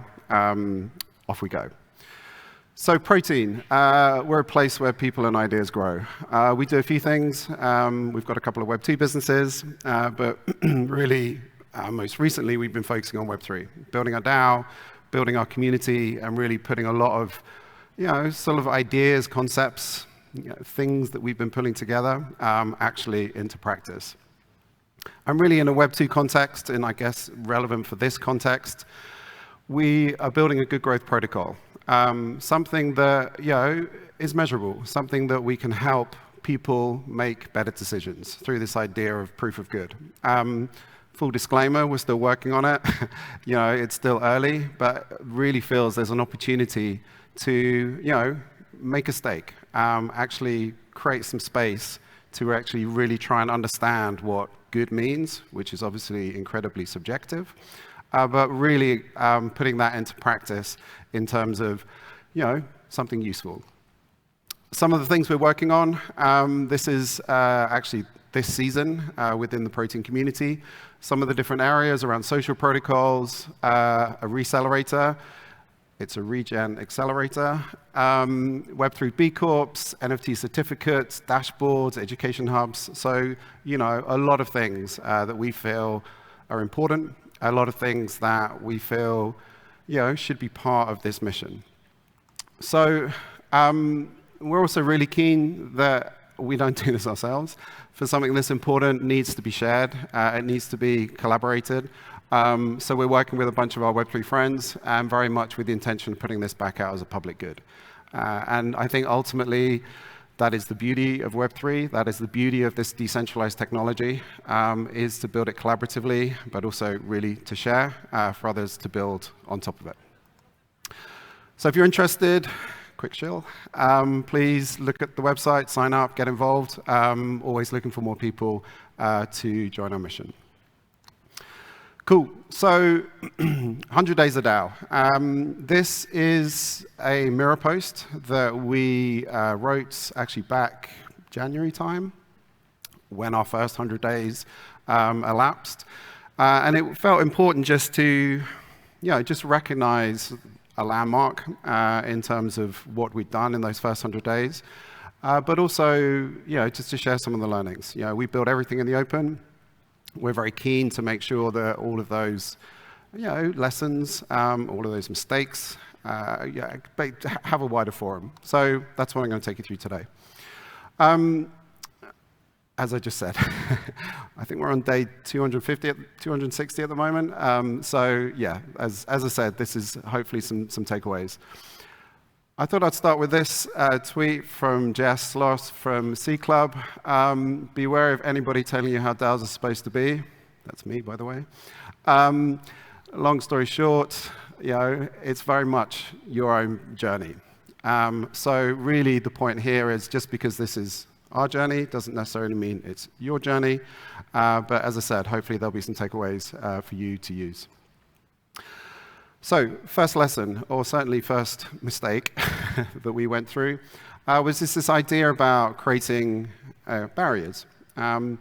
This doesn't necessarily need to be token access. It just really is looking at, if you are building a community, that there's real clear reasons as to what that participation is, or what we call minimal viable participation.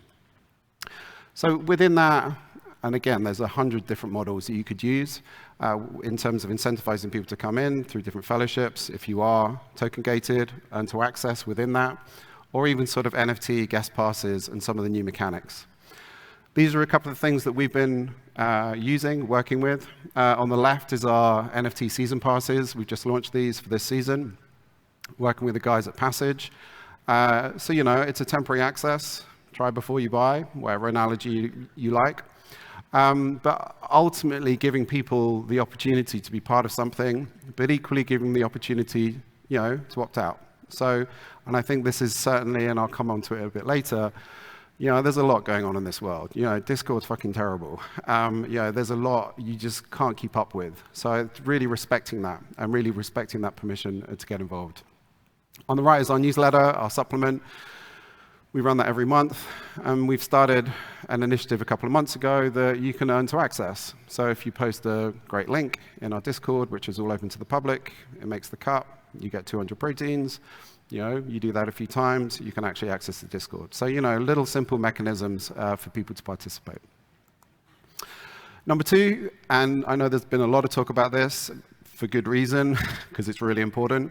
Your onboarding experience is everything. I can't stress enough the time required to think about what that experience is. And there's this new sort of CX, community experience, alongside your UX and your UI. And it's vital. And really thinking about what that could be, both in terms of your best approach, but also, who do you want in your community? Be intentional about it. If you're working on something that is very specific, go and find those people, rather than just open it up and say, yeah, anybody can come in. So again, working really hard on that. One thing that we've been working on, and there's a link at the bottom if you want to read more, is this 8-day cohort-based sort of onboarding. So our community manager, Denise, who's fucking awesome, she literally handholds over a structured 8-day process all of our new members over an 8-day period. If you read the post, it's got all the things that we do, but this is one of the exercises around basically self-selecting, self-identifying, how you like to work. Are you more async vibes, or are you more in-sync vibes? Too little, too much, very much in terms of how much information you like. Your crypto knowledge in terms of newbie or savvy, and then also in terms of messagings, in terms of notifications, or you want DMs and sort of personal touch. And really, when we just completed actually last week, we took 30 people through it. The response has been great. I mean, actually phenomenal, purely because it's human, and you're really respecting through the onboarding process, your members, because it is overwhelming for people who are also, not Web3 savvy. How does Discord even work, right? I'm really kind of helping them to understand what this new world is, firstly, but then more importantly, how they can participate and get involved with your community. So big stress on thinking about your onboarding process. Very linked to that is intentionality and diversity. And as I mentioned, it's just being really proactive and progressive in terms of who is in your community. And really, what does that look like? Both in terms of bandwidth, because people are busy, remember that. Doesn't mean they don't like you, but there's a lot going on. But also within that, the massive elephant in the room around diversity. I mean, look around us here in terms of gender, in terms of ethnicity, and we have a collective responsibility to actually do something about this. So make that part of your plan. Really recognize what that could be, really recognize how that can work when it comes to your membership. We've set up within our Discord, this is a snapshot of it. We have a special DEI pod team that Kez runs. And within that, a number of initiatives. We've launched this anecdotal archives, actually with one of our members called Baby Guava. And it's been a series of talks, forums, workshops, but very much asking and answering how Web3 can be more diverse. What can we do about it? Within our own community, how can we be better? This is actually going to take the form, which is actually what this regroup is. This is from today. This is actually happening today. A regroup about actually publishing a small paper on it, just with some suggestions and ideas about what that could start to look like. Ask the tough questions, talking about elephants in the room. This was really early on for us, because there are a lot of tough questions out there, the things that you might not want to talk about. But let's talk about them. We have a channel in our Discord called Tough Questions, and it's a really safe space to ask those questions of what is happening here, what should happen there, what do we think about these things? And it's out of all the channels in our Discord, and we're not that big, we're about 300 members, and a manageable number of channels, it's definitely the one with the most depth, both in terms of thought, but also just in terms of contribution. We've turned those tough questions into events. Bottom left here, this was our actually launch event. Is growth a dirty word? Short answer, yes. Looking at relationships with nature, relationships with digital, relationships with mental health, is culture a public good? Really using our channels, our community, our forum, to try and answer these. Because we're not going to do them on our own.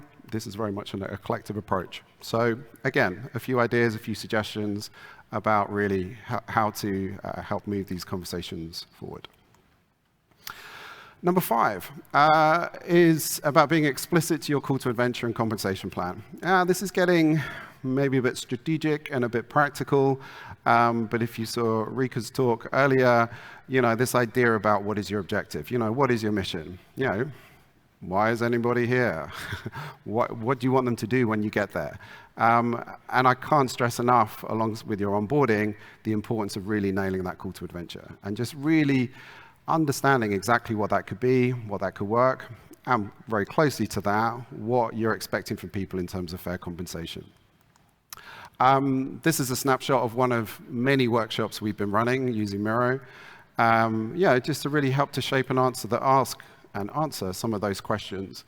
In terms of 2 different pathways for us, actually this was related to this season, collaboratively, collectively, and again, really just helping to evolve and shape what that overall purpose is, what that key mission is, and then more importantly, how that manifests in the world and within your community.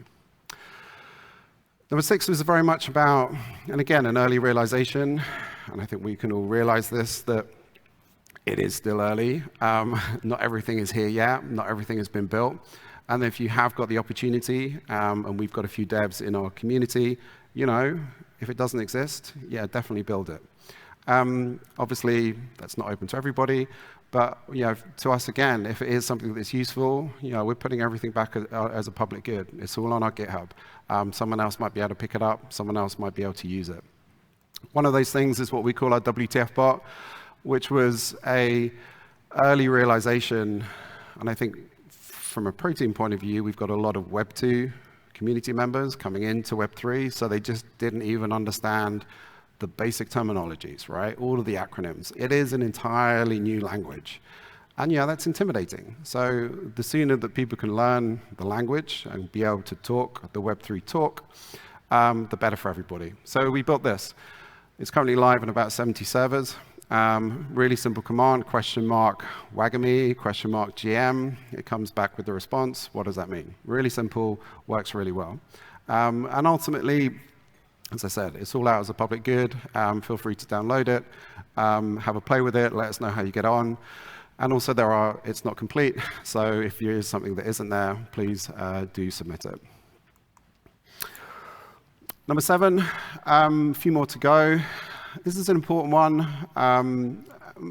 Definitely as your community starts to grow, and those bigger conversations and those slightly bit of friction, a bit of misalignment on one side, but then ultimately some really good critical conversation and discourse that happens behind it. So it is this idea that proposals shouldn't pass with 100%. Because not everybody needs to agree. If you are moving things forward, if they do pass by 100%, it's also fine. But for those bigger, tough questions, those bigger proposals, you want to make sure your community's engaged. Making sure that there's full kind of agreement and there's a really good forum for that discussion in order to reach a consensus. But it doesn't ultimately need to be 100% pass rate. Here's, if you're interested, our tech stack. Take a photo if you want, or you can actually look at the web. This is actually up to date. The one on the Mirror site I haven't updated yet. I think all of them you might be expected. Shout out to Guild, obviously. The one I'm going to call out other than Guild is Butter. How many people use Butter? How many people know what Butter is? Right, like you guys. Butter, quick shill for Butter. I don't even know who, I think they're a Swedish company. It's basically if Zoom meets Miro with a Giphy plugin, kills it. Absolutely transforms every one of our meetings because you can have, I think we've got a soundboard, you can drop air horns in. It's pretty fun. So that's a new addition. All the others, pretty obvious. Again, for us, we took a little while to actually get there. I think the hardest one for us is the off-ramp, the Circle and Kraken, taking crypto to real money. That's only just happened a couple of weeks ago. But ultimately, there's some amazing tools out there. Research them. Obviously, this is what works for us. Might not work for you guys, but certainly helps in terms of where we go and how we operate. And then a final thought, or actually some final thoughts. And this is maybe a little bit more Discord operational. Don't create more channels than you need, kind of obvious. We opened up with fucking hundreds, and then they're all like, where is everybody? And it's like, okay, let's open with 6. Kill all those. Be vocal about logging in and really promote healthy activity. It's something that we do, and also very much don't scale too fast. Test and iterate as you go. But 2 quick examples I wanted to show in terms of healthy activity. This is what we run in ours. We run weekly meditation sessions with Tina, who's fucking awesome. And it is kind of weird running a meditation session in a Discord, but it's really well received, and our community and our members really appreciate it. And then on the right, which was also really good, because as a core team at Christmas, this was last Christmas, we were like, oh man, what's the working hours in a core team of a Discord over holidays? And it was like, I don't know. So we created this idea called Silent Night Mode. So it was a role within the Discord that you could basically join, and it shut all of the notifications off. It shut all of your write permissions on all the channels to be read permissions. So it was kind of like an intentional, switch off with a bit of a Discord hack along the way. And it worked really well because it is a lot, and we do need time off, and we do need to find that balance. So there are a few little ideas, a few little tips, a few little suggestions for how to get there. So this is it. If you scan that, it goes to the Mirror post, I hope. I tested it earlier. That's the full list. I skipped a few because I was conscious of time. That's our details at the bottom if you're interested in following up. And I think that's it. I'm going to leave that up. I've got a couple of questions left. A couple of minutes left if anybody have any questions. But thank you.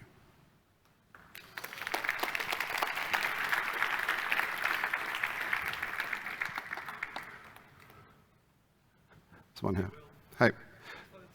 Sorry, guys. Can we put that previous slide back up with the QR code? Thanks. Thank you for the talk.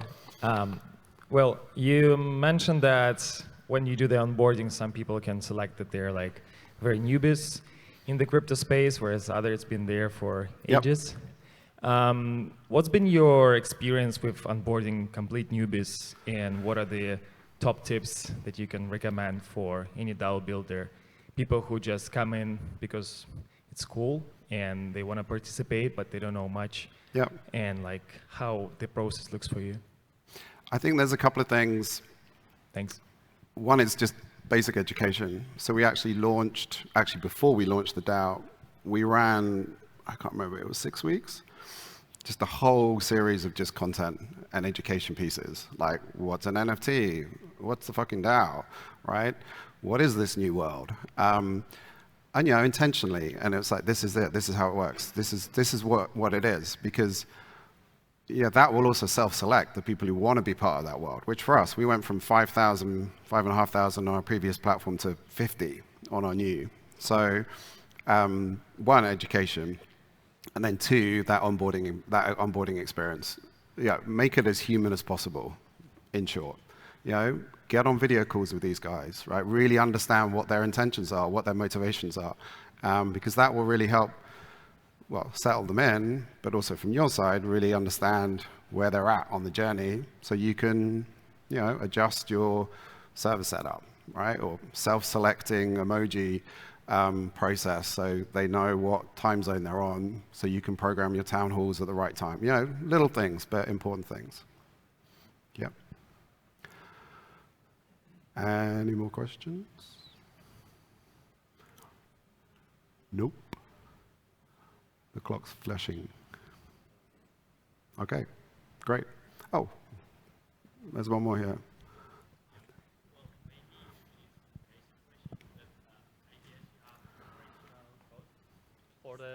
Thank you. Oh, yeah.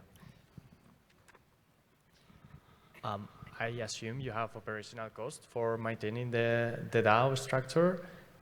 Where is, do you have? Sorry, I can't, I'll say again. Sorry. I guess you have like operational costs, like money in order to maintain the DAO. Where is this money coming from? Good question. We raised some money before Christmas just to cover the operational costs. Previous to that, we basically invested it from our Web2 business just to cover startups. But, you know, I think number in here, third from the bottom, you know, being really transparent about your funding, right? Where's the money? Whose money is it? What's the deal? So, and we're really clear, right? All our monthly budgets are they're not shared yet with the whole community, but they are within the core teams. So, yeah, that level of transparency is rare within any Web2 business. So, you know, adopt it. I mean, obviously, if you have raised money and you have got money, yeah, it's vital to make sure that that's really clear and that's you know, transparent. Cool. All right. I'm getting hand signals at the back. So thanks very much. Feel free to download, have a read, let us know what your thoughts, and yeah, hope this is helpful. Thanks.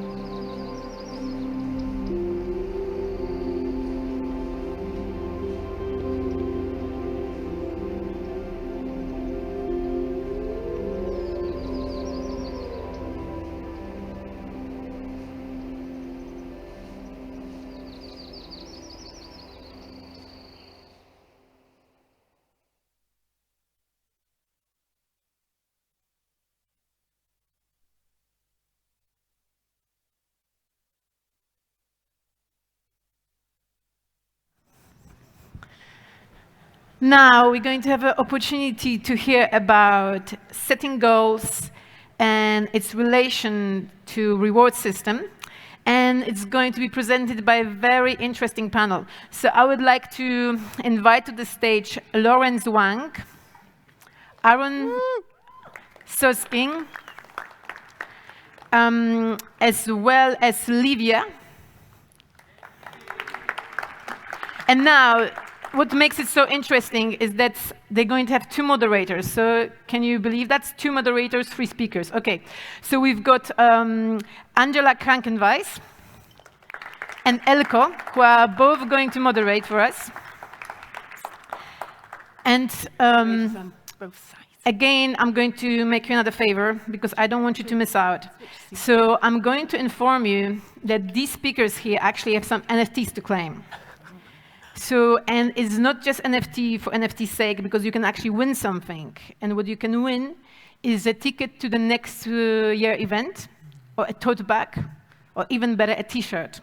So we're going to show you a website. Basically, you need to chase these speakers like Pokemons after they leave, OK? Because the number of NFTs is limited. So what you do, you catch them, and then they show you the card with QR code. You have to scan the QR code, and then it is going to take you to Doing Good website, where you can claim your NFT. Yeah? Look, right. So as you can see, some people have already been doing this. And we have top 5 collectors, speakers. But don't worry, the game can still change. So you can still catch the speakers, catch the NFTs, and win, perhaps, OK? So now, perhaps, we're going to listen finally to our reward systems. And yeah, enjoy. Thank you, everyone. That's kind of a reward system in itself, no? Welcome, guys. OK, so why 2 moderators? Right? Earlier in my talk, I talked about the bias of the cartographer and the sailor. And I think this bias, that the tension, the polarity, represented in sailors and cartographers is perfectly represented by the interactions between me and Angela over time, who have mutually supported each other. And I'm hella Brazilian. She's German as it gets. And, you know, and I thought it would be interesting to have us kind of representing these 2 sides of the range of on-the-ground, grassroots, and meta-level mathematical understanding of the fractalization of governance systems. And in between us, we have these 3 actually highly experienced people existing within DAO's things and DAO states, which is more interesting than just people who have high intellectual understanding, but haven't felt on their skin the political day-to-day of metal flying spiritual shards within DAOs. Right? And me and Livia started together in the same front lines, you know? And then Coordinate became one of the core tools of the space. And Aaron now making his debut as, well, not debut because Govern has been around a long time, but now coming out as a founder and going to put things out. And I'm really excited to see what comes next. But we also go way, way back. I invited him to speak at DAOFest in East Denver 2020. And that's where we met. So with you guys, that's our panel.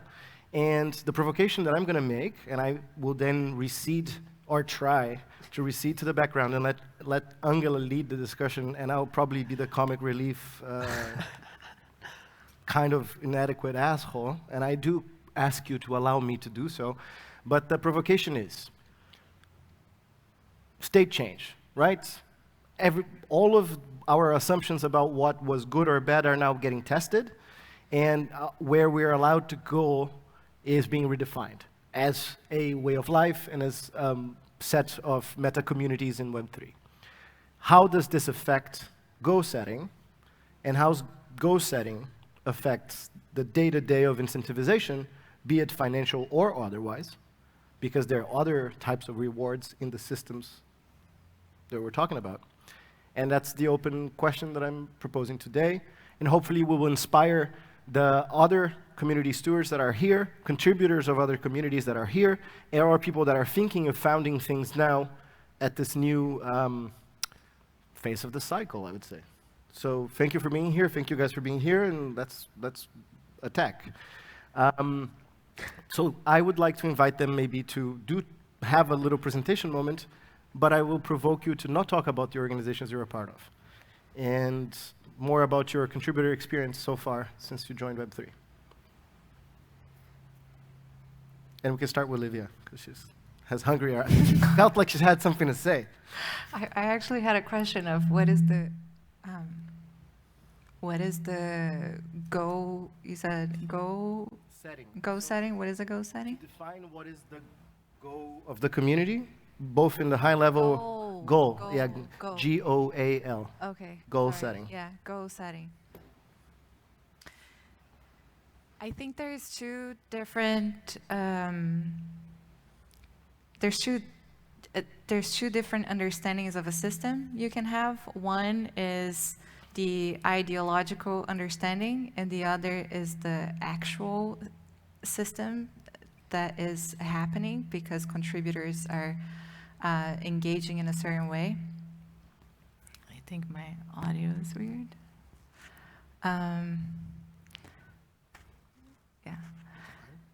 So if you think of systems as elements, interconnections, and that are relating because of a purpose, this creates a whole aliveness that sometimes goes in the direction of the mission of the community that was designed by everyone, but then sometimes it's going in a different direction that is not with the ideological goal setting, and then not having means to understand that is quite dangerous. And I think that's why it's interesting to have data analysis to see what is actually happening and not what we're like thinking that's happening, and then creating more rules and more guidelines to try to get to a goal that is just, yeah. So this is a super interesting provocation. Do I have sound? Yeah. Super interesting provocation. I'm just going to hold it softly, right? The stated mission of the DAO or the group of people, and then a delta that starts to form on what is actually getting done and what to do and how to perceive that delta, how to sense make around that delta. Just underlining the provocation. Does anybody have a story or a reaction that might act as an introduction? Sure.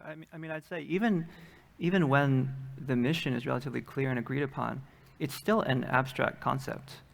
And even if you agree on a preliminary execution, a product, there's still a question of, does the product actually meet the mission? Does it actually meet the need? And so I don't see that there's just a difference between ideological and sort of lower level or data driven. There are also different ideologies all coming to bear on the same product. So my background is in a lot of early stage startups, web and mobile, and tech has a view, business has a view, design has a view. And the integration of these things, data definitely has an important role in helping people come to consensus, but it only helps so far, right? There's also this interpersonal element, and sometimes an element of having to trust in your peers and move forward from there with incomplete information. Yeah, I think that's a good point. And I'm Aaron, by the way. I'm Aaron from Govern. And it's interesting, actually, this idea of goal setting. And I think ultimately I agree with a lot of what Livia and Lawrence have said. It was interesting. When we started Govern, we actually started as a goal-setting platform, essentially. And we set goals from a very top-down perspective. And similar to what Livia was saying, this created a huge issue where what the organization wanted was not what was happening on the ground. And I actually think goal setting is an extremely important piece, especially in decentralized communities, but it needs to become an emergent property. And too often, I think we think of goal setting as a top-down type of scenario. And I think that is dangerous. It's not just dangerous. I think that's what causes rifts and splits within the DAO, within the community. And that's now trying to get this connected with rewards. How would you maybe give examples? How would you say can rewards underpin goal setting? Yeah, you want to go? Go ahead. I'm happy to just do what I was just saying. I think rewards provide an interesting mechanism where it allows for a lot more iterative and liquid goal setting. You can set goals, and then if you use like decentralized reward systems, it can help create, like reinforce what goals you want to see, right? The goals that ultimately become what the organization works towards is the one that gets the most rewards of the actions contributing towards those goals. And so the rewards piece is actually the feedback mechanism to what we should be working on. Any other ideas based on Corey Nave's mechanisms, maybe? To throw a little shout out to UMA here, because they've been playing with this idea they're calling KPI tokens, where so they have some goal, some quantifiable goal. You say 1,000 new signups. And what they'll do is they'll issue a token that's tied to an oracle that will tell them whether or not they got the 1,000 signups. And they'll just give people who are involved in achieving that goal the token right away. But the token will be worth some fraction depending on how close they get to the goal. So if they only get 500 signups, it'll be worth half of what it would be if they got 1,000 signups. So that's not a philosophical point, but it's a clever thing I've seen in the space lately. Livy, praise, goal setting. Yeah, I think I agree with what Aaron said. I think there is this bottom-up construction of what is the mission of the organization. And in the Common Stack, we work with the idea of a cultural build, and that is like creating the guidelines for people to participate in a meaningful way and for them to feel part of changing the rules that they are obeying by if they need to, rules that are also created by them. So it's a whole collaborative process that involves contributors all along, and I think this creates a coherence in the mission and what is happening, and then rewards come to like ratify that and and yeah, and maybe have data to support the feeling that this is happening. I wonder, of course, if talking about rewards, everybody's thinking about tokens in the first place. And of course, there is this, you can game rewards, of course, and there's this tension between intrinsic versus extrinsic rewards. Can you maybe share your perspective on this rewards should be, why should rewards be used to set goals? Yes, I'm happy to jump in again here. So why should rewards be used to help set goals, intrinsic versus extrinsic? And I think that there's like actually a huge narrative problem in the space right now where we talk too much about intrinsic motivation versus extrinsic motivation. And it's like, all of a sudden it's this like either or concept. And I think that's like detrimental. I think it's like hugely detrimental, and I actually really hate it. Sorry, but we all agree that intrinsic rewards helps motivate people a lot better. It helps people self-actualize. It helps people do their best work. But at the end of the day, if we want this DAO thing to be worthwhile, people need to be able to pay their rent. And you can't pay rent in intrinsic rewards. You can't put food on the table in intrinsic rewards. There's this like thing I've been working on. If you're familiar with this idea of like Maslow's hierarchy of needs, it's the idea that to reach self-actualization, you need to have your physiological needs met first, these safety needs met. So I'm working on this idea called MASDAO's hierarchy of needs, which is for us to be able to intrinsically reward people, what is the base level like of support that we need to give? Anything, and this is where I actually want to go back to bottom up versus top down. And I think the UMA KPI tokens actually have a very dark side to them as well that we've learned from firsthand. Systems will be gamed the more it is top down, right? There's this law I'm forgetting right now. Law. I'll ask. It's impossible for me to make jokes if you guys need to raise my microphone when I start speaking. Like if I want to make fun of things, Goodhart's law. Goodhart's law. But the premise is that the more quantifiable the system is, the more numerically legible it is, the easier it is to game. Yep.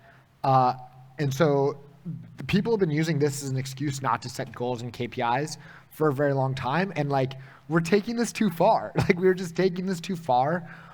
We need both. But the more top down the goal is set, the more it will be gamed. That doesn't mean we shouldn't. It just means we need more emergent. Also called the principal problem. You can Google it if you want. But the idea is it needs to be easier to undo a policy than it is to do a policy, in my opinion, right? Because Goodhart's Law is out there, and Goodhart's Forest. And I wish Spence was here today, because it would be, I never had a conversation with him in person. Spencer Graham, Google that one too, his useful anti-capture framework. But so since we are all in Goodhart's Forest, it's also not an excuse to fall into the tyranny of structurelessness.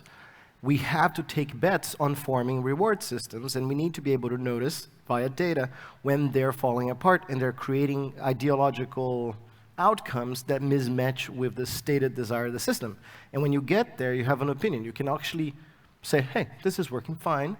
Through self-analysis, we realize that our ideology is actually this one and not that one, which is not a crime to update your manifesto or your grounding constitution. But we also need to be able to change reward systems. And any reward system will usually create a set of people who gamed it well, either on purpose or by accident, who get the nice side of it, and some people who want it to change. Let's call one the elite and the other the downtrodden or something like this, right? If there's a shift in that reward structure, there's then some form of guaranteed social chaos that will ensue. How do you deal? I think social chaos is always an opportunity for embracing the chaos, seeing what the chaos is trying to show, and evolving from there.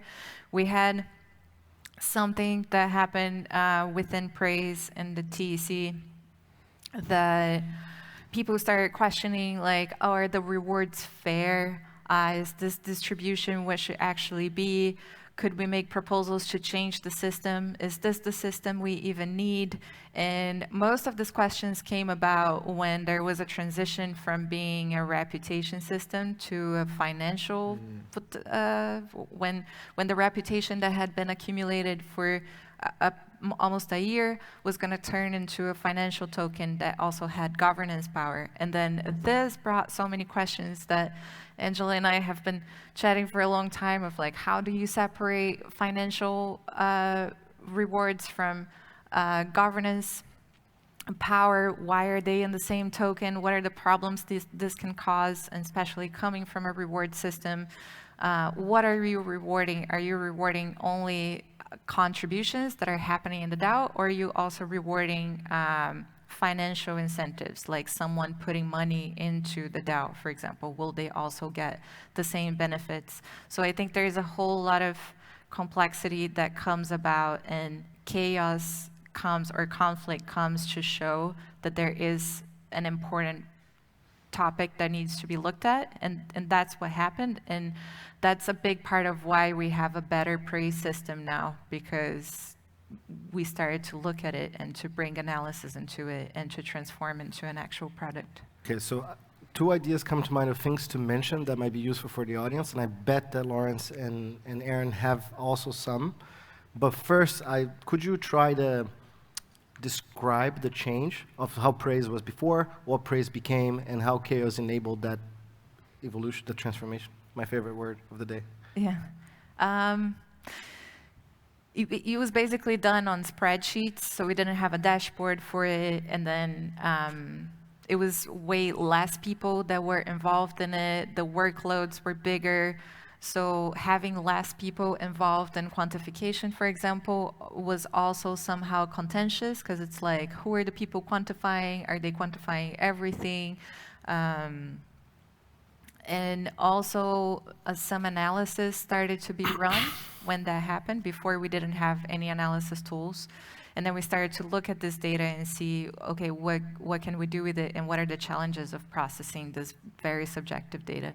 And then from there, metrics were brought in, and analysis methods, and a whole dashboard was created. And then now there's way more people that are part of the quantifications instead of the... Cool. Yeah. So just to open for them, I noticed that we were walking, the word reward was a unit, undifferentiated, and now it has plopped into two possibilities: a rewarding of financial stability, Maslow pyramid, and then a rewarding of power, and the intermingling of those.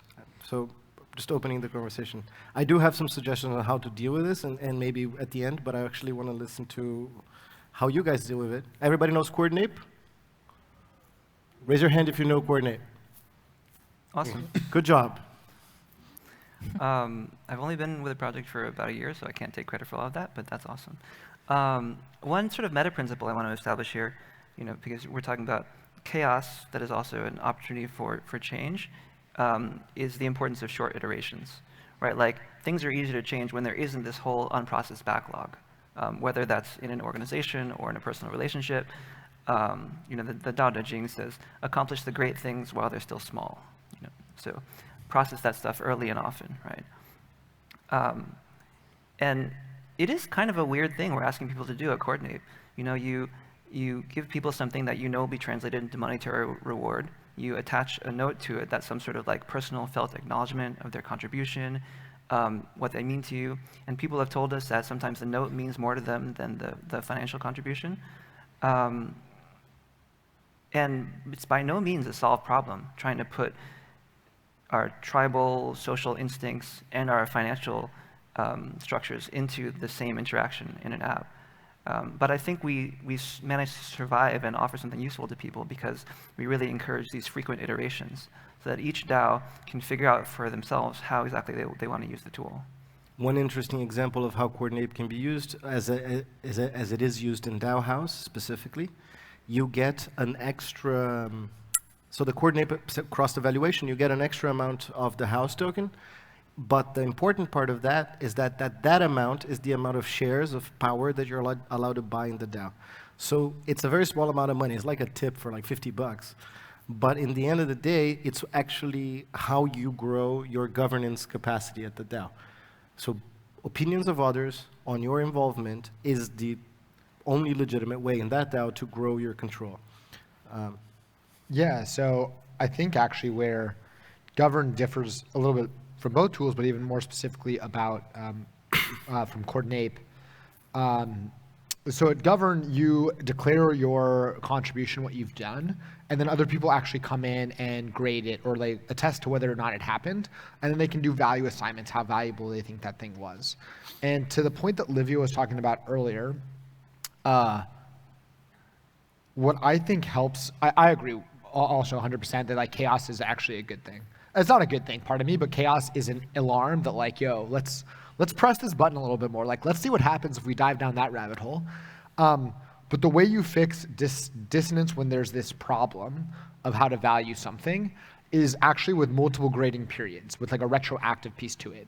Because some things you don't understand the value of until later on, and also rather because it didn't blossom into its full potential, or you just didn't really know about it, there can be any number of reasons. And I think Coordinate also has a system of this with their epoch methods, where each epoch you can do a new, like you give rewards within an epoch, so it's an iterative game. What Govern does a little bit differently, and what I am personally very excited about, is that you have a single record of the thing you've done, and then you can value that at many different points in time. You can value it today, you can value it in a month, you could value it in 10 years, right? It's retroactive public goods funding to every contribution you do, which allows for corrections of the system. To say, yo, we messed this up the first time, let's go recorrect it now. And also to that point, it separates out the work you do from the rewards that you're earning. So you could have one value be given to it that's purely a financial value, and then you could have another value be given to it that's a governance value. Right? So you can layer on all these different reward systems to ensure that the ultimate compensation, if you will, matches what the DAO thinks it's worth. Now I wonder, we talked about change and chaos, so I guess we are all facing a particular phase in crypto, and this change in this today could mean that we have to somehow cut rewards. So could you envision what will happen to our DAOs if the reward systems are under pressure? I mean, the system stays the same, the numbers just go down. and what happens when that happens is a people problem. That's an invitation for conflict resolution and debate. And the system as we built it, that can invite that conversation, but it doesn't solve it. That's something people have to do. I think there's a dangerous assumption here. I want to provoke you, Lawrence, that the numbers will deflate proportionally across the work streams. Oh, I'm not assuming that. And it's not what happens, right? There's certain types of initiatives that get cut before others, and there needs to be a conversation about prioritization. And oftentimes, the people that join the DAO space from more creative social contribution sites, they already have accumulated trauma from having been undervalued in other places, found a little bit of a Disneyland of work in the DAO space at the last bull run, because DAOs didn't really exist before. And now they're saying, they're hearing, sorry guys, it's fun, but now all money goes to the devs because we have to ship the thing. And these people who are already dealing with emotional trauma of being undervalued, who thought they had found a new home, are now getting they're getting pissed, basically. Are you guys seeing that across the DAOs? Yeah, no, we 100% are. Like, let's be super clear here. Let's be so clear here. DAOs are getting tried in a way that they've never had. I really want to point, if like you have a free, I don't know, couple hours, go check out the discourse or the forum on Gitcoin DAO. I think Gitcoin DAO is like one of the best DAOs that we can be learning from right now. In general, they're like doing stuff that isn't financially motivated, but they're like addressing really hard problems where they kind of had these posts like, we need to cut grant funding by like 50%. Like these crazy numbers, right? To try to make up for this. You go talk to, there's a bunch of stewards here. Go talk to the stewards, ask them about the problems that they're facing. We're not even talking about how the stewards are getting paid for the work that they're doing. We're just talking about the ecosystem. DAOs are facing really hard conversations right now. It's not just Gitcoin. Every DAO we're working with is facing this problem right now. It's actually why I really like things like Praise, because I think it offers alternative ways of kind of reward systems. But I think we're going to see what happens like after all of this. Yeah, it also has been challenging for us, I think, because we haven't understood yet how to bring financial abundance to public goods. And then that is the main challenge, and everything that falls under that, which is all the contributions that happen in a DAO that is focused on public goods, or how are people paying their bills by participating in that community, because we're not in a place where it's so abundant yet. We're still like living in the gates of capitalism, and we need our basic needs to be met. Yeah, I was talking to a couple people about this, that people, I don't think, don't like paying, it's not that people don't like paying taxes, but people really don't like paying taxes for things that they feel like they don't have control over. And I think that's what happened. The bull market, it didn't really matter. We were willing to yeet our money into whatever because it just kept on going up, right? And now the bear market's happening, and here we are at a beautiful conference, but also we like are being a lot more particular about where we send money, because we're like, wait, I actually haven't had a hand on the steering wheel. Wait, I actually haven't been able to govern what's going on. And that's the problem, right? We don't know how to work in an abundance mindset yet. We're still stuck in the scarcity idea. I think both are going to exist forever. You can't really make the other one disappear. Yeah. But I was facilitating a conflict, and I suggested, but the devs made pretty good money. Why don't I also reduce the devs' pay? And then people just softly did that, and the conversation moved on. Nobody talked about it. Should we reduce the devs' pay? I think that's up to each DAO. It's super dangerous, because then your dev talent becomes attackable.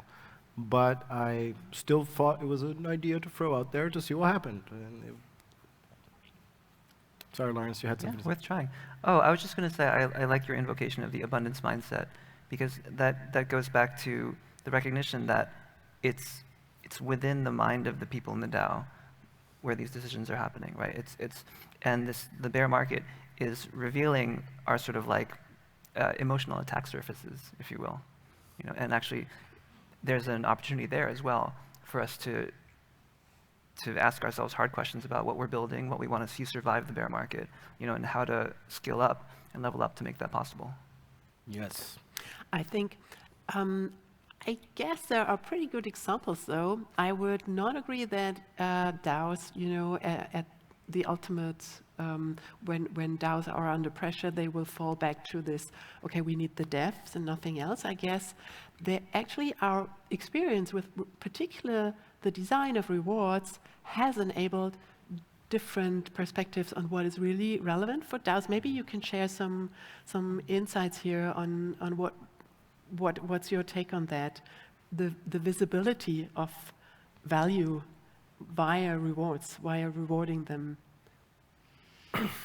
Yeah, I think maybe it's an assumption that everybody in crypto values devs more, or values those people less, or like even the separation within groups, instead of looking at the relationships and how they're happening in a more holistic perspective of how a community wouldn't be a community if all of the pieces weren't there working together.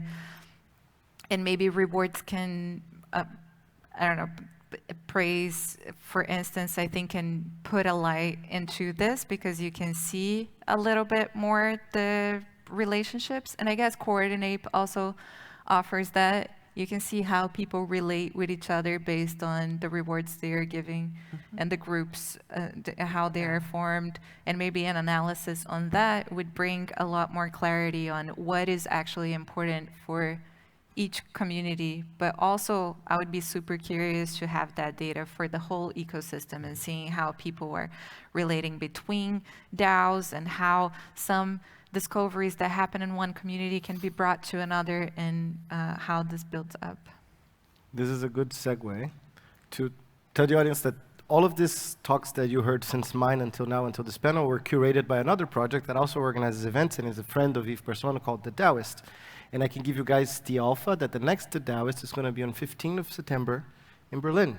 And that's the goal of the project, to create the space in between the DAOs and maybe help that data to emerge by creating these relational opportunities. And that's a good segue to say that we are under economic distress, like all the DAOs, because we're funded by the DAOs, right?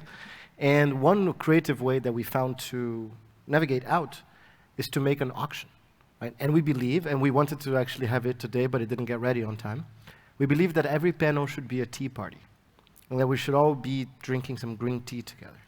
So I'm making myself by hand a clay teapot and 8 mugs and a tray that will be glazed and painted by hand, etc. It's a unique object, a one of one, and we're auctioning it as an NFT, and then whoever wins the auction gets the tea set. The auction is now live at the daoist.co/auction, and I got my first bid. That's why I remembered to talk about it, because Sasha was probably frustrated that I should have talked about it in the beginning.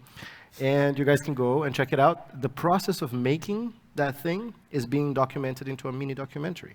And I think that type of mechanic that's being used here for a silly tea set should also be used by DAOs in general, which is having a way to tell the story of some work in progress and have it be funded and then co-governed by the people that care about it, which is kind of a DAO for, a mini sub-DAO for each contribution kind of a thing.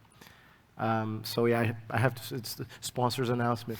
Go check it out. I think something that you're bringing up now, which I think is really important and related to this whole discussion, we, I think, got lazy and we were like, devs are the only people that create stuff. But I actually think that we are all creatives here. Creatives aren't just artists. Creatives aren't just developers. Creatives aren't just anyone. Creatives to me are anyone that is creating something. And that's like, maybe we should change like bear market is for building. Like I actually think maybe bear market is for creating. And we might default to funding devs because like that just feels like the most tangible creation. But that's like not true at all. I like actually invite people to go back to like bear markets from before, and you'll see the things created more so were actually communities that were being created. It was artwork being created, right? And so like bear markets are for creating. We are all creatives here right now. You don't have to be coding something to create. Like go create, like we gotta create something, a teapot, whatever it is, like let's just create. But that, I absolutely agree with that. But we need the numbers to see if that's actually what's happening. Like, that's what you said. No,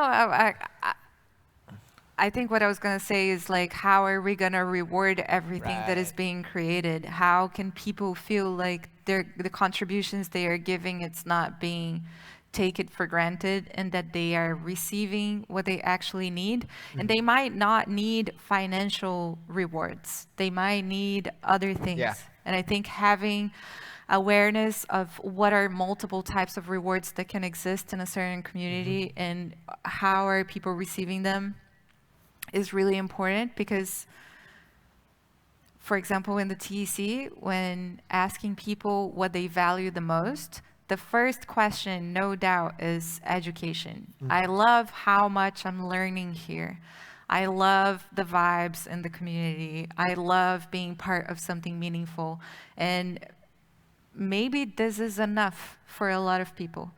And maybe having that as a first step, while we are in a moment where we can't offer so much in terms of like, hey, you come here and you're going to pay your rent, your food, your child's school, your health, you know, we can't offer that yet. So what is the bridges that we're building to get into a place where the system grew so healthy that it's ready to be abundant? Yeah, I think that is the right question to be asking. My belief is that there isn't. I think it's great that there's 3 reward systems up here right now, because I actually in the future don't believe there's going to be one reward system. I think ultimately we need a bajillion reward systems to exist. That's the only way that this actually works. Like, the only way this works is if each reward system is designed to accomplish a different goal. There will never be one reward. There's never going to be one ring to rule them all. There's never going to be one reward system that fixes all the problems. We're all going to be able to do a different thing, and I think it's going to take all 3 things in like rewarding different types of things to be able to make it up. So I really agree that I really liked your point about having different types of reward systems to be able to accomplish different types of goals. I would love to take a different direction, because Livy, you mentioned UBI, stability, cover, you know, the most important things, and then take it from there. Now, we were discussing change. What about the competitive element of rewards? So it feels like, how can we deal with competition, and how, is it actually a goal? Competition, searching for the best. I mean, I guess we all have to search for the best, for the, you know, for the right people, for their energy to make DAO successful. What's your take on competition and rewards? I would say it's useful in moderation. I think we certainly don't want people who are so driven by competition that they're going to, you know, not cooperate when they need them to. But a little friendly competition never hurt. Like right now within Coordinate, we have 2 different product pods focused on different aspects. And sort of jokingly, they started competing with each other, but it's actually helping them be, you know, motivate themselves. So I think in moderation, there's no harm. And how does moderation look like? Just so we... you know when you see it. You know, it's like love. Exactly. No, I'm gonna softly hold this. I think the moderation we're talking here is when the competing agent sets are not ever playing around with mutual annihilation. So when you're never when the competition is purely based on adding more instead of subtracting from the capacities of the other side, in my opinion, that's the sorry. Brilliant. Yeah, non-zero sum. Any other thoughts? We debated a lot having a leaderboard or not. Like, are we gonna top praise contributors, and what is the feeling that can cause? In the end, I feel like, looking to the TC folks here, but in the end I feel like it was seen as something positive to have the leaderboard, just to have this feeling of accomplishment if you are on the top, or a feeling of being seen in a different way, or even an informative of like, who are the people that have been contributing the most now, so if I'm new in the community I can know how to navigate. I think competition can be somehow healthy if the culture can support that, But if it's a culture that is mean, I don't think then it's the worst. Yeah. And there's another element too, which is inequality, basically the range of inequality, the Gini coefficient, and that's a really spicy thing to confront. Given the market rates for devs and so forth, to see that you're looking at the coordinate map for a given epoch, and that someone got some large multiple of what someone else got, and to have people on both sides of that, like arguing, oh, we should be more egalitarian because that just feels good to me. That's the kind of community I want to belong to, versus no, this is just the state of things, and we're going to lose our competitive advantage if we don't have that sort of thing. I think it's the sort of thing that a community has to solve for itself. And even though I accept that there are these market dynamics and that we have to respect them as sort of a force in reality, I think it's very interesting that one of the things that's happening with Coordinate, at least when we're using it for ourselves, is that because we see these, there is this sort of natural tribal instinct to reduce that gap. And I do think that contributes to a certain kind of like camaraderie or like mutual trust that would not be possible otherwise. I think of how, like in pirate ships, the captain only got like 1.5 times as much pay as everybody else. It was very capped, actually. And yeah, you can't really have the spirit of going off on an adventure together and like laying things on the line for each other if there's a lot of inequality. Okay, feature request idea for all the reward platform builders out there. What if the inequality coefficient that is emerging from the generative reward decision making on something like Coordinate was legible? What if you had cybernetic navigation of that coefficient? How would it change the behavior of the agents? Good question. Just keep it in your pocket. Goodhart's law? Huh? Goodhart's law? But like for good, because you're actually quantifying you're quantifying the delta.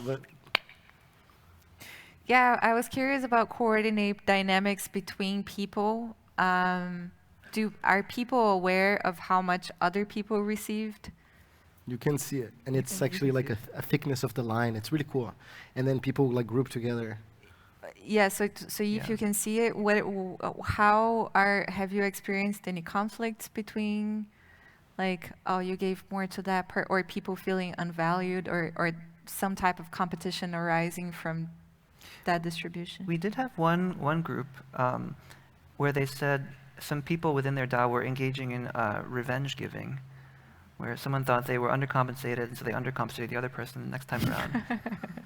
But this is the system learning about itself too. Yeah, I think it's encouraged, in my opinion, because then it acts as an enabler for conversations that should have happened before, never happened, and then the presence of a hyper-aware practitioner would allow for that to be managed, that polarity, right? I would welcome that if I was working in that system. I couldn't have said it better myself. Yeah.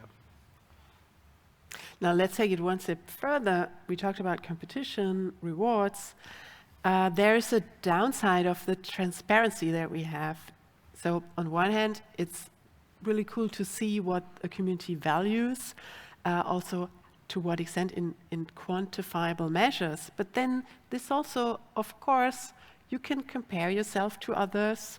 You can, others see how you progress. And then this big topic of mental health in DAOs, being just burned in DAOs via rewards and via transparency. So what can we do? I think that's great. Yeah, these reward systems, the quantification, the making things legible, it's just the tip of the iceberg. There's a lot more that needs to be in place for an organization to be healthy, right? Like it's different if I see someone receiving a certain amount and I have some personal relationship with them. I have some sense of trust, some rapport, some sense that they also value me for what I do, and that is only built the old-fashioned way. Right, like in continually showing up together, in safe spaces, developing relationships, developing rapport, and so the last thing I want to do is impose this tool on a new group and say it's going to solve all your problems. Like it's going to solve one particular problem, but being a healthy group of people, as people, using the same like primal technology that we've been running for tens of thousands of years, it's not going to solve that problem.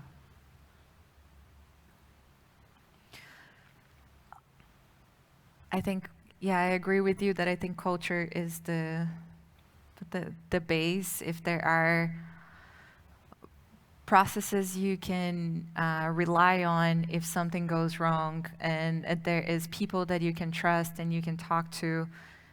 In the TEC, for example, we have Gravity, that is the conflict management working group, and Ostrom has that also as a principle of having conflict resolution at little or no cost. So having that available, and I think making people aware that this is, I mean, conflict happens and we don't want it to happen, but if it happens, we can deal with it and find what is the opportunity for growth and development in it. Can I create the dark matter working group for conflict enjoyment? Because I have qualms with this term conflict resolution. When people see pain in a social system, they rush to try to appease it. And I think that's one of the biggest mistakes that people make. Creating space for pain is one of the best ways for the system to learn about itself. Rewards for conflicts. Exactly. It's as if you have a patient. I mean, I'm a grumpy person. And in my megalomania, sometimes I think of myself a little bit similar to Gregory House. And I watch House all the time. And I like the approach of having the patient feel the pain, right? If you just, give them morphine immediately, it's over. You're never going to find out what's actually happening. You have to create space for that pain to exist. And I think the word resolution here is misleading. So I want to create the conflict enjoyment working group. Actually, resolution is a misleading word because that's what Ostrom says, resolution. But then Juanca, who is our steward of the Gravity Working Group, he talks about management, reward, conflict management. You're getting in with the conflict. You're not, you might resolute it, but you might not. Yeah. Polarity management. Yeah. You know? Yeah, conflict management. Hard to see you agree that more pain should be felt in DAOs, but no, I get the point, and I do agree with that actually. It's quite pointedly to the idea that rewards creates a lot of like how do you deal with people that aren't receiving a lot of rewards, right? How are they supposed to interact in the system? And I think it's twofold. Like the approach that we have taken is that like you should be able to have a record of everything you do no matter what. So that way like you can do something for yourself, right? I think self-empowerment is one of the strongest forms of empowerment. So you do something because you think it's a good idea, you declare that and you have a record of this contribution, and then other people can reward it. So first we change the mindset of like you're doing something for yourself that you think is going to benefit this community as a whole. And then two, I think what's really important in all of these things, whenever you have a reward system, you need to include some documentation or material, how to use the reward system, how to interpret the reward system, how to learn from the reward system. And that's something I don't think we talk about enough. If you're doing things that aren't achieving rewards, the idea is not to then keep on doing that thing and then yell into the dark, dark void about, why is no one valuing this? I've made so many pet rocks. It's like, well, yeah, it's like, okay, we get it. Pet rocks are dope, but yeah, this is a good point that deserves to be underlined. Right. Good reward systems, they are easily navigable. Yes, you need to be able to look at that's a benefit of a transparent reward system, is that you can look at the ecosystem and you can see, oh, this is the types of things this community is rewarding. And you have two options at that point. You can either start doing more of that to earn some reputational reward, or you say, you know what, I think this community is whack. They are obviously valuing something that I don't find important. And then they go start a new community. And they're like, in my community, we're going to reward a lot of pet rocks because that's what we think is important. And you can assemble that way. And that is the key difference between like Web 2 rewards and Web 3 rewards. Web 3 rewards are transparent. You can curate it into the way that you want, or you can leave it. And I think that's something that all three of our systems have. It's, whether it's praise or coordinate, both of them allow you to, or govern, it allows you to, people are saying what they are rewarding. So you both see the associated value and the reward thing itself. And I think that is an incredibly, incredibly, incredibly valuable thing for the learning process of reward system. If your reward system doesn't have a learning process, that's the first thing you should go do, by the way. Cool, you mentioned learning from the results, and you've mentioned analytics a couple of times. Can you give us good examples of a community learning from or taking benefits from the transparency and really has established a process or maybe a good way to take these learnings? We have to build it. I actually came up with a feature request from what you just said. Yeah. Because, cool, so check this out. A very well-documented reward system will have something that's painful to build, which is sort of the growth map, let's put it this way, a documentation where you know what to do and what gets each reward. But that will, in its turn, calcify a behavior pattern that is actually not tested. You don't know if it's the best way. So that will, because it's painful to update that thing, either or you're going to end up with a outdated map that doesn't actually help anyone, or you're not going to learn as fast as you could because you want to respect that map. So there's a possible problem there. What if then there was an oracle that's actually reading and doing sentiment analysis on the proposals and the payouts and mapping contextually what that reward system looks like? But hard to do, needs devs. Devs expensive. So working group, do a monthly analysis of the payouts, that might solve it. Feature request. Yeah, Felipe just described, we have a whole research arm of Govern that Livia's actually works on and a couple other people work on. Big shout outs to Christine, Ellie, Nick, and Zargam, if you're watching, is doing just that. They're building a system that can analyze the results, kind of what the TEC does as well, and Coordinape as well, and see what this community is valuing. I don't think any community does this so well, to answer your point. The best advice I give is that you need to establish rituals in your community.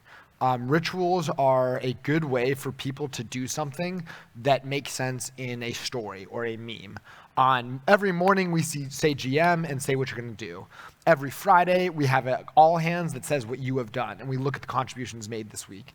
Whatever it is, establish your ritual so that everybody can learn from each other. A learning method that we want to explore, that we've been playing around, is something called Chevruta, but it's really just the idea of pairwise learning, which is that everybody gets a buddy when they join an organization, and you and your buddy explore learnings together, and you challenge each other on what the right ideas are. And once a week, everyone comes back together and shares their learnings. So the rituals are like, you incorporate the learning into your rituals. Yeah, also on transparency, I want to give a shout out to Zeptimus and Ivy that are here that started the transparency working group in the Token Engineering Commons, and it has been one of the most foundational working groups actually for the health of the DAO, because they do audits and analysis, and they record all the calls, so there is infinite learning material about what is happening in the community, and also this accountability factor that everyone knows that you can find everything that's happening, and they also track the token behavior and how proposals are delivering, which proposals passing, with how many votes, who participated. So there's a whole granular look into the transparency of the organization, and I think that is a complement to reward systems that also offer that type of transparency, that you can see what contributions are being made, what people are valuing, what they have to say about that, how much governance power they have, how participatory they are being in the community. So I think transparency might be uncomfortable at first, but I don't think it's ever something bad. That's really cool to know. Really cool. So we're coming to our last 5 minutes. So if there's something you needed to say and you haven't said yet, let it rise. Like a cupcake. There is no one way to do rewards. I can't stress this enough. I can't stress this enough. Not to sound cliche here, the journey is the destination. A lot of people see we are gonna build the perfect compensation system, and we're gonna do the song and dance, and we're gonna get to this final state, and boom, you got it, delivered. that's just not the way it works. I think something that's highlighted in the last however long we've been talking is that like more learning, more of the rewards is determined in determining the reward system in the conversations that happen. Like the journey is the destination. Coming up with the reward system, evaluating it, and layering on a lot of different reward systems is the actual part. Like that is what rewards are. It's not this end goal. It's not this button you press. It's everything leading up to the button you press. And the more that we can think like that, the more that we'll have more equitable reward systems for everybody. And I guess the other thing I want to highlight that I want to leave everybody with, not leave everybody with, but start thinking about, and correct me if I'm wrong, both other people on the panel, but I don't think we ever envision rewards of a DAO to stay within a DAO. Like I think we think of DAOs as way too like hard line edges, right? It's much more of a porous edge. I think what our end state is that these reward systems can be used across everybody in the world, like in the ecosystem. Like it's not just within your DAO, you are creating a reward system for everybody that you ever interact with. And that's like really the mind-boggling, blowing part. And that's really exciting. And so like ask yourself, what's the reward system that you want to be giving to other people? How do you want to reward other people? Because once we all come up with our individual reward system and we layer all those up, then I think we're actually solving some of the issues that we've been talking about today. Yeah. Sorry. Mic drop. Yeah. Yeah, big plus one to both of those things. You know, we're still early. We're still really, really early, both in terms of our understanding of what we're actually trying to do here as groups of people, and in the types of primitives that are going to make interactions possible that weren't possible a year ago. You know, there's lots of interesting streaming primitives coming out now. There's things like Gitcoin Aqueduct and airdrop shrines and ways of structuring automatic redistribution of payments that we're just beginning to play with. People are just putting them out there and seeing what happens. And the other thing is, you know, my favorite way to talk about Coordinape is we create a space for people to talk about money, which is actually talking about values. And if we structure that conversation in the right way, they come out of that a stronger and better group. And I don't think it's just DAOs that need to do that work. Like everyone can benefit from that kind of conversation. All families should do Coordinape. Your San Francisco community house should use Coordinape. And if I can bring something to, if there's people out there listening to this that are working There's on at rewards. least one person, Lida. Go for it. No, that are working on reward systems. I don't know if everybody here is working on reward systems. Everyone is. We all have Instagram. Thanks for the information. Yeah, to look into data collection. Angela and I were participating, organizing, Angela organized the DAO reward system research in the Toucan Engineering Academy that we had a 4-month research with amazing people and projects and results. And the biggest challenge, in my opinion, was the lack of data projects had about their contributions. And if people could track a little more, that would make it so much easier for anyone to do analysis. And well, so I want to give where's the camera? I want to give a shout out for everybody in the audience. If you're working between governance, DAOs, and zero knowledge, call me now. Because what she's talking about is going to become so much more powerful after that data collection isn't invasive. And participation is going to grow. And I go to bed desperate because I know the backlash against DAO is coming from Tradverse.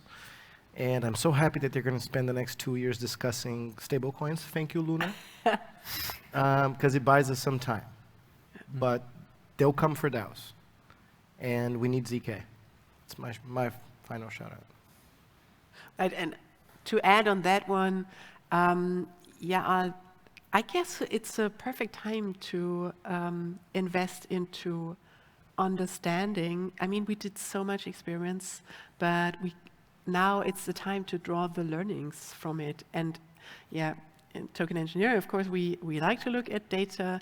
I guess we should establish much more, not only data collection, but also how to establish a process to create insights and then enhance with qualitative insights. I guess it's really a huge opportunity to have both and to have both valued in the same way, you know, because what I take from DAOs is that it's really traditional businesses tend to, you have your business intelligence, you have to KPIs, and that's oriented towards quantifiable contributions.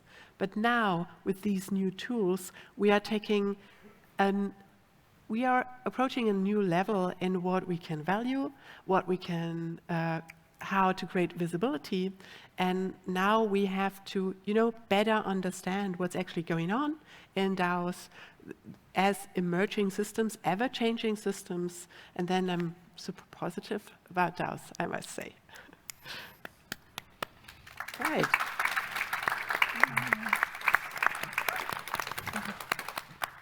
I'm satisfied with that being our closing statement. Anyway. Yeah, thank you so much.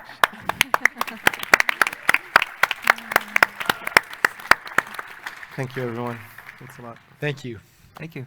Okay, guys, you can go party now. Go drink. Have fun. Right.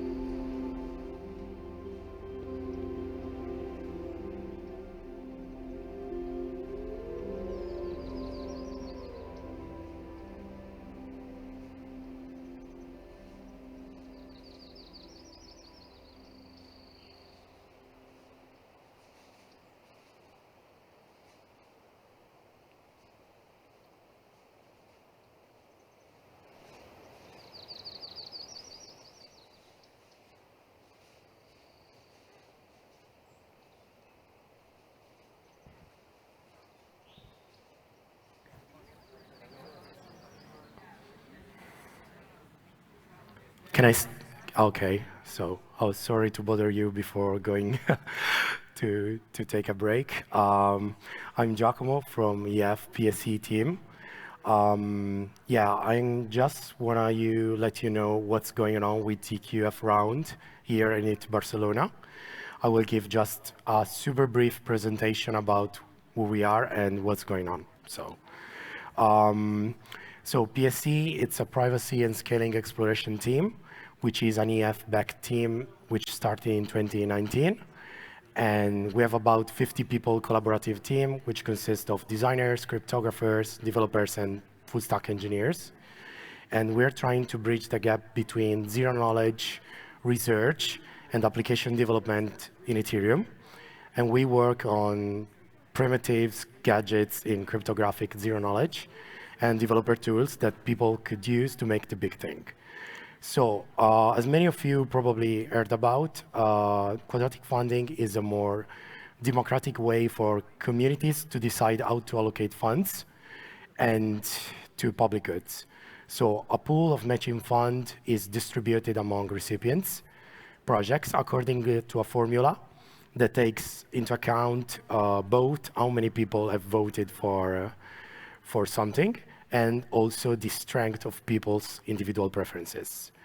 So for the QF round here in Barcelona, QFI, which is a tool that we have made, quadratic funding infrastructure, is going to be used and is built upon Macy, which is a minimal anti-collusion infrastructure, which is a set of smart contract and zero knowledge proof circuits upon which you can build collusion resistance applications. So the benefit of using Macy is that it makes it impossible to you to get bribed because you cannot prove how you have voted, so you can't be trustlessly bribed.